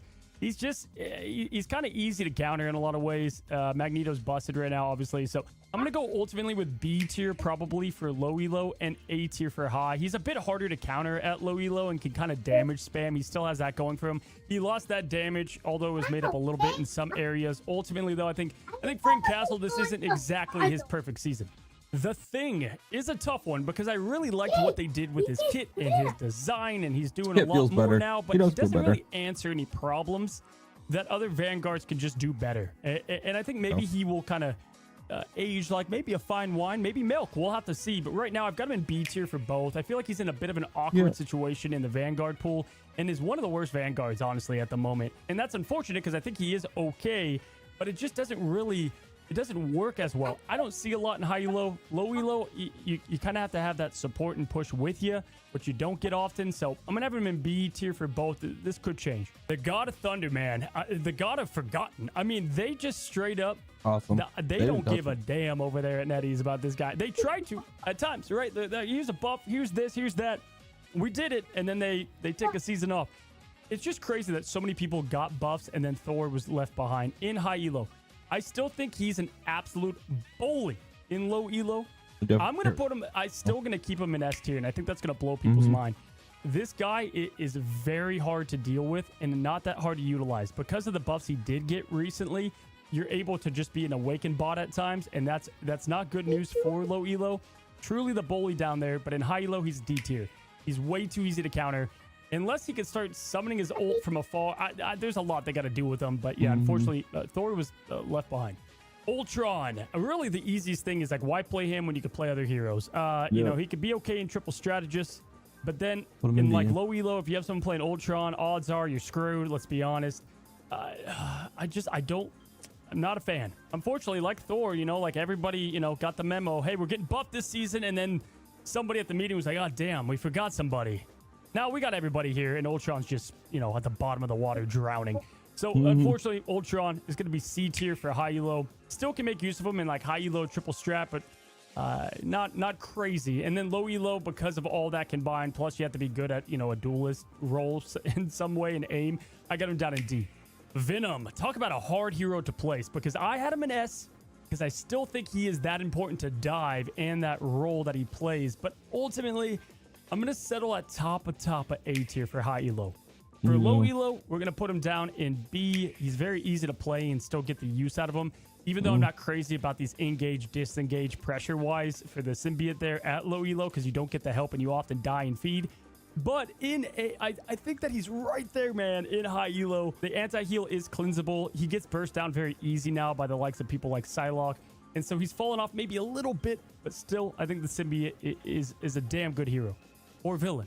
Last two guys, we have Winter Soldier. Bucky Barnes, I think people just, they always forget that he's like uncounterable. This is probably my biggest, like, I don't know, cook. Maybe it's not. I still think he's at the top of the elite for high elo. I think that if you look at how pros play him and how just good players play him in general, he answers dive perfectly. Yes, you can cleanse his Kraken now with Gambit. I don't really care. Just play around it. The claw, the hook, the anti-fly, the consistent damage, and the like me mentality, the I'm him, the snowball effect that he has. I still think Bucky's one of the best in the game in high elo. Low elo, let's go B tier. Probably, you know, that skill gap is going to go down a bit, but he still has major impact, and you're going to get more use out of him in a lot of scenarios. So yeah, overall, still not the worst pick down there, but not as good as a lot of other options. And then Wolverine, okay? So Wolverine is crazy because I thought he was fully back, and the more I've played, he's kind of back, right? Like, so I got him swapped with Iron Fist on either side. In low elo, I think Wolverine is probably going to be low end of A tier. I think he does offer that damage boost. Is going to be pretty good, and all the ways to counter him isn't used as much, right? Invisible Woman being a good counter, Emma, Magneto, these things you just don't get as much in low elo, so he's probably better there. High elo, it kind of paid me to put him down here, but I have him top of B.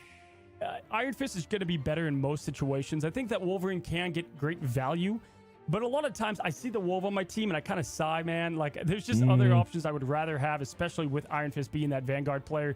The double bubble makes life hell for him. All the Vanguard buffs that came with his buff is what really kind of screwed him. So there you guys go. There's the timestamp. What's up, guys who skipped everything? I hate you. By the way, the least you could do is subscribe down below for the next one. Oh, he did do Punisher. I didn't hear him say Punisher. Weird. So B tier and yeah, A tier there. Okay. I don't have many complaints about the list. It's fairly spot on.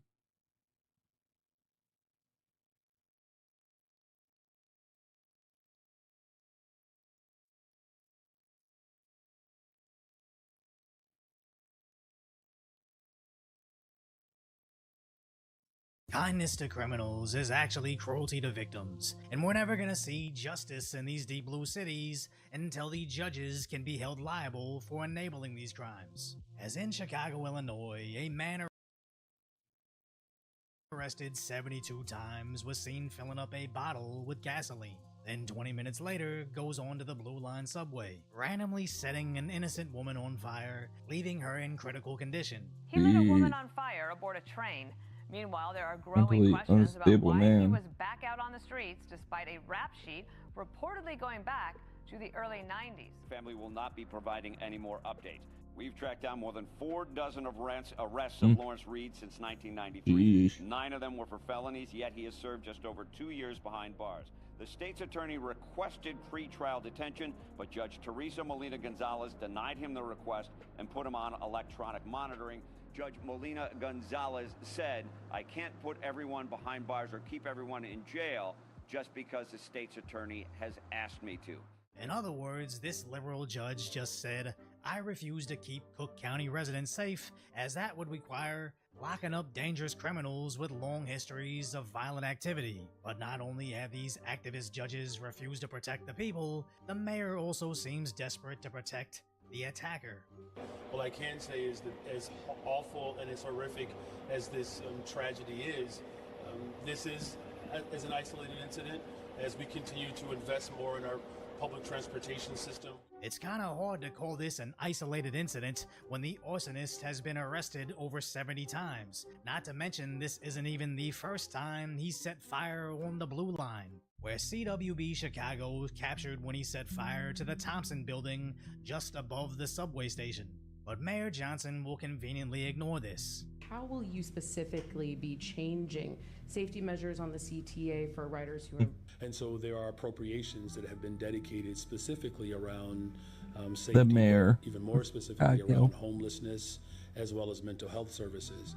Right, so now we have a governing structure that Definitely will not a allow fan for of all him. voices. I think he's to absolutely come together corrupt. to think strategically about where those investments should rest. So an innocent woman was just burned alive on the Blue Line, and his best solution is, we're going to get together and think about how to spend more of your money. As just one side of this spending is homelessness, which Mayor Johnson just upped to $195 million from last year's $161 million.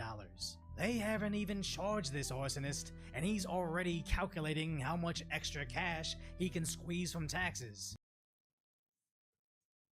As you can't convince me this horrific crime wasn't part of their plan, well, the more you know about the suspect and the system that enabled it, the worse this gets. Where CWB Chicago reports, he shouted, "Burn alive, B," after setting the girl ablaze, which is after he set the Thompson Center on fire in 2020 over not receiving his Social Security check, to which he pled guilty, but only received 2 years of mental health probation, despite already being on probation for battery twice. But the court called this arson satisfactory. Then just 3 months ago, he allegedly knocked out a social worker at a psychiatric facility, but the judge rejected his detention request, only placing him on electronic monitoring, saying he can't go back to that mental health hospital unless it's an emergency.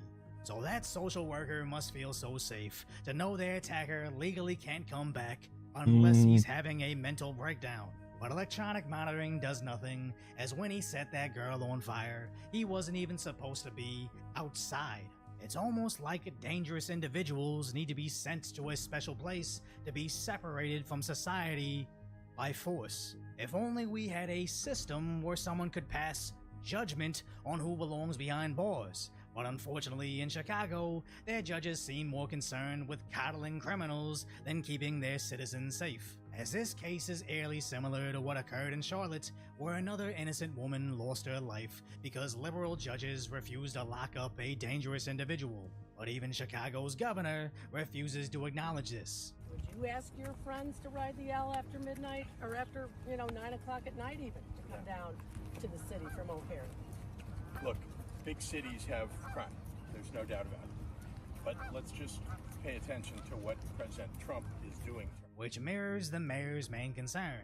The drama is the fact that we have people who are starving in our city who don't even feel safe going to get groceries because they're afraid of what Donald Trump is doing. As this obsession with ICE enforcement ties up police resources, they could be out there protecting Chicago citizens. And keep in mind, This is the same mayor that complained about Biden's newcomers overwhelming his city's resources, but instead of accepting any solutions, he's using this as a distraction from how completely lawless his city has become. But does the mainstream media call him out over this? No, the reporting over the attack is horrendous, with the local CBS affiliate writing the driest description of a terror attack, also reporting on if the suspect should remain in custody after burning their mass transit system. The fact that he loudly admitted it as he was being arrested apparently wasn't enough to keep him in custody, but you can't really expect much from Chicago. But then they reported how the mayor blamed the lack of mental health clinics, crying the state needs to give him his $1.5 billion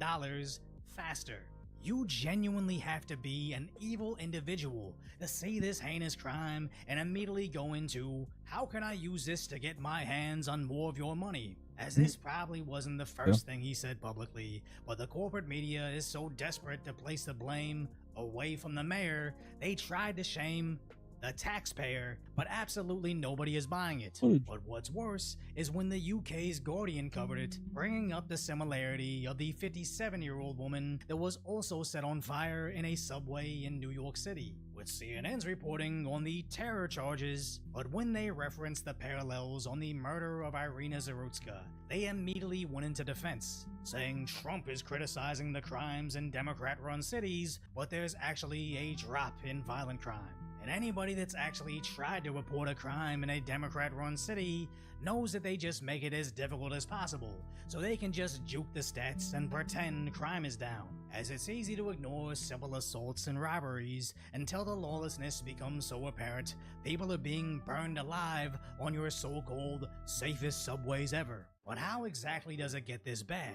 Just look at last year's situation in New York City, where the TikTok algorithm accidentally connected all these women complaining about being randomly attacked in the streets, only for them to later find out some of them were being attacked by the same guy who actually recorded himself attacking them, but then others were being attacked by a guy that just looked like that other dude. But all of them said it was near impossible to get the police to do anything about it. But when that same demographic saw this guy running for mayor, violence is an artificial construction.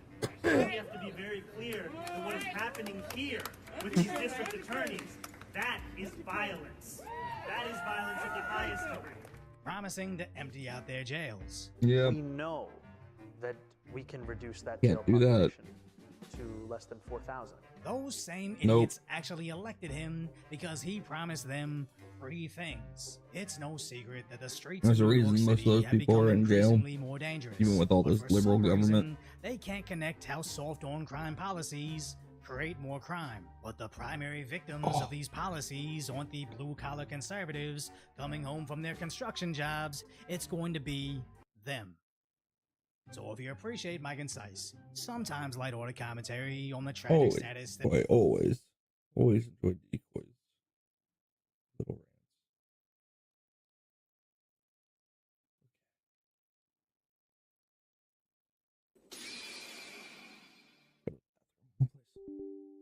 Gamer 2, watch a video. Gamer 2, watch a video. That's the goal tonight.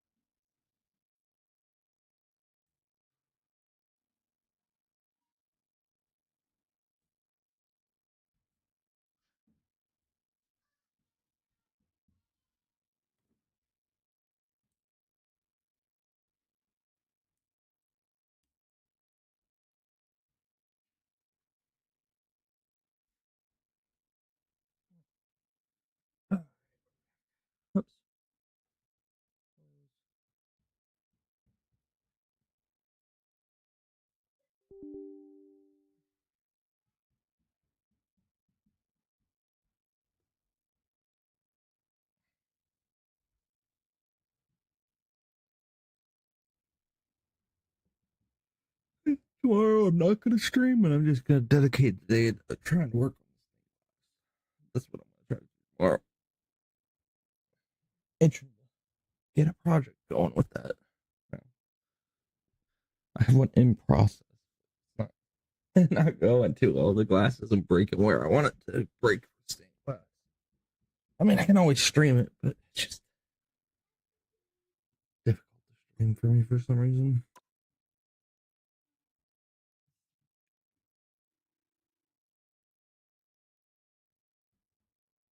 How you doing, Bubba?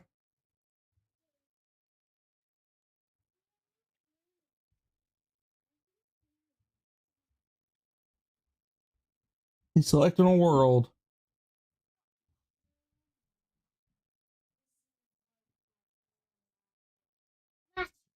Okay. That's the Marvel universe. You hit your foot. Are you okay? You going to bed?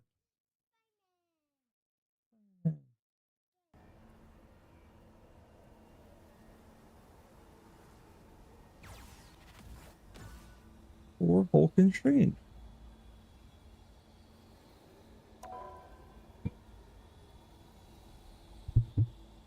Bye.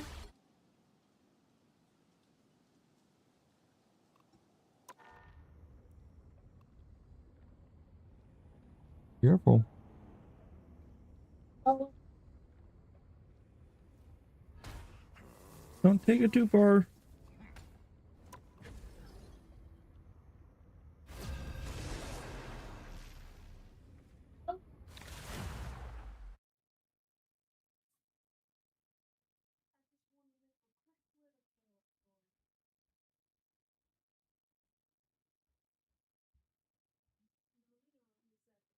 You'll need a top-notch team to win this one.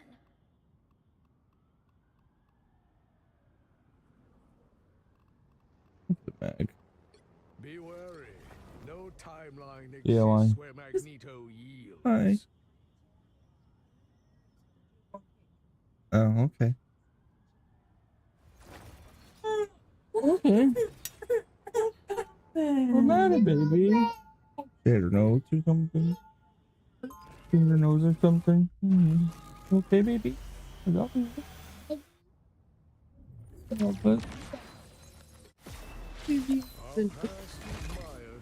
Oh. But the future belongs to mutant 30 seconds before you attack. Get ready. Love ya. Okay. The actual Magneto. Wow. Should I know who you are? No, but you should know magnetism doesn't work on Love ya. materials. Guess what I can do? Be impertinent, it seems.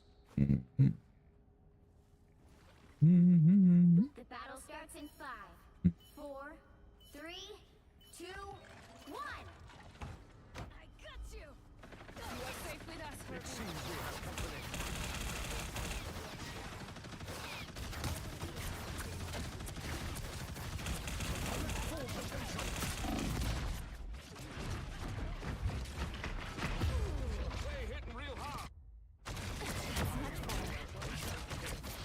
My best friend.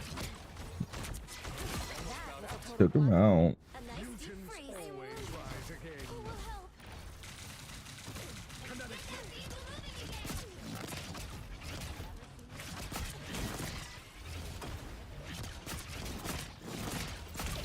You cannot hurt me. You are under my protection. I can always use a shield.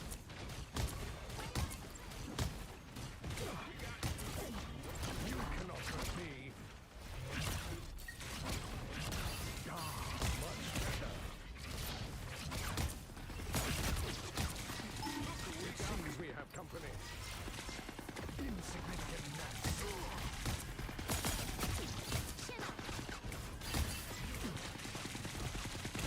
Full potential. Give it never fall.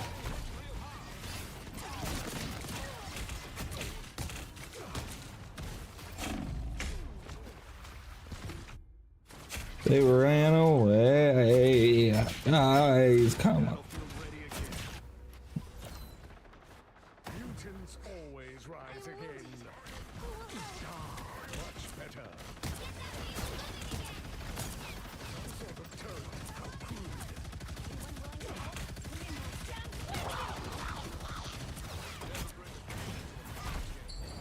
You shall not be. I am fighting with full potential.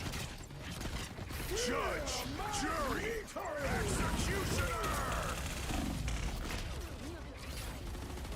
Should have shot at him. Judge, jury, executioner.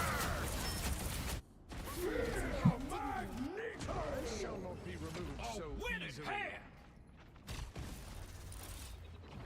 You're halfway there. Keep going.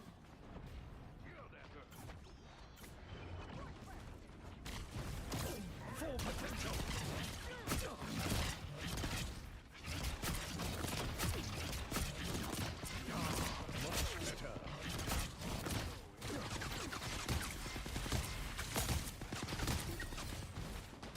Exactly what I hoped to find.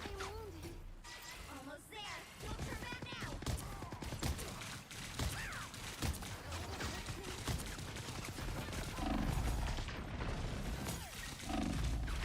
You guys need a heal. Come on. Who's in the back line?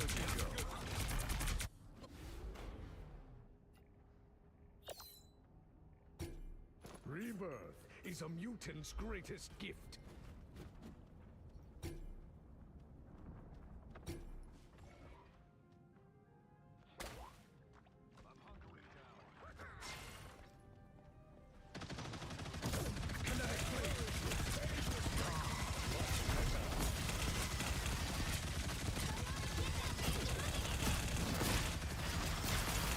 Stay close. I will guide you through this steel jungle.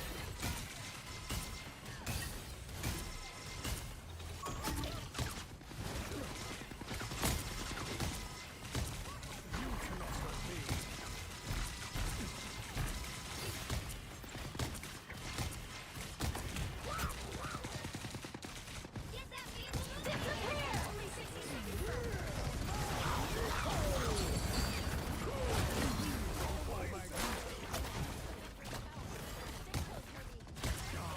Much better. Kinetic blade. He's coming from behind. Clever. Gambit, never more!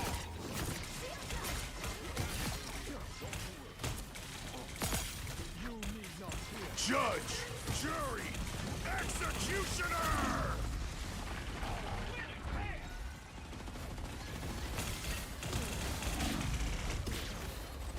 That is such a long hold. Holy cow.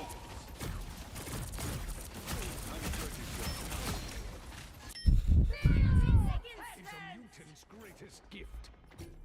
Tandy needs help.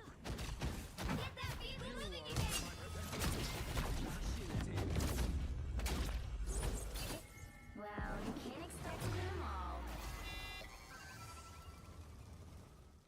That was bad for me. I think I was 7,000 damage.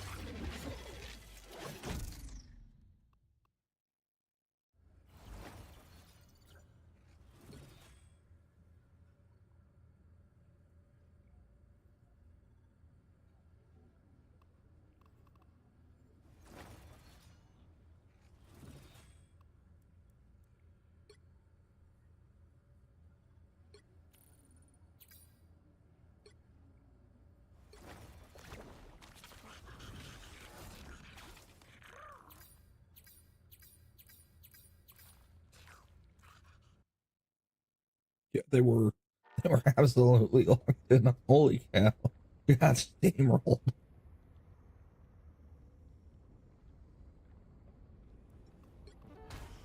Alright, we have 4 ranked matches to do, so let's try to get those done.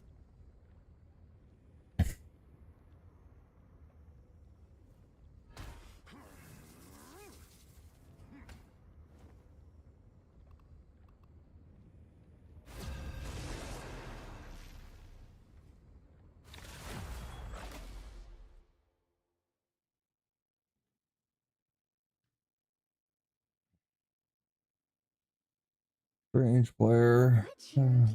Oh, we are banning. Be wary.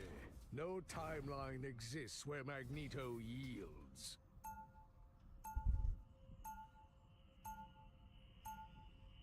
Now, who am I gonna banish from this match?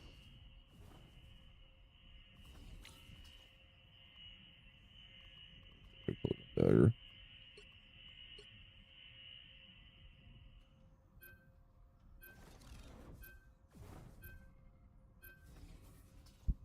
Penny next, but they're gonna ban Penny.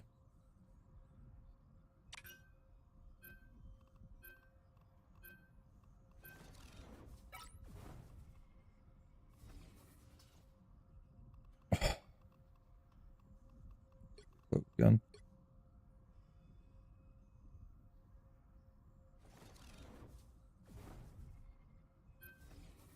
Take away the noob character.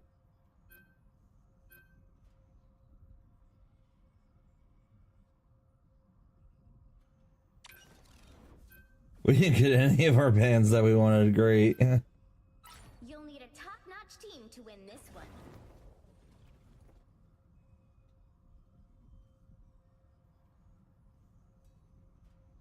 Lord Spider-Man.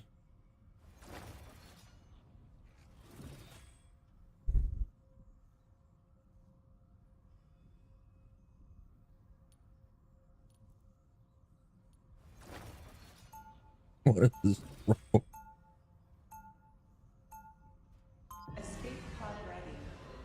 This might be a GG next game, but we'll see. I will never allow Krakoa to suffer the same fate as Genosha. 30 seconds before you attack. Get ready. So, just how strong are those power spheres, Big M? I can call you that, right? Far beyond your feeble comprehension, boy. Great! Great!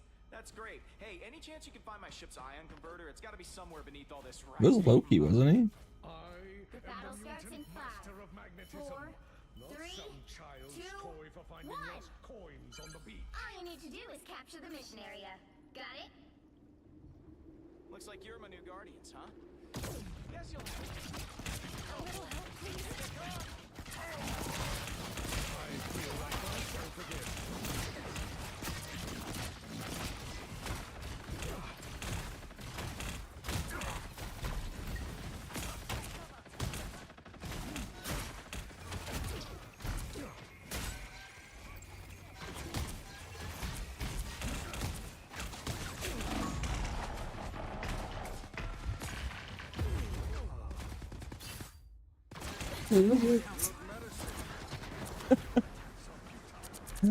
Boy, there is so much space. Always rise again.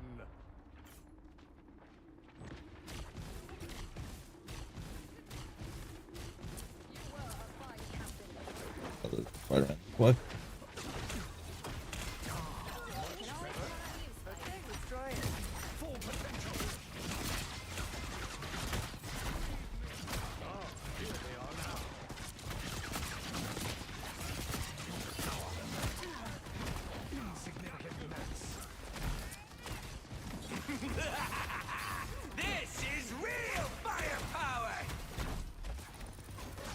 I'm having trouble hitting anything.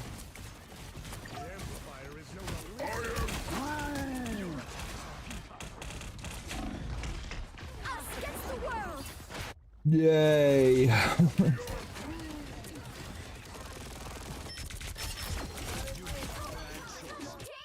My power cannot be quelled.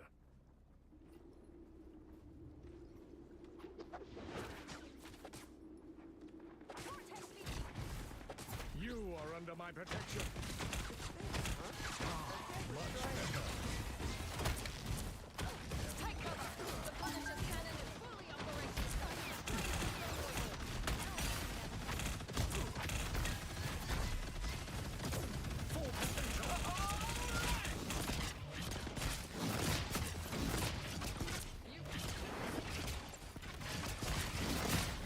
are under my protection. You get away!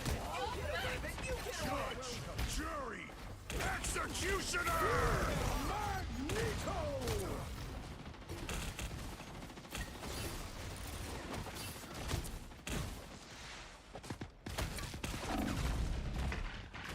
How many healers do I?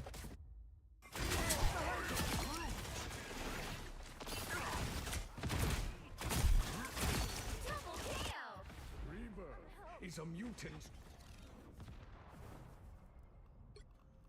Only 60 seconds left. I suck.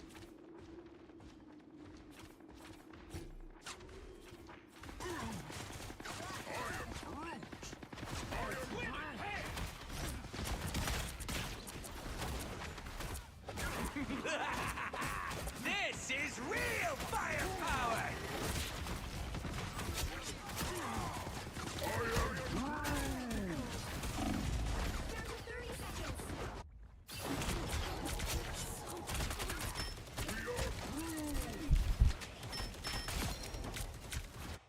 I'm just putting myself in bad spots or what? Hero. There is only one sorcerer.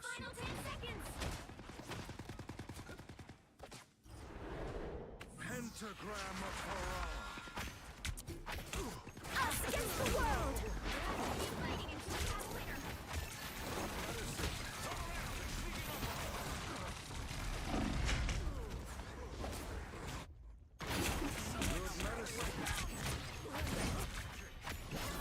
This is a deep next.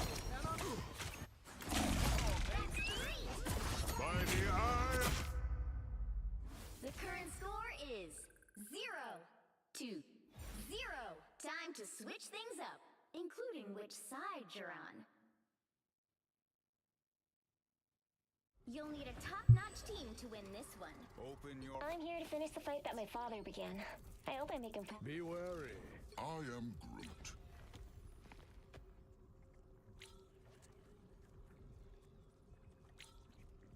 We had one healer that whole time. Surrender.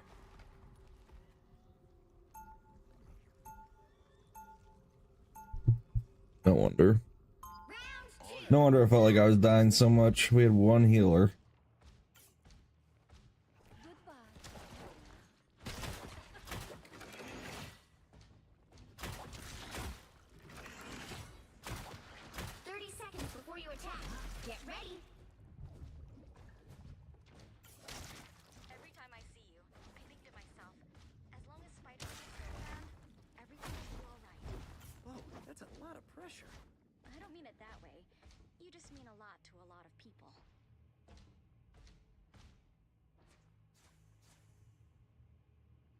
The battle starts in 5, 4, 3, 2, 1. You have to stop them from securing the mission area.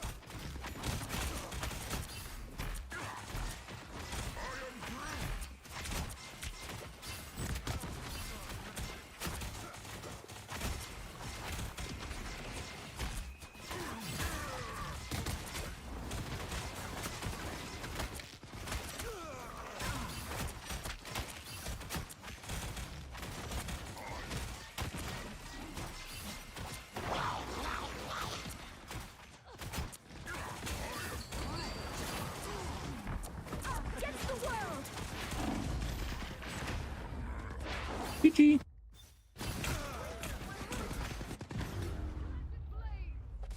Final score 0-1. That was a bad game.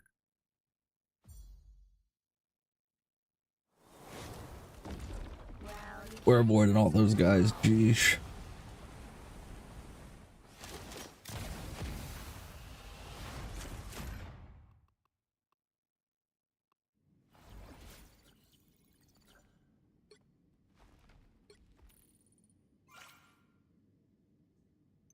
Even going.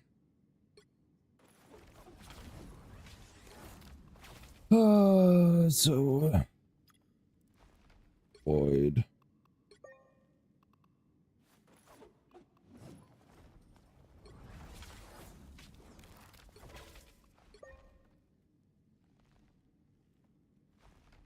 Yeah. Sheesh.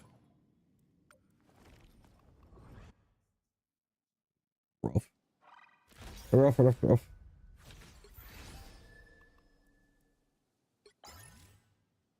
No solo killing in this game either, unfortunately. Okay. I mean, unlocks of 5 hours. Cool costumes to get. Other than the storm. I like the Groot one.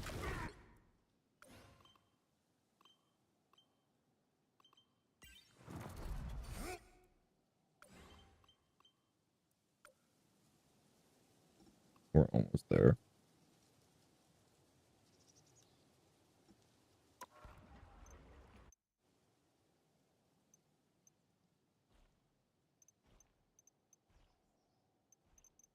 $600 to get all that.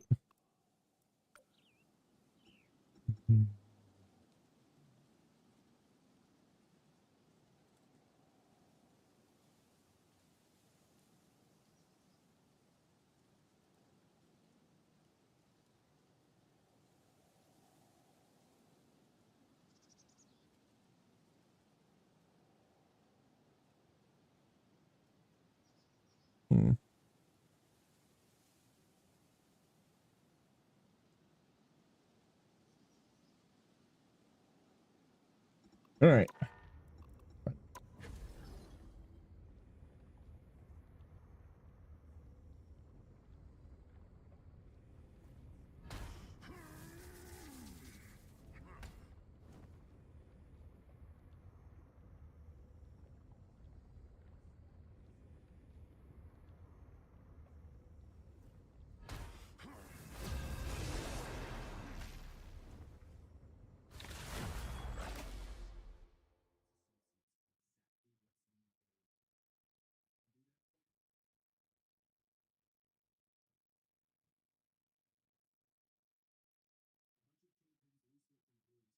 Which hero do you think you want to be today?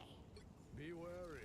No timeline exists. Not sure that I like the pick band being down this low. I preferred it at diamond.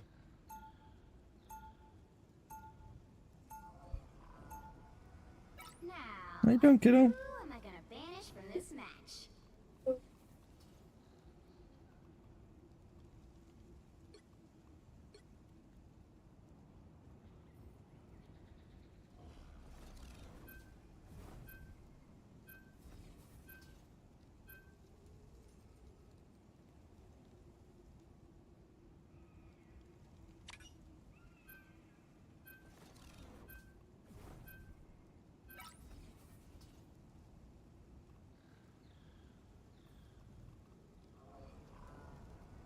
Keep Penny, that's here.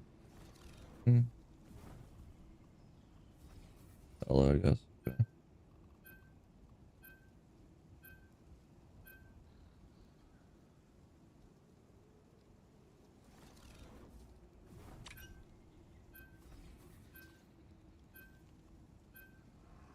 You'll need a top-notch team to win this one.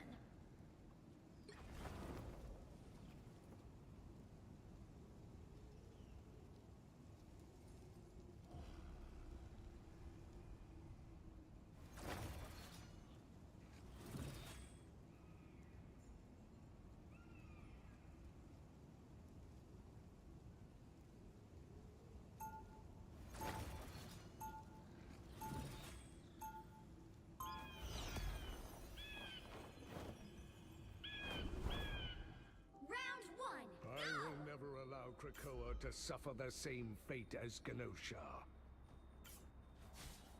My turn. 30 seconds before you attack. Get ready.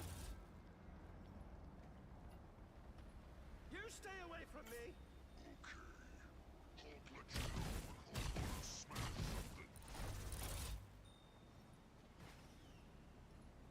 Sure.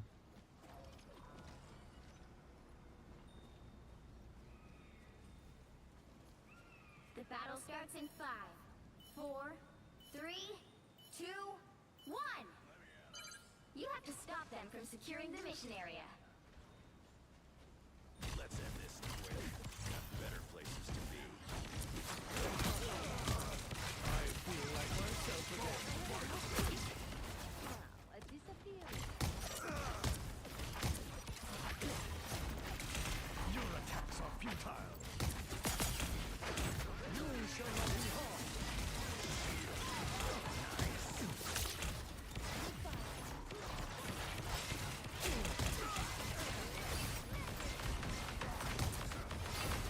I never believed I would see this day. You are under my protection.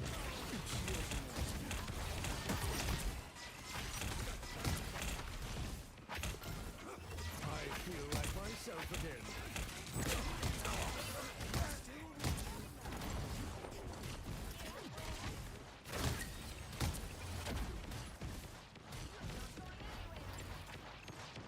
It's fighting time! You are under my protection. Pure chaos!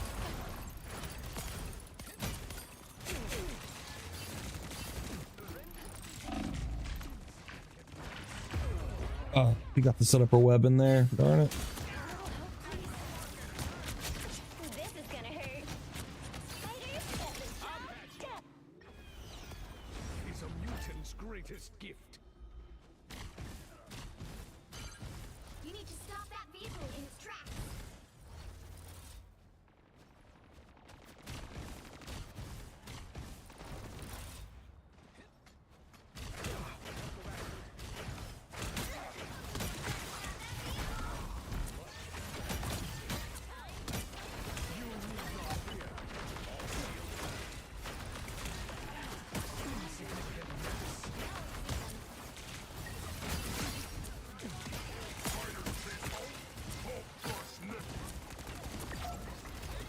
You are under my protection. Do not expect me to do that again. Feel the wrath of the goddess!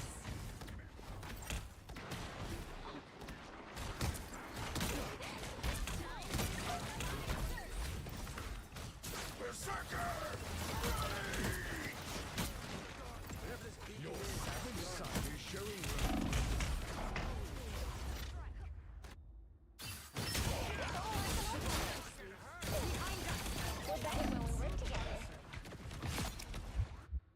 Rebirth is a mutant's That's greatest. They've made it halfway! Stop them! I feel like myself again.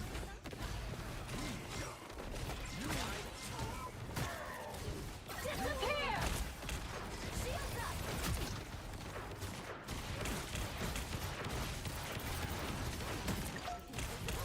It's fighting time! There's still a chance to stop them.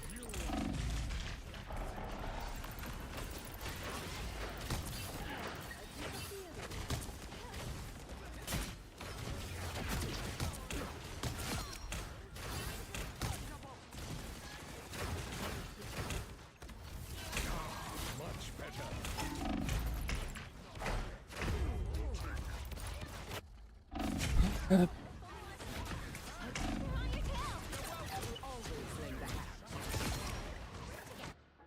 Rebirth is a mutant's greatest gift. Touch it.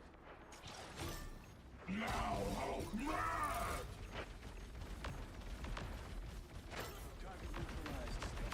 you shall not be harmed. All shielded up. Stand down! By the eye of Agamotto! This is real firepower! Feel the wrath of the goddess! Like myself again.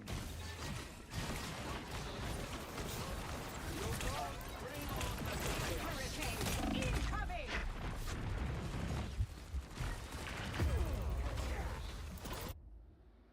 Need heal. I needed to heal. Like, come on.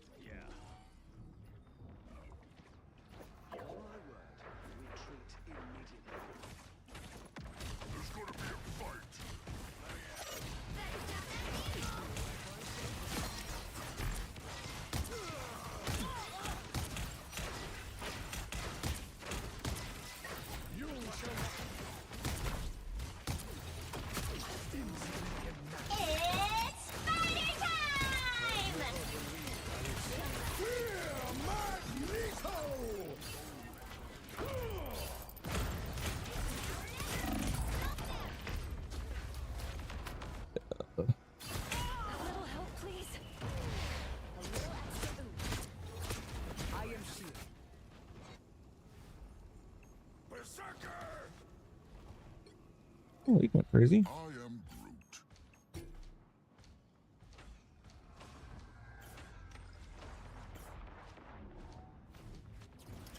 My Don't give them another inch.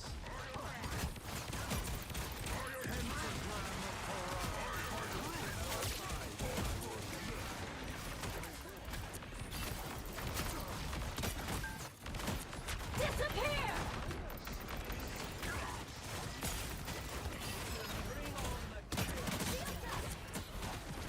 Feel the wrath of the goddess!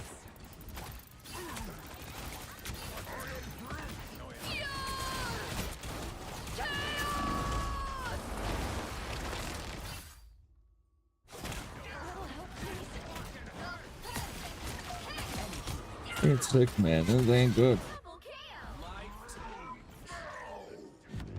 By the eye of our... The current score is 0-3. Time to switch things up, including which side you're on. Wolverine, yeah, okay. Taking out the tanks, but doing nothing for their freaking.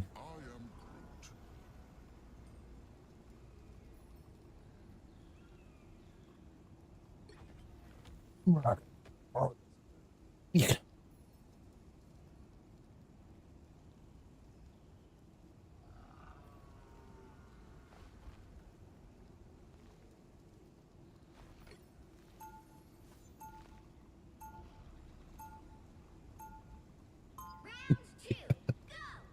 I'm not anyone's sidekick. What I do is I've done unspeakable things. I hope it's not too late to set them right. 30 seconds before you attack. Get ready. I'm not anyone's sidekick. What I do is best done alone. Wind. Mutants must protect mutants, but also all of humanity. Man wanna be broken? Can't break an adamantium skeleton, bub. Don't need to. I can rip it apart piece by piece. The battle starts in 5, 4, 3, 2, 1. All you need to do is capture the mission area. Got it? I have seen many creatures, but most of them are... Feel the thunder! Will unleash mighty havoc.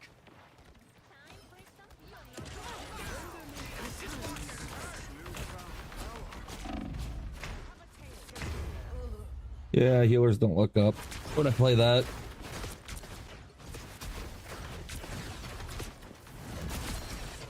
Couldn't even see her. The wind will only feel the thunder.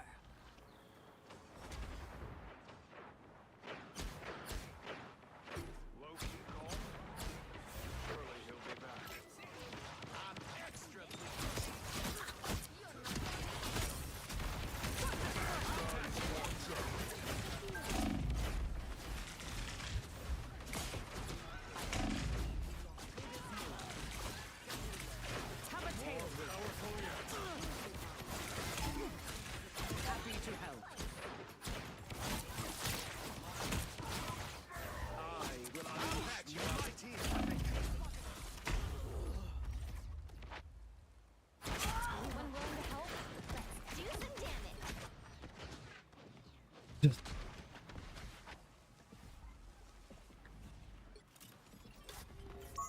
Sometimes I wish I could go back into the deep freeze for a few more decades.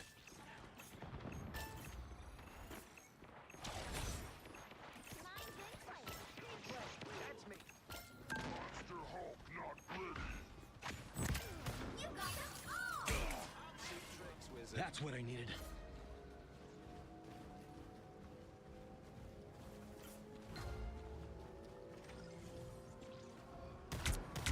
You made my list. Now you're on. Help get that vehicle to its destination.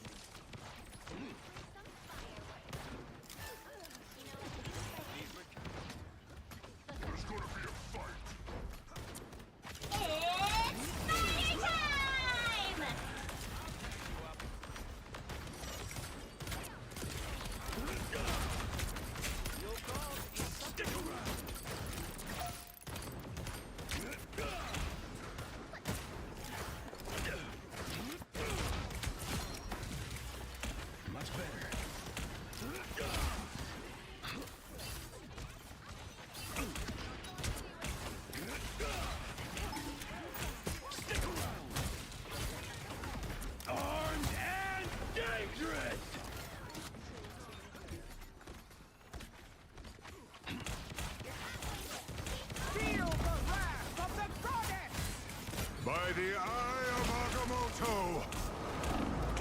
Hey. It's okay.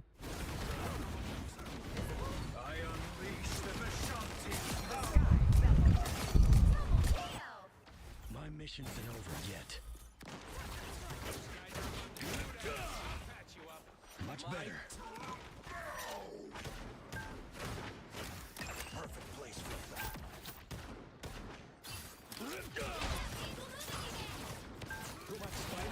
I unleash the Vishanti's power. Leave them to consume. Enjoy the amplifier.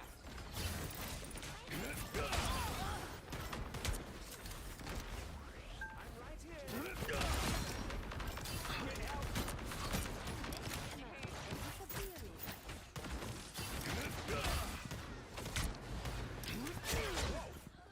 Precious green here. Protect it.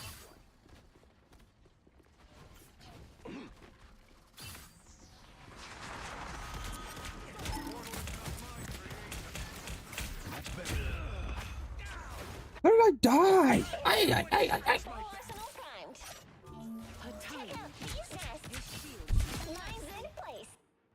My mission isn't over yet. It's fighter time!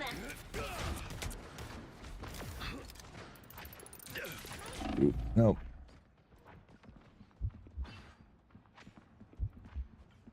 Get him there. Get that vehicle moving again!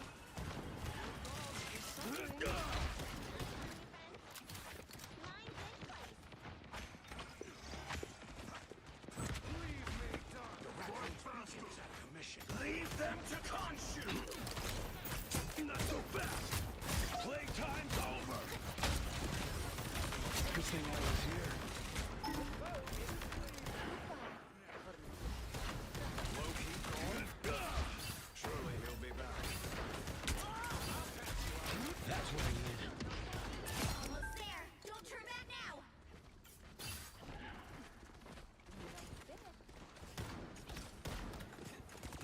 Those guys are about to shoot at us. Armed and dangerous. 60 seconds left. Again. I missed. Ping the bad guy. Vehicle reached a checkpoint. Keep up the momentum.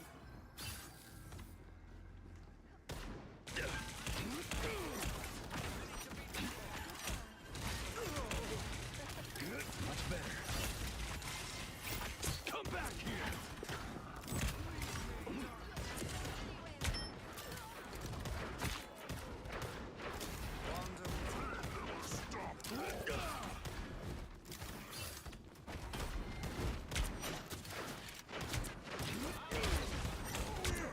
Leave them to consume. Good team. By the eye of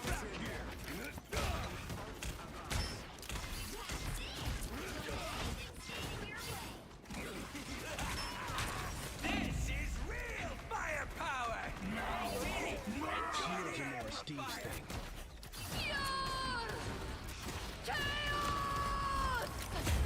Ah, I jumped out into it. Darn it.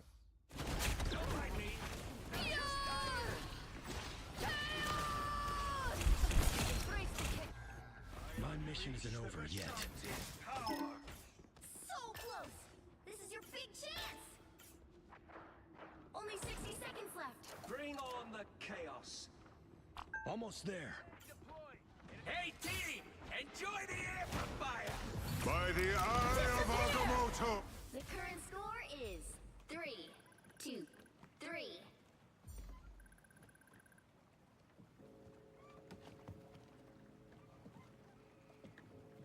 You'll need a top-notch team to win this one. I'm not anyone's sidekick. What I do is best done alone.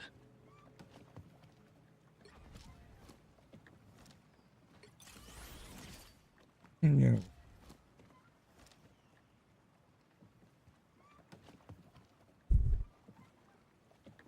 Not the best. Damn it.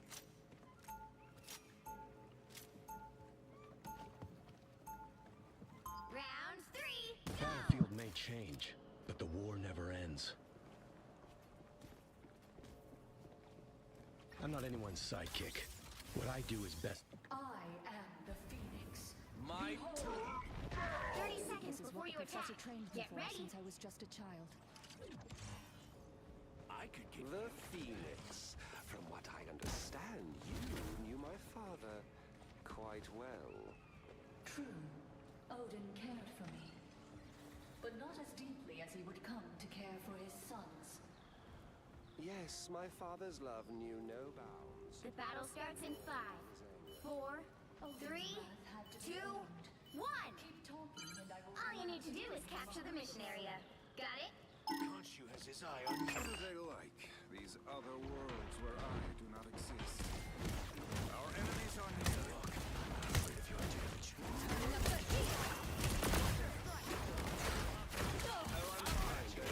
Thanks for the boost.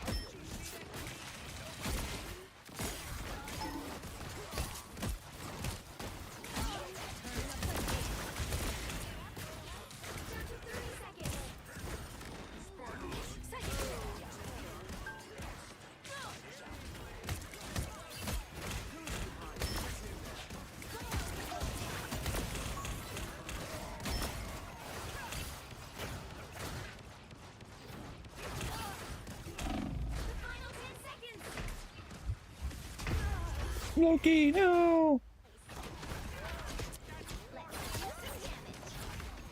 I will always lend back. Unfortunately, strength. Double KO. Come back from way worse. You'll have to keep fighting until we have a winner.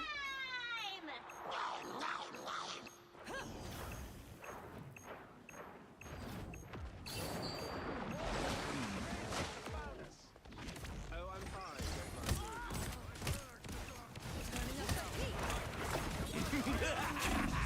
This is real firepower! Feel the wrath of the goddess! What, Bubby? The current Okay. score is 3, 2, 3. Time to switch things up, including which side you're on. You'll need a top-notch team to win this one. I am the Phoenix. Behold Hmm? my Thank cosmic you for the follow, love. He made an account.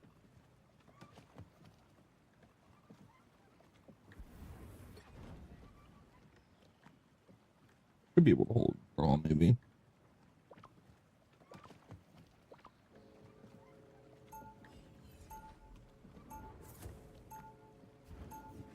Round 4. It's nice to take a break from cosmic judgment every now and then. You're up, little ones. An aura of protection.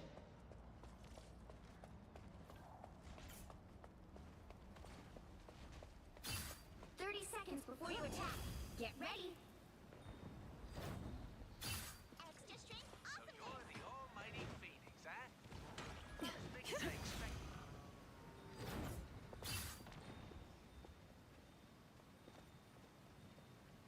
Check out. Oh, right. Good. The battle starts in 5, 4, 3, 2, 1. You have to stop them from securing the mission area. I'm used to fighting in the streets, across all space and time. There, ahead, I found Only 60 seconds left. Cosmic Flame! Don't mind me. I'm just dying.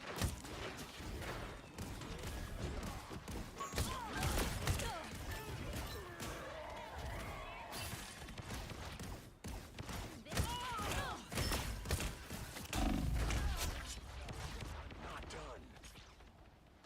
An aura of protection. Turning up the heat. 33 seconds. Just a little longer.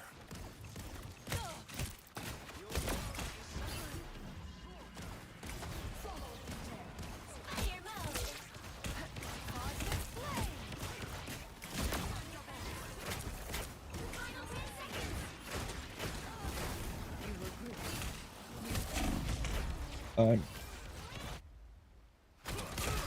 Are you gonna be able to come back? GG's. Final score 3, 2, 4. Oh well, I wanted overtime.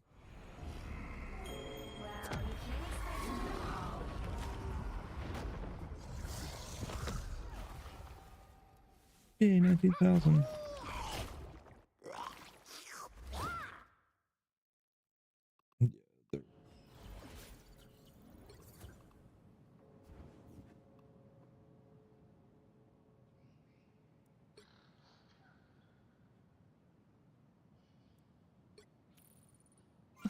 I'm in gold too.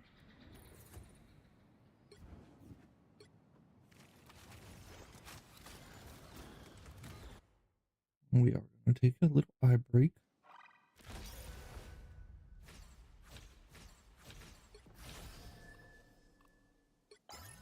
Yeah, we want to match yet. Holy cow.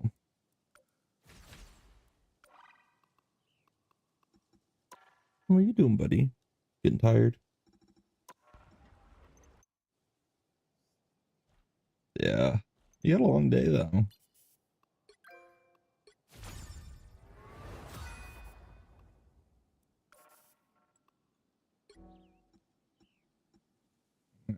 We're going to watch a video a little bit. Reset our feelers. First two games of the day, not good. Yeah, I don't know. I don't know if I was out of position. I don't really play DPS that much either. I need to start hitting more shots. I did hit a bunch of shots. It just like nothing was dying. Nobody was focused on the penny. And we all just burst her down like it would have been fine, but then we switched target priority and she went around us.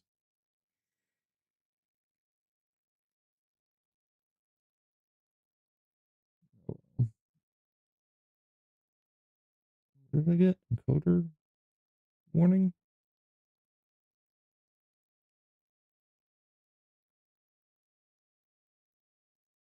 Open the window.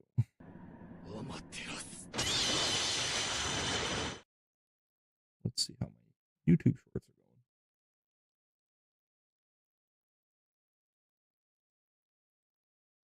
going. 21, one comment.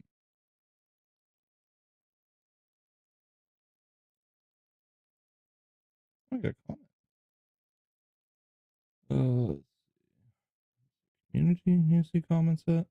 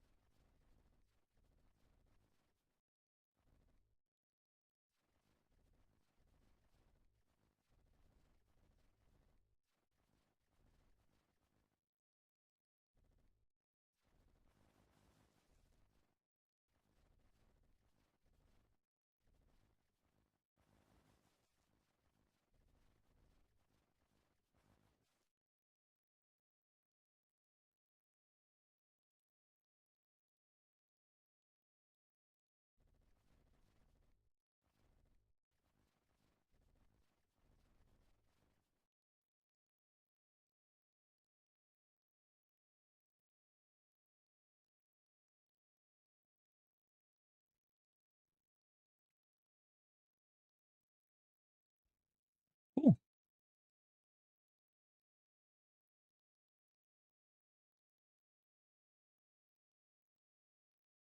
We make another short real quick? Maybe we should. What should we make it of? I don't think I had anything good in that last game.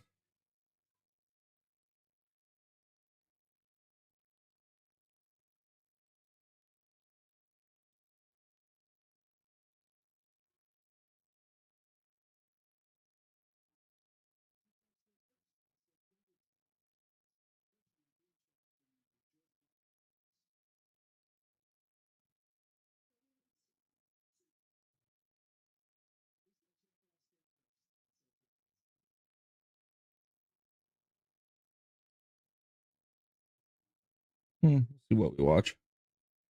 Maybe we'll get something good here. Cool. Got some comments.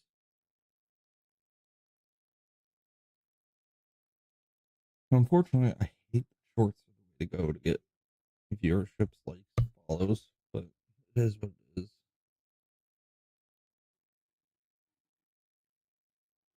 I mean, the first time I did shorts really was here, this area, and just like incrementally increased, and then I had stopped making them for a while, or at least made some personal ones about the babies of Anna being delivered.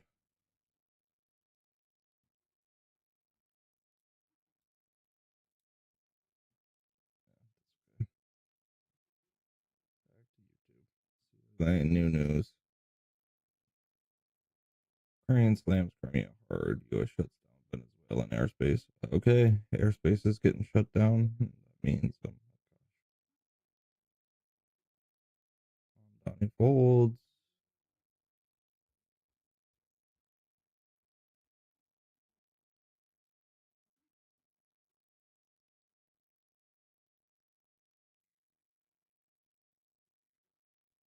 Tommy Robinson destroys Muslims mocking Jesus. Then this happens. Yeah, he was terrified. Yeah, you could tell Mamdani was very uncomfortable in his meeting with Trump.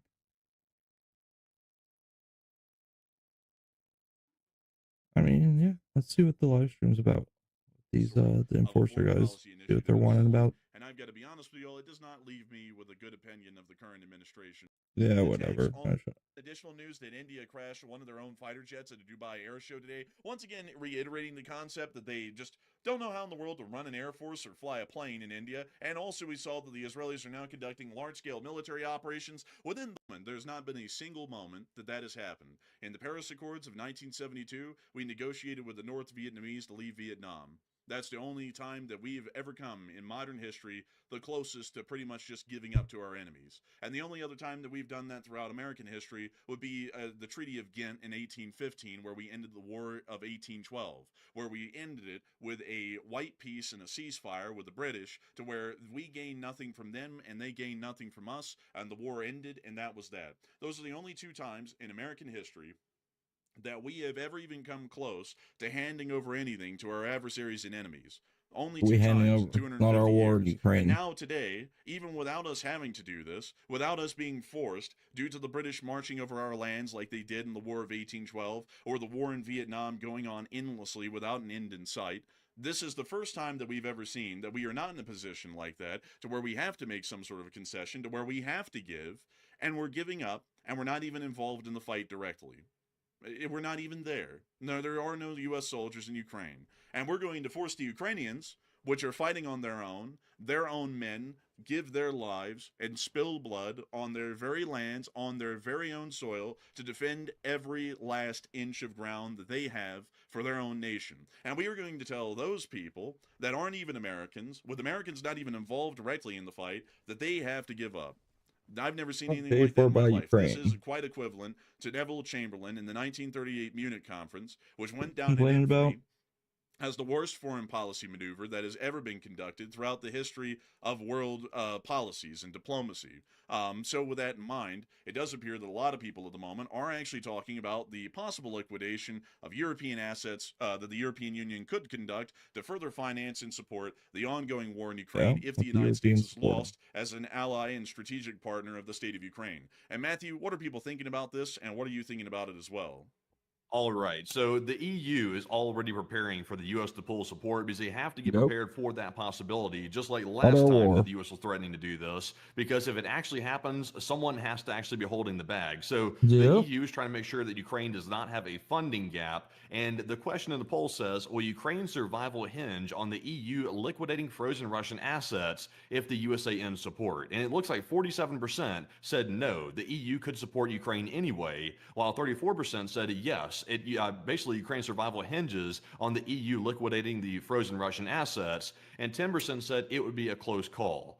So right now, the only thing that I'm aware of that's holding up the liquidation of Russian assets that's being held by Europe right now is Belgium. It appears that Belgium is generally hesitant to approve a loan backed by the frozen Russian assets because they want stronger legal and financial guarantees to protect themselves from Russian retaliation. So that is the country appearing to hold it up. That is a $200 billion lifeline, by the way, that would basically give Ukraine infinite funding for at least the next few years to be able to keep the fight up against Russia. So I would say personally, I don't think Ukraine's survival hinges on it necessarily, That's but what it these would guys. strongly put Ukraine I in a don't good agree with it. position if they were able to liquidate and sell those frozen Russian assets.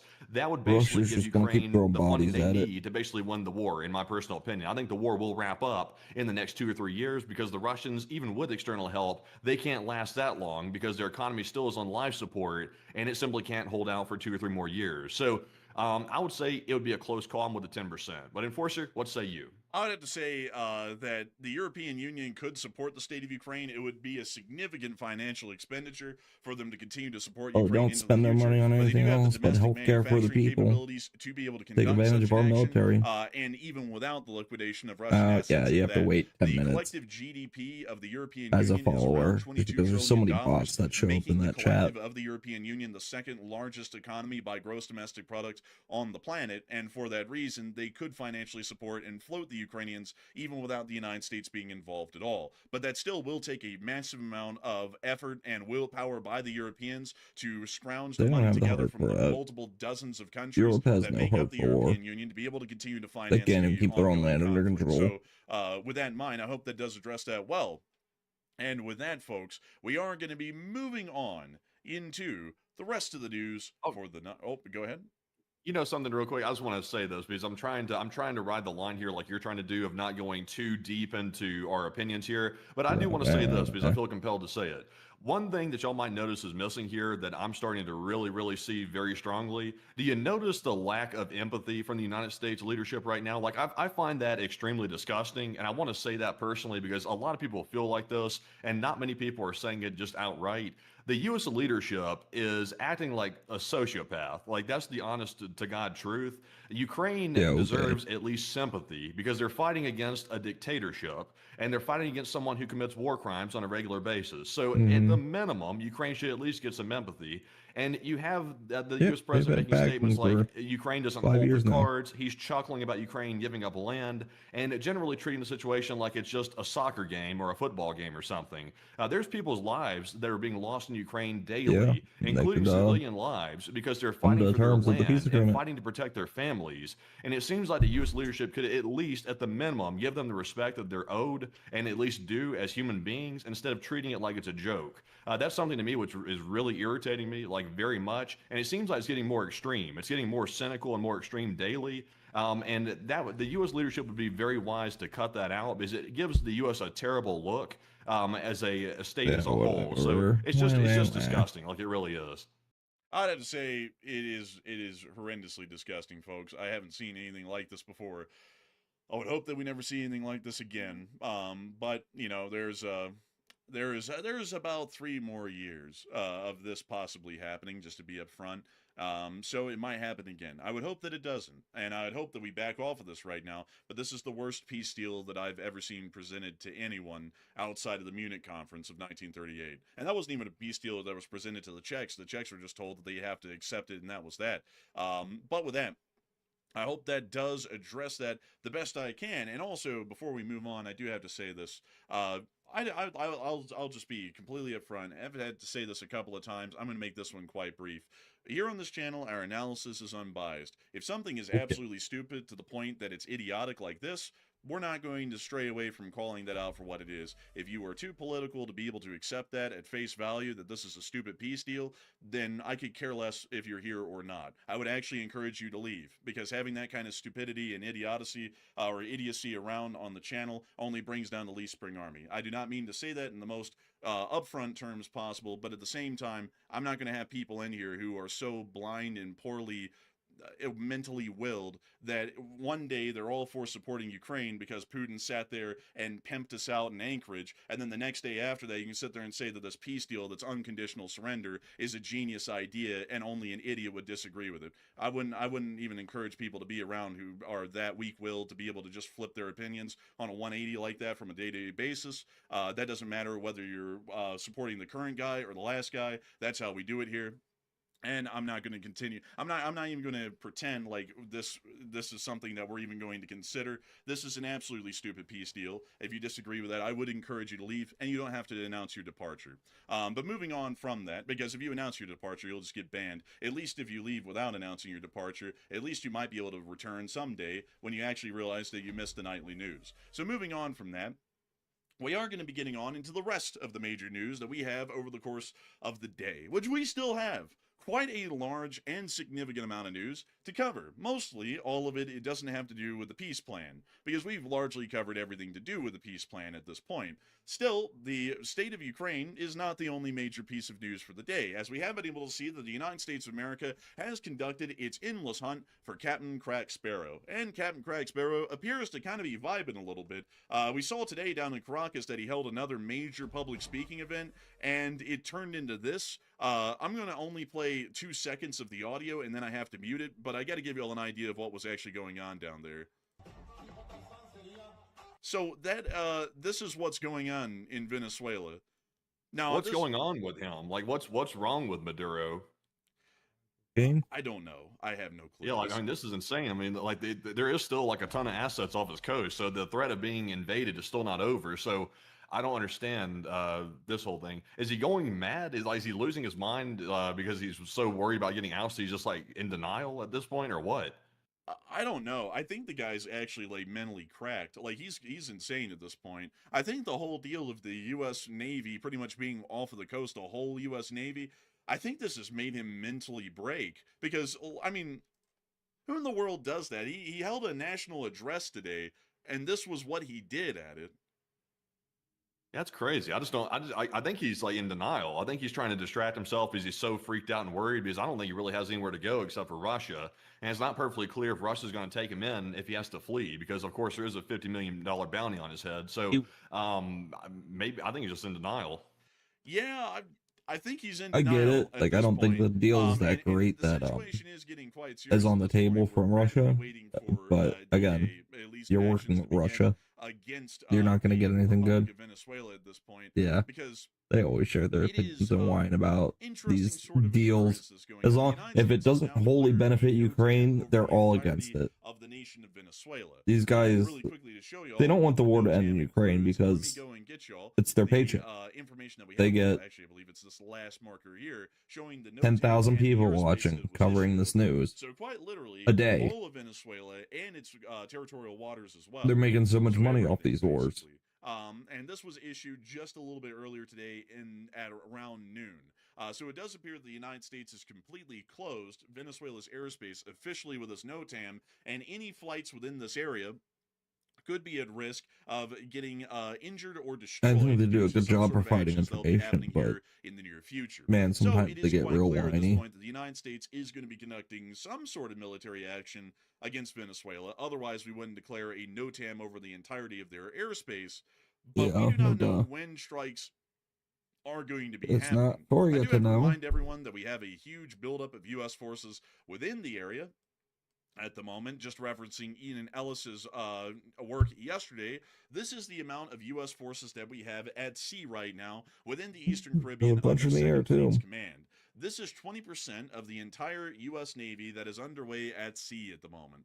So this is quite a large deployment of U.S. forces. So for that reason, we do know that a strike is highly likely just because of the buildup of forces. And now with the NOTAM being issued, it seems as though we are getting incredibly close to some sort of strikes being conducted against Venezuela here in the very near future. And a lot of people have been talking about this NOTAM that was issued today and what they're thinking this is going to result in. And Matthew, what are people thinking about this, and what are you thinking about it as well? All right. So the U.S. had us lurking around Enforcer HQs, 3, 4, whatever you want to call them. We were lurking around today because after the NOTAM was issued, that was pretty much our cue to get ready for something to happen. So far, obviously, nothing has happened, but the NOTAM is very, very interesting because, of course, that is telling all the commercial airliners to steer clear of the airspace because of imminent danger. Yeah, because they're that usually indicates that they were strikes are going to running occur, and right now the flight NOTAM is still in operations over effect. top of So what are your Venezuela. thoughts? 42% said the U.S. will attack in under 72 hours, while 30% said the U.S. will not attack anytime soon, and 15% said it's simply too early to tell. And the NOTAM, we have to remember, first of all, today was the last day of military exercises by the U.S. military off the coast of Trinidad and Tobago. Today was the last day, according to my knowledge. So that could be why they issued the NOTAM as maybe a practice run. But at the same time, though, it seems a little bit interesting to issue it. I'm not sure for how long the NOTAM is going to last. Unfortunately, do we have that information, by the way? I don't recall seeing that in the notice. Well, let me check here really quickly.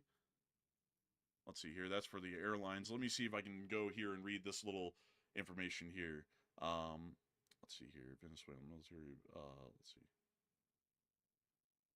It might be for an indefinite period of time if there's no specified time frame on it. It actually does appear, because they say they'll continue to monitor the risk environment for civil aviation operating in the region and make adjustments as appropriate. So that means that for now, this is indefinite. Okay, so in that case, then I would say it is somewhat likely. I don't want to say with a certainty, because we've said before that we thought we knew when it was going to be. We turned out to be wrong. So to predict something right now is a little bit interesting. We do know, though, that apparently, according to reports, the U.S. administration is still in contact with Maduro's regime, and allegedly they are hearing out Maduro on other issues that were not being told about in the public. So the dialogue is still open, which makes me a little bit skeptical that strikes are going to happen in less than 72 hours, but you never can tell. Sometimes the U.S. acts out of impulse instead of actual planning, at least from what I've seen. So I'm with the 14%. I think it's too early to tell. But Enforcer, what say you? You're only saying that because you don't have information behind the scenes. It's a little early to tell. I would go with the 14%. Because I can tell you most things are probably not on it. I have absolutely. But you think it's impulse because you never know what's going to happen. So, like, and that's good. We build You're up not supposed everything down to. There. We're spending about $1 billion a week to keep everything. Now down here right they now. complain, and that would make you think that we have some urgency to start operations against them because of the significant cost of having everyone sit around. But at the same time, we could also just be doing this for leverage and then completely back out once we achieve. Spending money on Venezuela is horrible to them, but giving billions and billions of dollars to Ukraine is a-okay. It's needed. It's a must. It's a must-have. They could These guys be are happening tonight. It's about 10 p.m. Eastern time right now inside of the Republic of Venezuela. And so for that reason, it is nighttime there now, and U.S. strikes usually will happen during the nighttime, or at least start during the night. Historically, that's when everyone conducts their strikes, is That'll in the be the midst week of the night to because start we don't want the and also stock market to be usually open. those strikes are conducted at night. So it could happen tonight or the next night or the next night after that. Highly likely, unlikely to happen through the weekdays. These guys have just gotten more and more annoying as the Ukraine war has gone on. They do give good information. It's just they have that their whiny moments in between.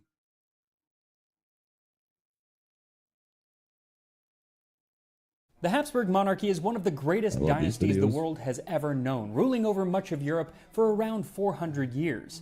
Unfortunately, due to generations of inbreeding, some of the rulers that they produced weren't exactly up to the job. Like the Austrian Emperor Ferdinand I, whose only real claim to fame was his love of dumplings. Like these Marillenknödel, or apricot dumplings from 19th century Austria. So thank you to Babbel for sponsoring this video as we demand the dumplings of an emperor. This time on Tasting History.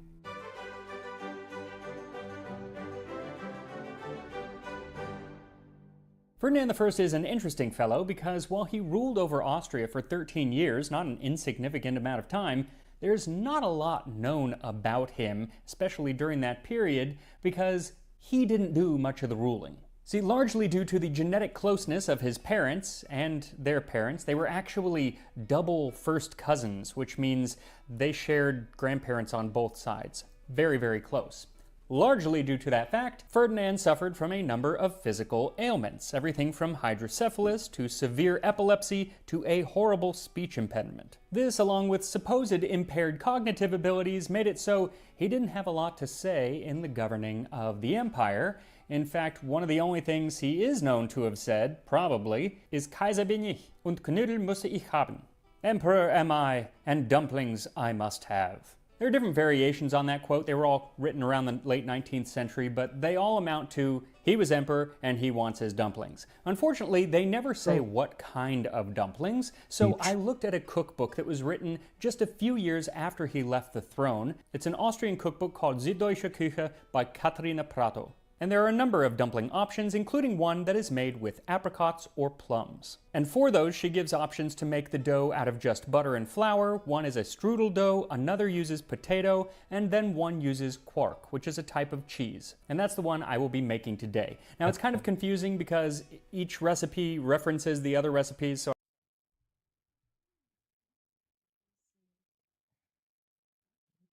Wore those kids out. I told them not.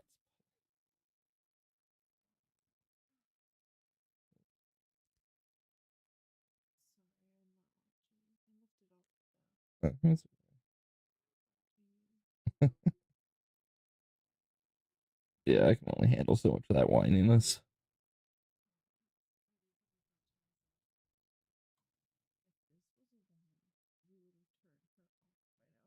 Mm.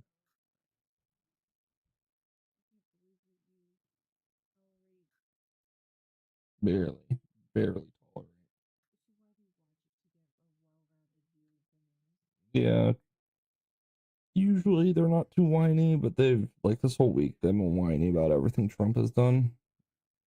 Even though, like, a lot of it's dealing with negotiations and trying to get a resolution for the Ukraine war and Venezuela. Yeah, he's massing troops over there and either trying to get Maduro to surrender himself without a fight, and they can go in and clean up the cartels, or like they're just going to go in and clean up the cartels. But now they're complaining, like, well, if he just gets there's no war, then like it's a waste of money to have all that stuff stationed over there. And I'm like, yeah, isn't it a waste of money that we're sending billions and billions of dollars to Ukraine then? We're not doing anything. That's not. Yeah, it keeps no. Yeah, they just want war because it's what they cover.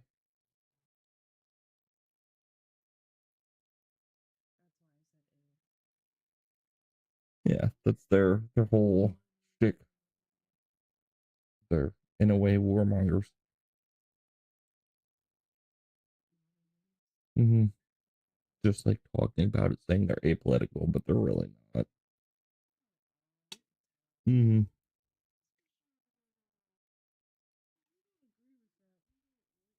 Yep. Mm-hmm. Yeah, it was like whatever. See ya.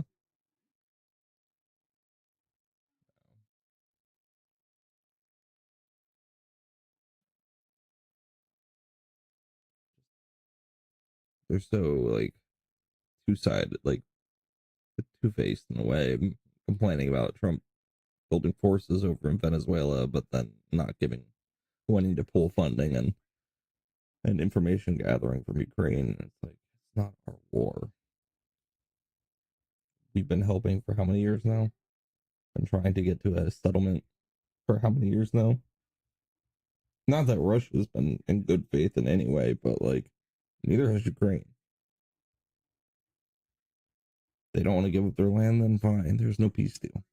But you're not getting any more help from us. We're not going to be like administering any of these peace talks anymore, or like we're not wasting our time over there anymore and our resources on top of it all. No. Let the Europeans, though, they're so worried about it, which they should be. It's impacting the Europeans directly. Let them fund it. Let them provide weapons. Let them spare the cost instead of the United States. No. The only business we would have had there is if we got the land deal, the grant of the resources, some other rare metals.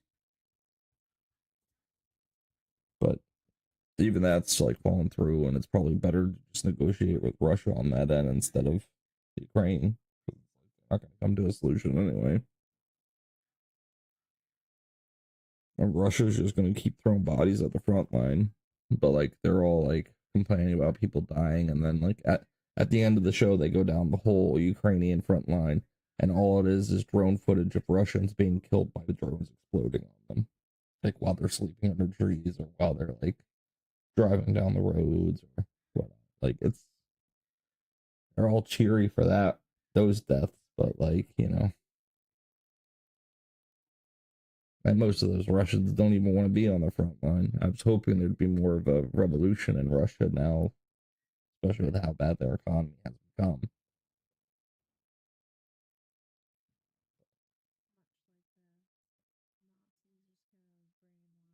Mm-hmm.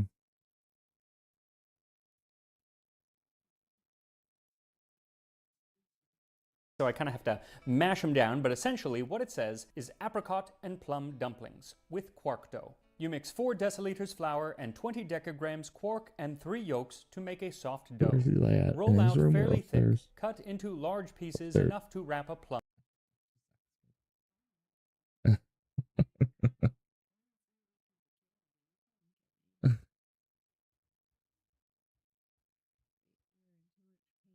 Yeah.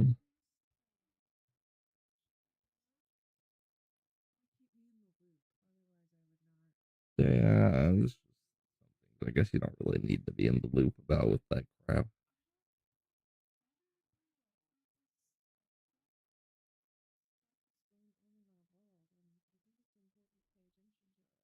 Yeah, there's a lot of stuff going on. Sure, attacks on Iran are going to start happening again. Honestly, it should happen sooner than later because they have to move their entire state capital because they ran out of water in Tehran in Iran. Yep, they drained the underground wells dry in that area, so they have to relocate everybody, millions of people. But they're only worried about the government relocating. People are going to fend for themselves. Yep.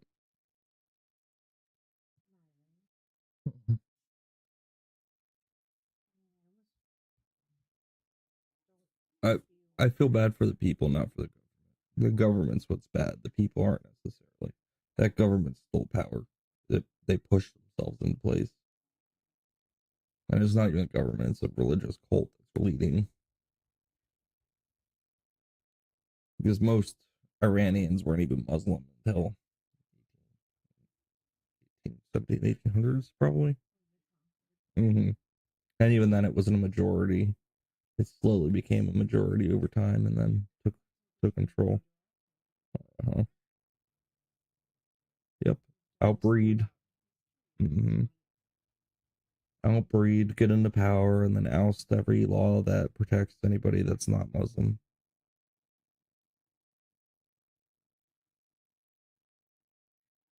So, yeah, there's some nice Muslim people, but in a group, they're not nice people. Like, as a whole, because of what their book commands them to do, which is they're owed the world, so they have to take it. And the way to take that is through their holy word, the jihad, and anybody that's not Muslim is either slave material or killed.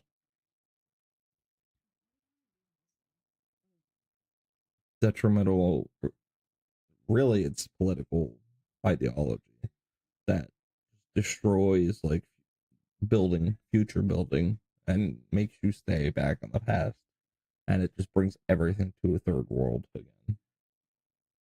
Like Iran in the 70s and 60s was developed, it was modern, it was like embracing Western ideologies, and like they weren't women weren't wearing burqas and stuff like that. Like they had free thinkers. Because Persia wasn't Muslim originally. It became, like I said, over time. And then forced upon them as they gained more power. Convert or die, basically.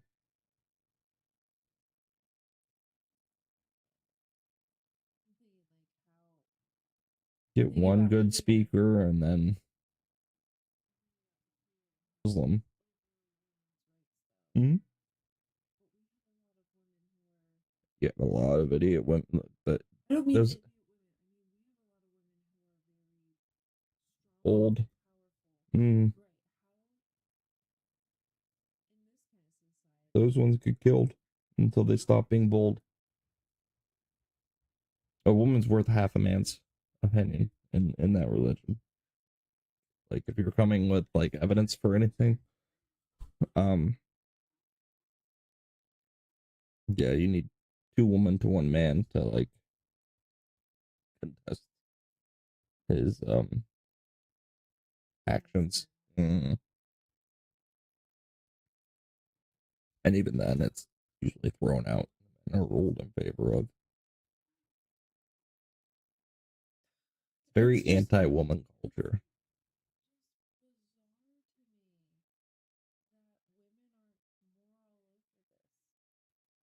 Well, the left is siding with Islam, and it's like that's where all your feminists and your crazy women ideology is. It's like, and your LGBTQ, and it's like, you guys are gonna be, yeah, you guys are gonna be the first killed if they get into power. Like, you understand that, right? And in Islam's eyes, you're just a tool.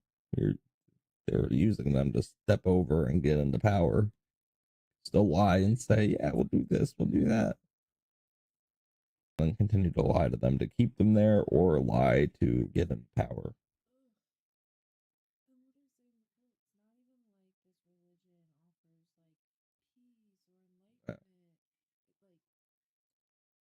Maybe the first later, when he started doing, Muhammad was more conquering and killing and all that. Like, at the beginning, yeah, sure, it was all sweet and sounding, and then it became more and more aggressive as the Quran progresses.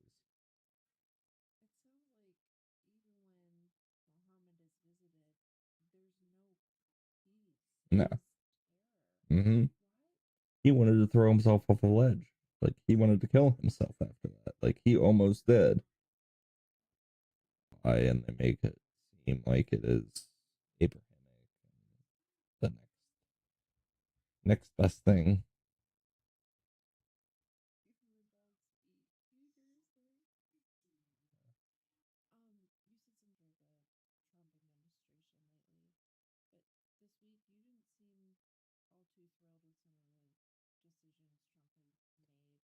I mean, I'm not happy with the peace deal that he wrote up.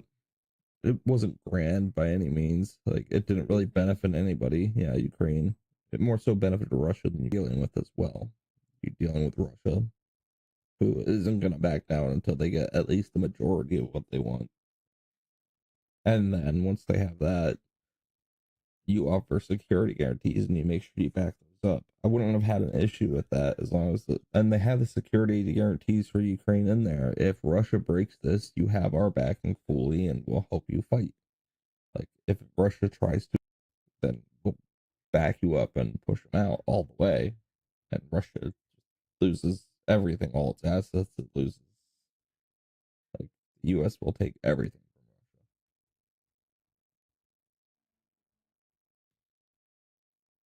from Russia. Russia's not good.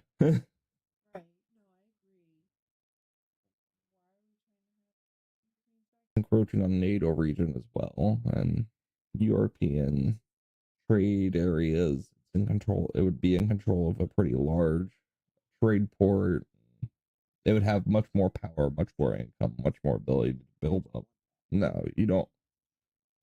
You want to limit other governments for what they can do. Like, they can't buy more than 10 aircraft, and they have one boat instead of 20 boats.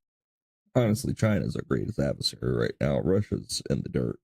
They don't even have very many armored vehicles anymore. Like tanks and stuff. They don't have them. They don't have personnel carriers, armored personnel carriers. They don't have any of that. They're using cars and dirt bikes to move people to the front. So, Russia's actually, Ukraine's doing a very good job at holding them off themselves. Impact using American equipment, wanting to try to get different missiles from us and stuff so that they can attack more into Russia.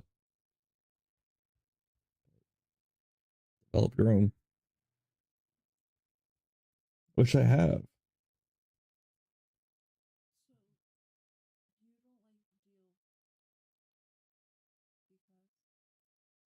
I'm not a huge fan of it because it does give Russia too much.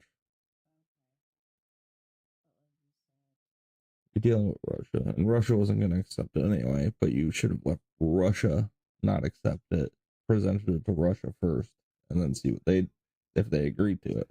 They signed it, then you present it to Ukraine, and then it's on Ukraine's hands. Like, we wipe our hands clean from it. Like, or like, you know, Ukraine and Russia be a part of the negotiations, but they don't want to negotiate with each other. So it's like, without you being present or being there, or vice versa, it's really a waste of time, and you're just assuming what you can get out of it.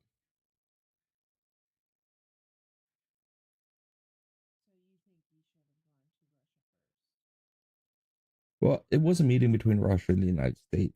Ukraine wasn't involved at all, which, get a diplomat or something involved in that. Like, I don't, Russia's or Ukraine's a little stuck up.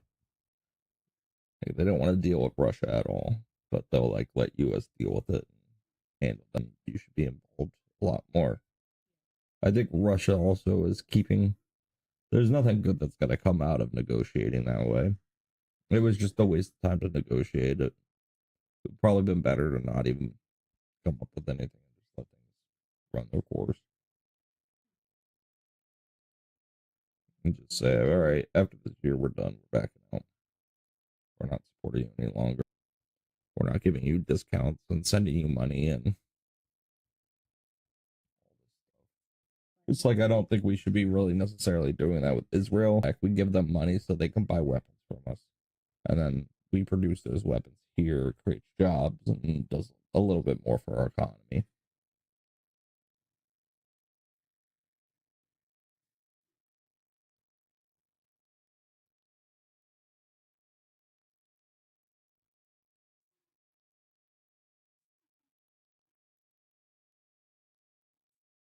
Then seal them well.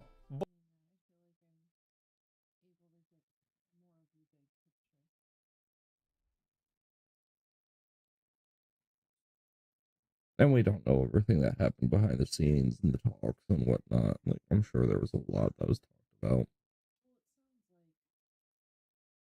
It was a 28-point deal. So, like, these guys are just pissed that they didn't argue for more for Ukraine, but you do that, you know it's gonna fail already. So, like, you gotta, like, neither side is gonna, like, come out of this without pains. Like, unless somebody does a total defeat. But Ukraine's not capable of totally defeating Russia. It's not like it's going to counter invade or anything like that. The best they can do is defend. If they attack, they'll get wiped out. It's easier to defend than it is to attack.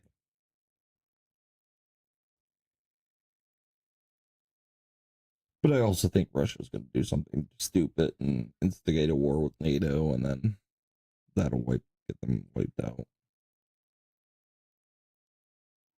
Because they have been instigating. NATO just is spineless and isn't doing anything about it.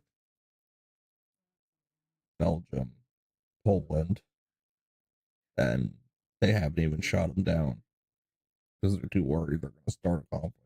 Russia's already encroaching.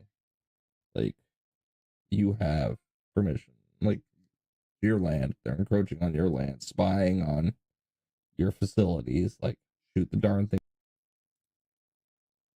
But they're scared of them.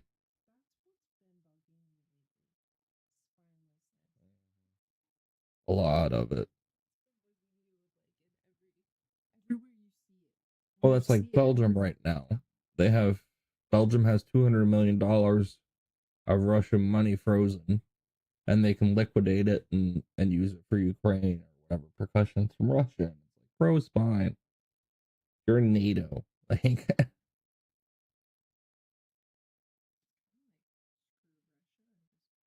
yeah.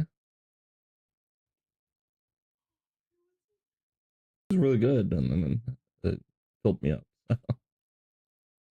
I thought after the first one I would still be hungry, and then I finished it. No, I'm good. Yeah, it was good. It was really good.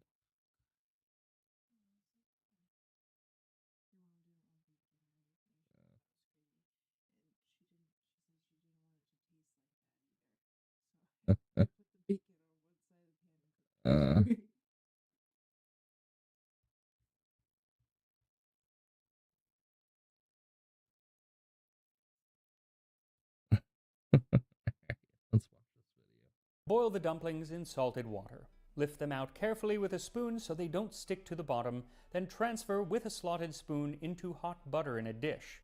Let them brown on one side, cinnamon and brown breadcrumbs. I have to admit I am still having trouble reading this font. It's called Fraktur, but I am getting better. And once I do figure out exactly what the word is trying to spell out, my translating it is also getting better as I continue to learn German through today's sponsor, Babbel. Babbel is one of the top language learning apps in the world, and all of the lessons are created by real, actual language teachers. I also love it because most of the lessons are about 15 minutes, so you can do 1 or 2 each day just whenever you have time, and it really adds up. And there's so many great, or if you want to learn how to speak to a family member who doesn't speak your language.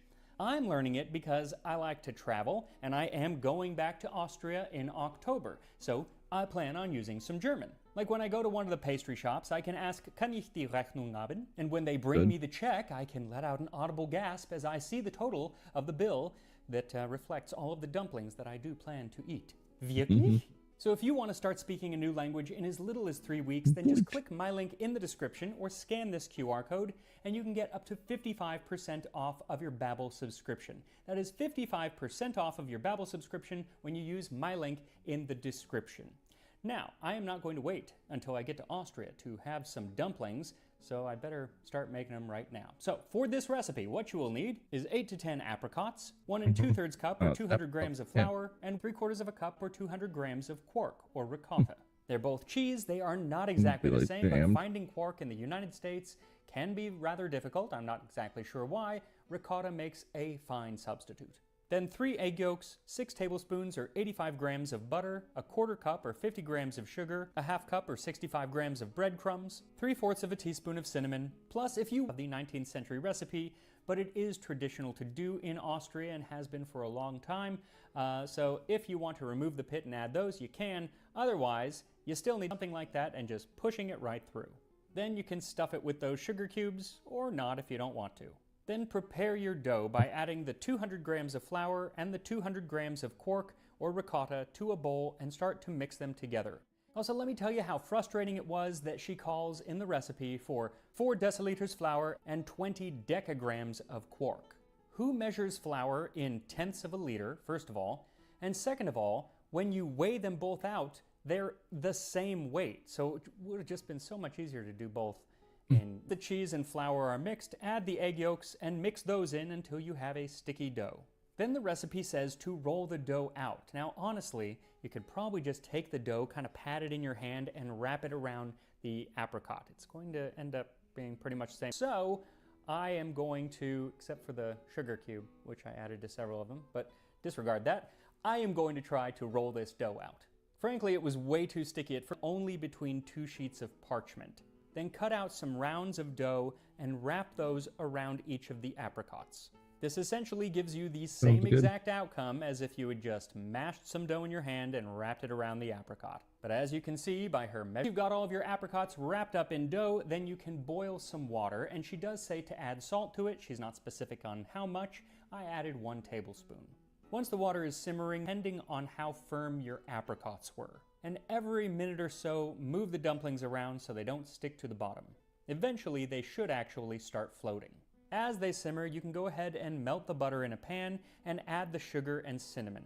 Let the sugar melt for minutes until they're well browned and fragrant. And depending on the breadcrumbs that you use, they might soak up too much of the butter. You want some of the butter still in there, so you might need to add more butter, or if it's just tons of butter left, then add more breadcrumbs.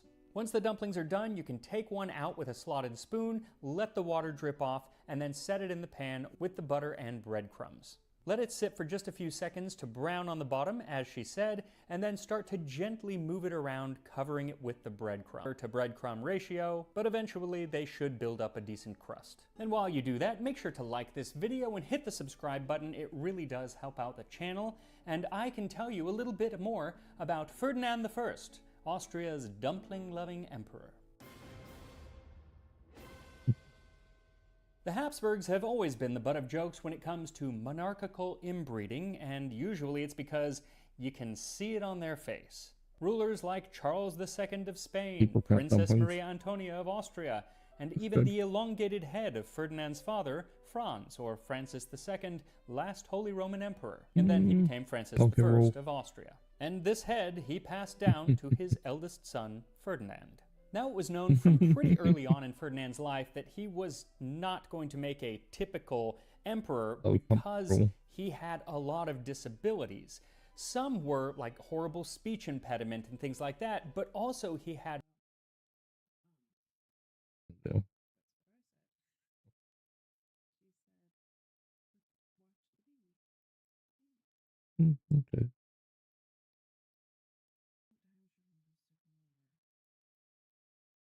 Is Leslie coming up? Is Aunt Leslie coming up?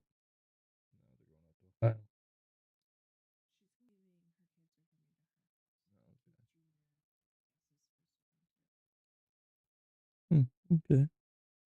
Yeah, I wasn't sure if they actually invited them. Do that. Oh, that's nice.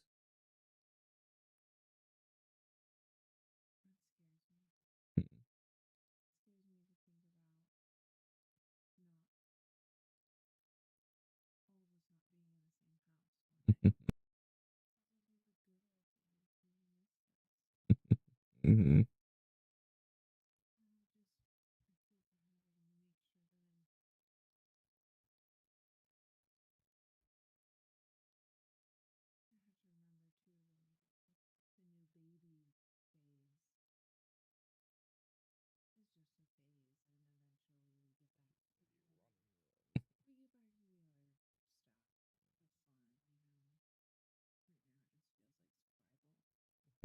A little bit.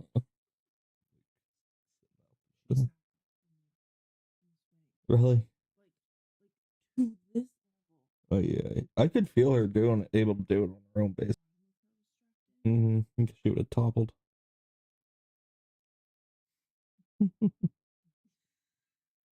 She's strong. Mm-hmm. Yeah, keep her from getting stronger. Well, I think it's time to bring out the bump set alone and play with her things. She loves that play mat.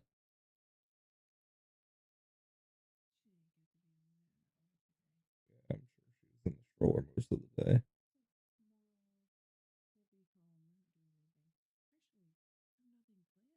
Oh wow.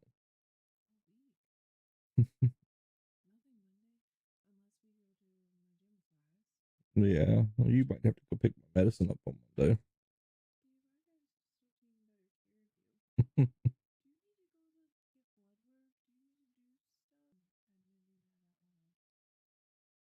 Yeah, my other appointments are made and ready to go. You get the blood work done. Yeah, for my she's like a nurse, a psychologist, nurse, or practitioner, something like that. Prescribe. Mm. I don't know. She had a weird title under the. It's like a nurse practitioner, psychologist, or something like that. I'll probably talk with her about upping the dose on my what's it called? Tramadol. No, we have Penton's maxed. And that's what's her name? Yeah. I don't know that it's maxed. It's probably got like room for another like. Yeah, all but maxed. Still got flexibility on the Suboxone, but eventually that'll peak. And...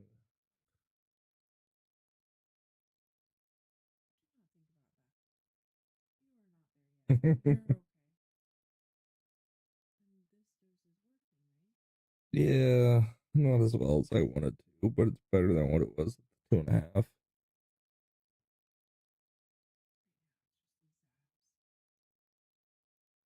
That's not even Zaps. Well, I mean, it's the Zaps. My muscles are contracting and doing weird stuff. Spasming. Just shocks of pain. Well, sciatic or something messed up.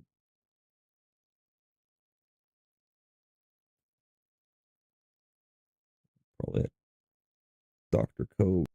So as I say, I was having back pain because I'm using my cane too much. Yeah, we can fix shots in the back. Shots in the back.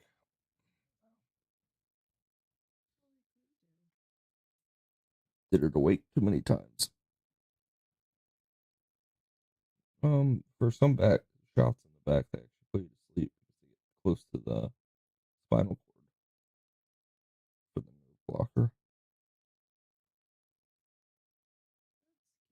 It was fine. I probably need a nerve blocker, but they're not permanent.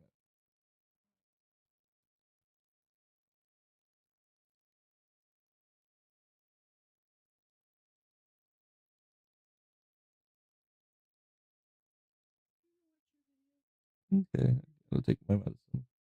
You wanted to watch something you could do.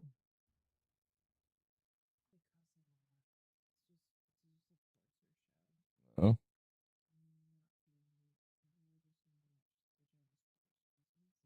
Watch the Hunger Games.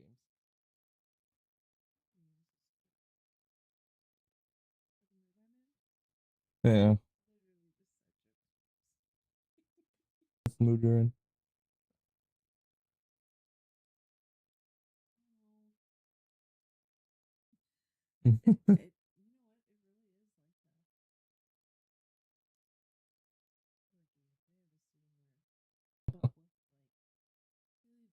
Boxers on, underwear.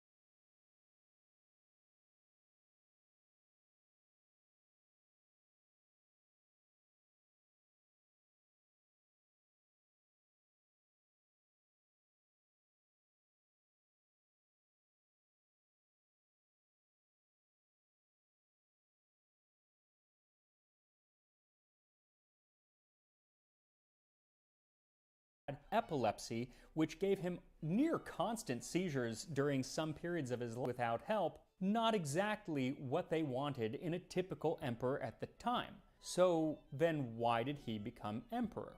Well, that is a good question. And the Prince Clemens von Metternich, his father's chancellor. Now, neither of these men wrote down exactly what their thought process in making Ferdinand emperor was, but he just didn't want anything to change, especially the succession line, because he was very conservative when it came to things like this. For most of his life, things had been changing a lot. He had lived through the upheaval of Napoleon Bonaparte and seen the social reforms of his uncle Joseph II. That is the emperor from one of my favorite movies. Proponent of the arts, legal reform, and advancements in medicine, and he made the elementary education of boys and girls compulsory. And none of these things were high priorities on Emperor Francis's list. But maybe the worst thing in his eyes, the empire, and to promote religious tolerance. As for his chancellor Metternich, he was also very conservative in his views, and he also believed in the strict line of succession and upholding that. But more likely, the reason didn't have to do with succession as much as if Ferdinand was on the throne, then the real power in Austria would be Metternich. So, when Emperor Francis died in 1835, he ended up leaving his eldest son, Ferdinand, the instruction to basically change absolutely nothing and listen to Prince Metternich and his council, mostly made up of other far more capable family members. And this is why, even though Ferdinand was emperor, it was said that during meetings, While everyone else was talking about matters of state, he would sit there and count the carriages that went by the palace, and then at the end of the meeting, that he really needed to do, and that was to sign all of the documents that the council had just discussed. Now, you hear stories like that, but then it's also known that he spoke 5 languages. He was actually rather witty. He was really interested in the arts and in different inventions, and maybe he went in and out, or maybe it was just later on, how people... It wasn't actually his mental state that was the great hindrance, but rather his physical state. Nurse at times, as he could suffer up to 20 seizures per day. Now, during his reign, all of these issues were kept pretty hush-hush from the public, and it was only later, after his feeble-mindedness of the emperor, including the story about his love of dumplings. As it was recorded, the story came from the first year of his reign. And while they were walking through a valley, it began to pour rain, and so they took refuge in a farmhouse where a lady and her husband had just prepared a dinner of dumplings made. Had obviously never tried it before. But being good hosts, the couple said, "Would you like to share our dumplings with you?" And Ferdinand said, "I don't mind if I do." And according to one account that was published in 1875, the year of his, very freely, and made a heartier meal of the dumplings than they had ever seen him enjoy at a grand dinner at the Hofburg in Vienna. Well, when they finally returned to Vienna, he insists on having these dumplings as part of every meal that he eats. And used to serving really fancy food, and so he was beside himself having to make these dumplings, and the court physicians were saying, "You're eating too many dumplings, this cannot be good for your health." But Ferdinand, who on other occasions never had shown a will of his own, remained this time firm as a rock, and would not give up his fancy for dumplings. When the physicians positively declared that they could not allow His Majesty to dine off dumplings, he stamped with his foot and cried that he would not sign another official document until he had got his "Emperor I am, and dumplings I will have." The reporter wrote this story down in the 1870s, and he said that by that time, in Vienna, the phrase had come into popular use amongst the people and would be used whenever anybody in Vienna to have as an emperor. 13 years on the throne, and you're known for stubbornly loving of Ferdinand from this period comes from the very end of his reign. The year was 1848, which was one of the most important years in all of European history. It is the year that absolutely everything fell apart. There have been entire books and classes written on this one year, so obviously it's very complicated and I can't go into the entire thing, but suffice it to say, pretty much everyone was part of a revolution. There were revolutions in Palermo, Paris, Baden, Munich, Berlin, Poland, Milan, Venice, Dresden, Moldavia, Wallachia, Transylvania, Prague, Rome, Budapest, and of course, Vienna. Many of these revolutions could actually be tied to a system that Prince Metternich had set up at the end of the Congress of Vienna following the fall of Napoleon. Well, while this system kept the peace for a very long time, in 1848 it all fell apart and Metternich was dismissed. But that did not go off the Habsburg rule. In Vienna, the Minister of War was taken by an angry mob. Ferdinand asked someone, "What is going on? What is all that noise?" And someone told him, "The people are revolting." And he just asked, "Are they allowed to do that?" Well, yes, they were allowed to do that, I guess. Can't really stop them. And so he ended up fleeing the capital and then abdicated in favor of his far more capable nephew, Franz Joseph, who would rule until World War I. Ferdinand is "God will protect you. I do this gladly." Though years later in 1866, when Franz Joseph suffered a horrible military defeat at the Battle of Königgrätz, Ferdinand was said to have remarked, "Well, even I could have done that." See, the guy was pretty witty. He spent the remainder of his life in Prague, gardening mostly, and was by all accounts, or sometimes the benign. Not a bad way to be remembered, I suppose, though I think even a better way is actually to be remembered as the emperor who absolutely loved his dumplings. Dumplings like the ones that I am about to eat right now. So once all of the dumplings are coated in breadcrumbs, sprinkle with a little powdered sugar and serve. And here we are, the apricot dumplings of Kaiser Ferdinand of Austria. I do believe that modern recipes, if you look at them, they're a little bit different in how they coat them, and frankly, I think it's probably easier to get the coating on them using modern recipes, but this ended up working pretty well. And choose. Here we go.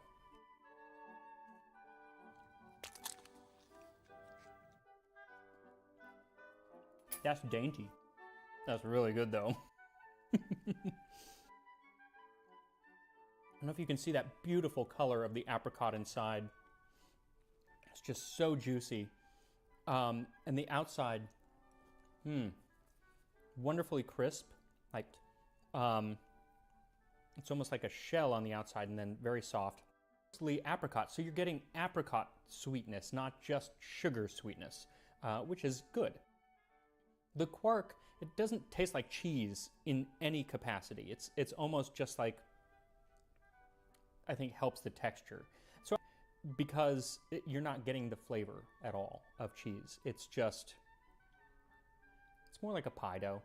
They're really good though. I'm taking another bite. Don't judge me for how this looks.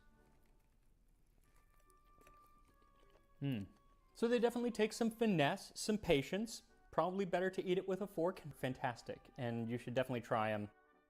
They are definitely worth it. If apricots are not in season, which they are often not, then plums work. And if not, then wait until one of those two things are in season, I suppose. I'm going to be posting a lot, mostly over on Instagram. I post some here on YouTube on the community tab, but mostly it's over on Instagram. So if you want to follow me and my travels over there, follow me at Tasting History with Max Miller on Instagram, and I will see you next time on Tasting History.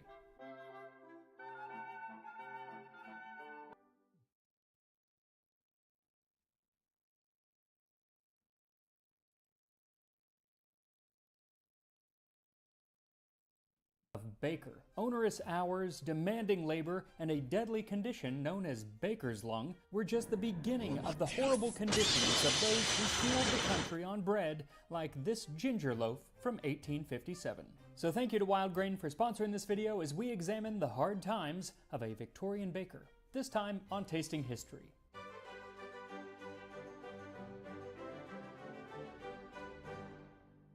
Today's loaf comes from Eliza Acton's The English Bread Book from 18... just flour, water, salt, and yeast. But for those who had a little extra cash, it is flavored with ginger. Now it is not gingerbread. It's not cakey like gingerbread. It's not sweet like gingerbread. It's just bread with ginger. So it's actually closer to... Mix intimately 2 ounces of good powdered ginger, called in the shops prepared ginger, and a little salt with 2 pounds of flour. Then make it into a firm but perfectly light dough with German or brewer's yeast and 1 pint milk in the usual manner. Rise until light. Bake it either in 1 loaf or divide it into 6 or 8 small loaves. So the recipe is pretty straightforward, especially once you come to terms with the amount of bread, and it calls for 2 ounces of powdered ginger. This entire bottle is 1.4 ounces, so it is more than an entire bottle of 2 ounces by volume, because they also measured wheat by liter sometimes, or flour by liter. So I don't know, but even then, much increased if desired. But the bread should not be habitually eaten for a long continuance, as the excess of any stimulating condiment is often in many ways. Ginger is supposed to help with the collywobbles, or digestive issues of any kind. So, with her blessing to alter the amount of ginger, I am going tablespoons, or a heaping 1/3 cup of powdered ginger. Then 7.5 cups or 900 grams of flour, 2 teaspoons of salt, 1 imperial pint or 570 milliliters of milk, and some yeast. Specifically 4.5 teaspoons or 14 grams mixed into a half cup of warm water with a teaspoon of sugar. Then after bread, or she says that we can make 6 to 8 smaller loaves, which would have probably been sold as breakfast rolls. And these were very, very common amongst the burgeoning middle class. In 1860, it was written that the bakers had to start work at 3 a.m. and 5:30 a.m. or 6 a.m.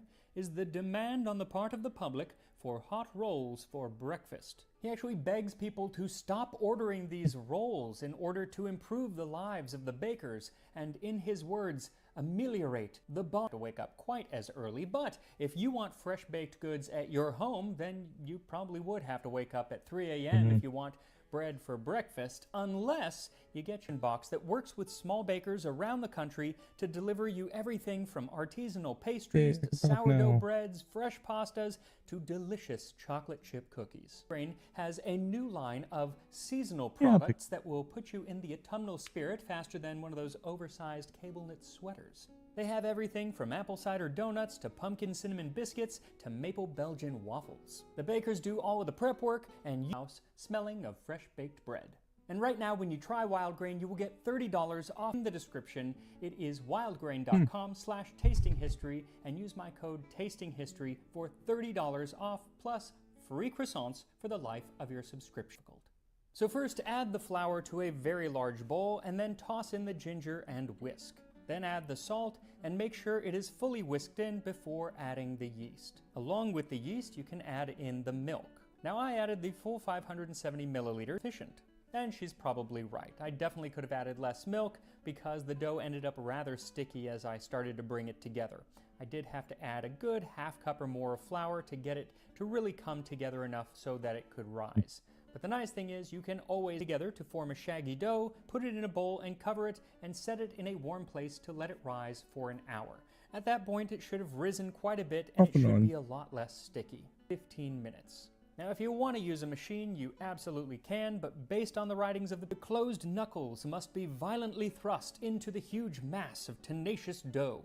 Every part of the baker's body is soon overflowing with perspiration, which falls in large drops and is amalgamated with the dough he is kneading. And he is entirely overwhelmed with fatigue by the time he has reached the end of his killing. Hopefully you're not sharing it with anyone, but it would be period appropriate. Not down here. Now if your arms get tired, there's another thing that you can use that is also period appropriate.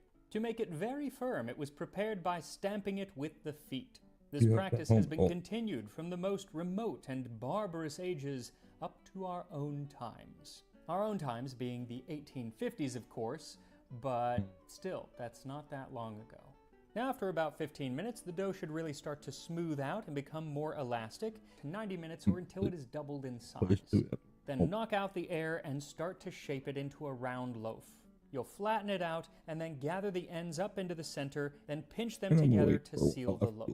Then roll it around to pull the dough tight, and once it's nice and smooth, then set it on a piece of parchment and cover and let it rise for another 20 minutes. Then it will be time to bake the bread, and this is where we really have to stray away from the Victorian technique because by this time, most commercial bakers had moved on to coal-fired ovens. They would take coal, put it into the oven, light it on fire, and heat it, and once it got hot, they would put the bread in. But this would dust on the bottom.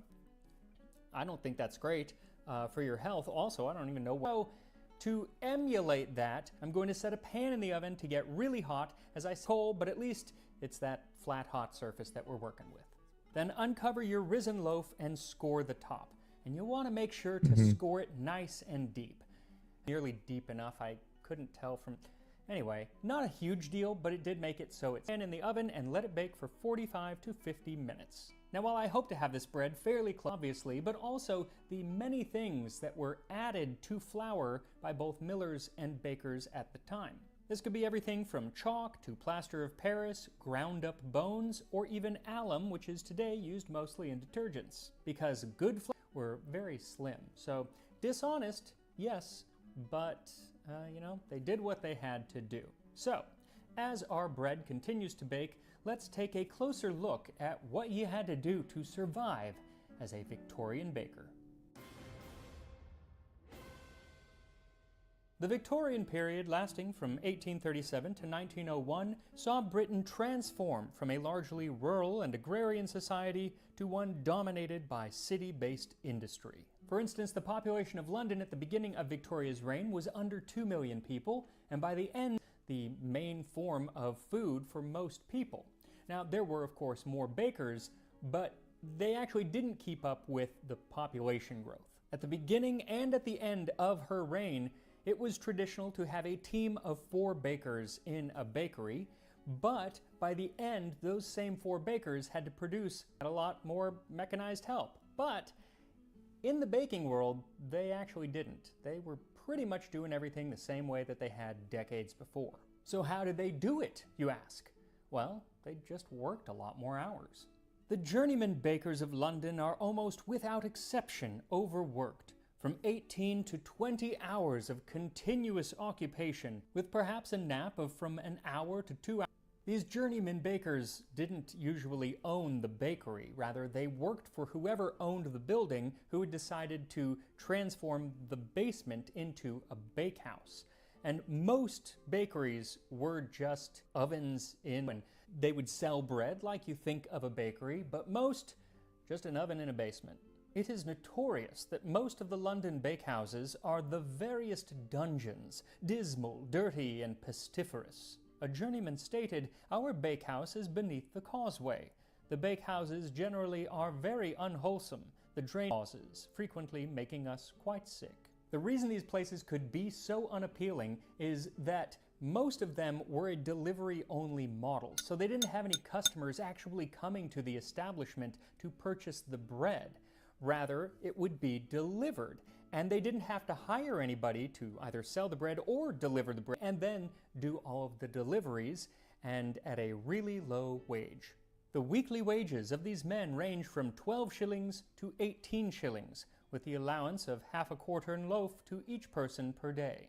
The foreman would make quite a bit more, £1 to £1.10 shillings, but the second, third, and fourth hands, they were making less than most unskilled workers of the day, and they were working a lot more hours. The only time that they had off that wasn't for sleep was Saturday evenings. The bakeries would usually close at 3 p.m. and then they wouldn't open again until Sunday at around 10 a.m. So they'd have like a 19-hour weekend.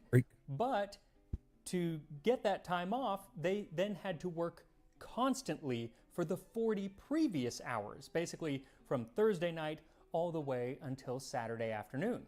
Taking it all together, therefore, an incredible period of 112 hours, averaging upwards of 18 hours per day out of the 24, reckoning 6 days to the week. So they were working long hours, but what exactly was that work like? Well, it all started with massive sacks of flour that came in from the miller. These sacks weighed 20 stone, that is 280 pounds, and could produce 90 to 100 loaves of bread, which means that those were some really large loaves of bread. Barley and oat bread, but what people expected was wheat bread. Finely ground, expensive, so they would often use inferior quality flours, and just, as I mentioned, this could be something like ground up bone, chalk, or plaster of Paris, though other more edible additives like potato, corn, and pea flour were also common, as was something called alum. It's a fine white powder that really made the flour look nice and white, and it had been used to adulterate flour for centuries, though it had been outlawed in 1758 for that purpose, but it didn't seem to really stop anyone. It's rather toxic. Now, the millers were adding this because it made the flour look white, so they could sell it to the bakers for more. The thing is, the bakers would then often contain a lot of water, so it made it heavier. This made it so very often an entire loaf of bread would only be 2/3 flour and 1/3 other. They don't actually make bread.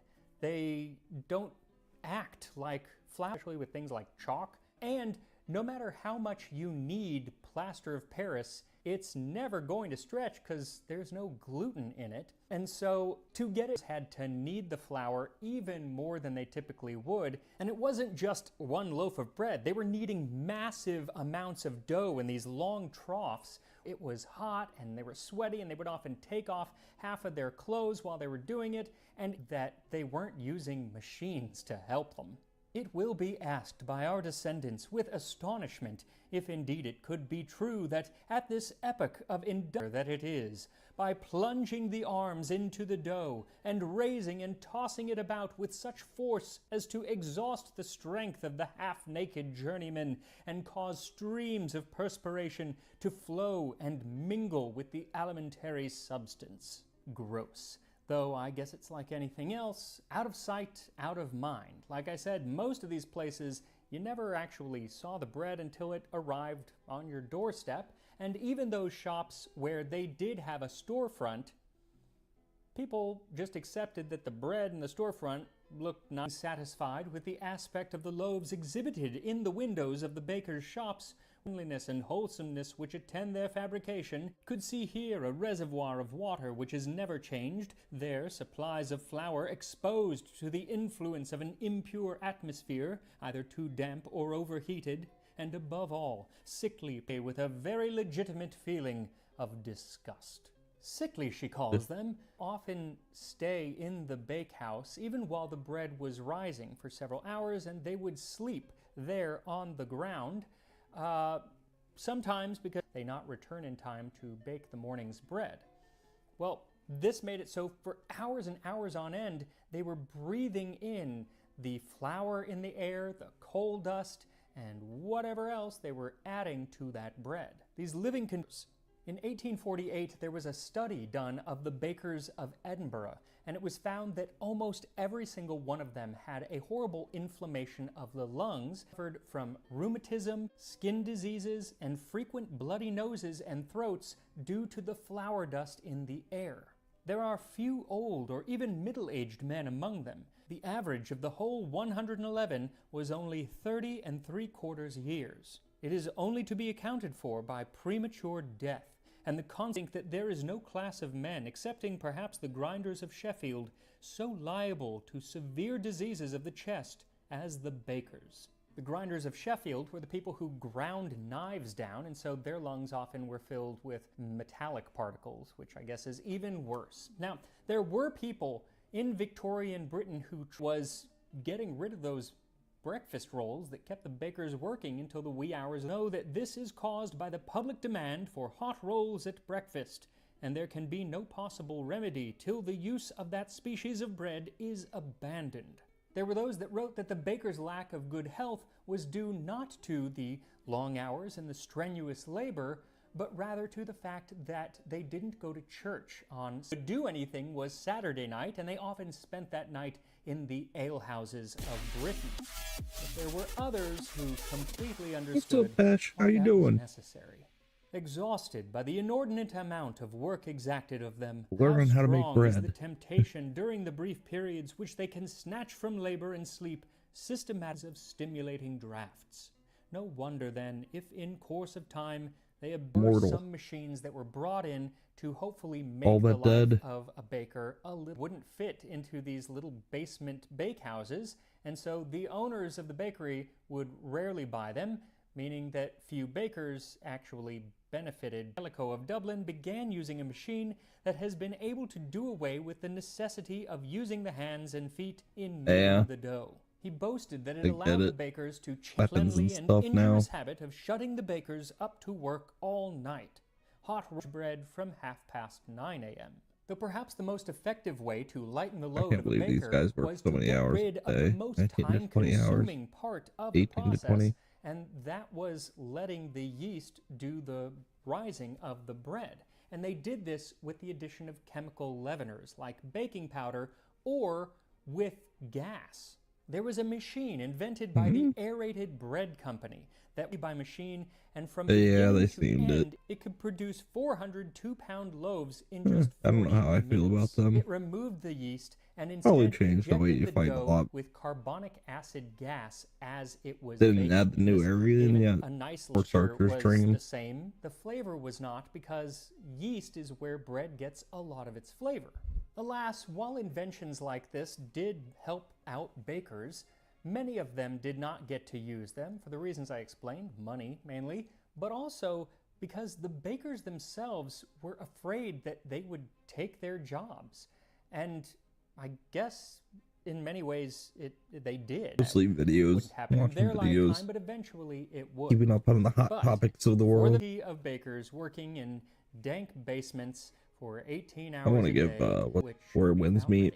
so once That it's was pretty fully fun. I baked, played for a remove the few loaf from hours. the oven and let it cool completely in England. Withering So I don't think the waves. I pictures have to do play it that justice. too. I've already More cut some free off to play that you can games. see, but so just imagine that. But this is a big loaf of bread.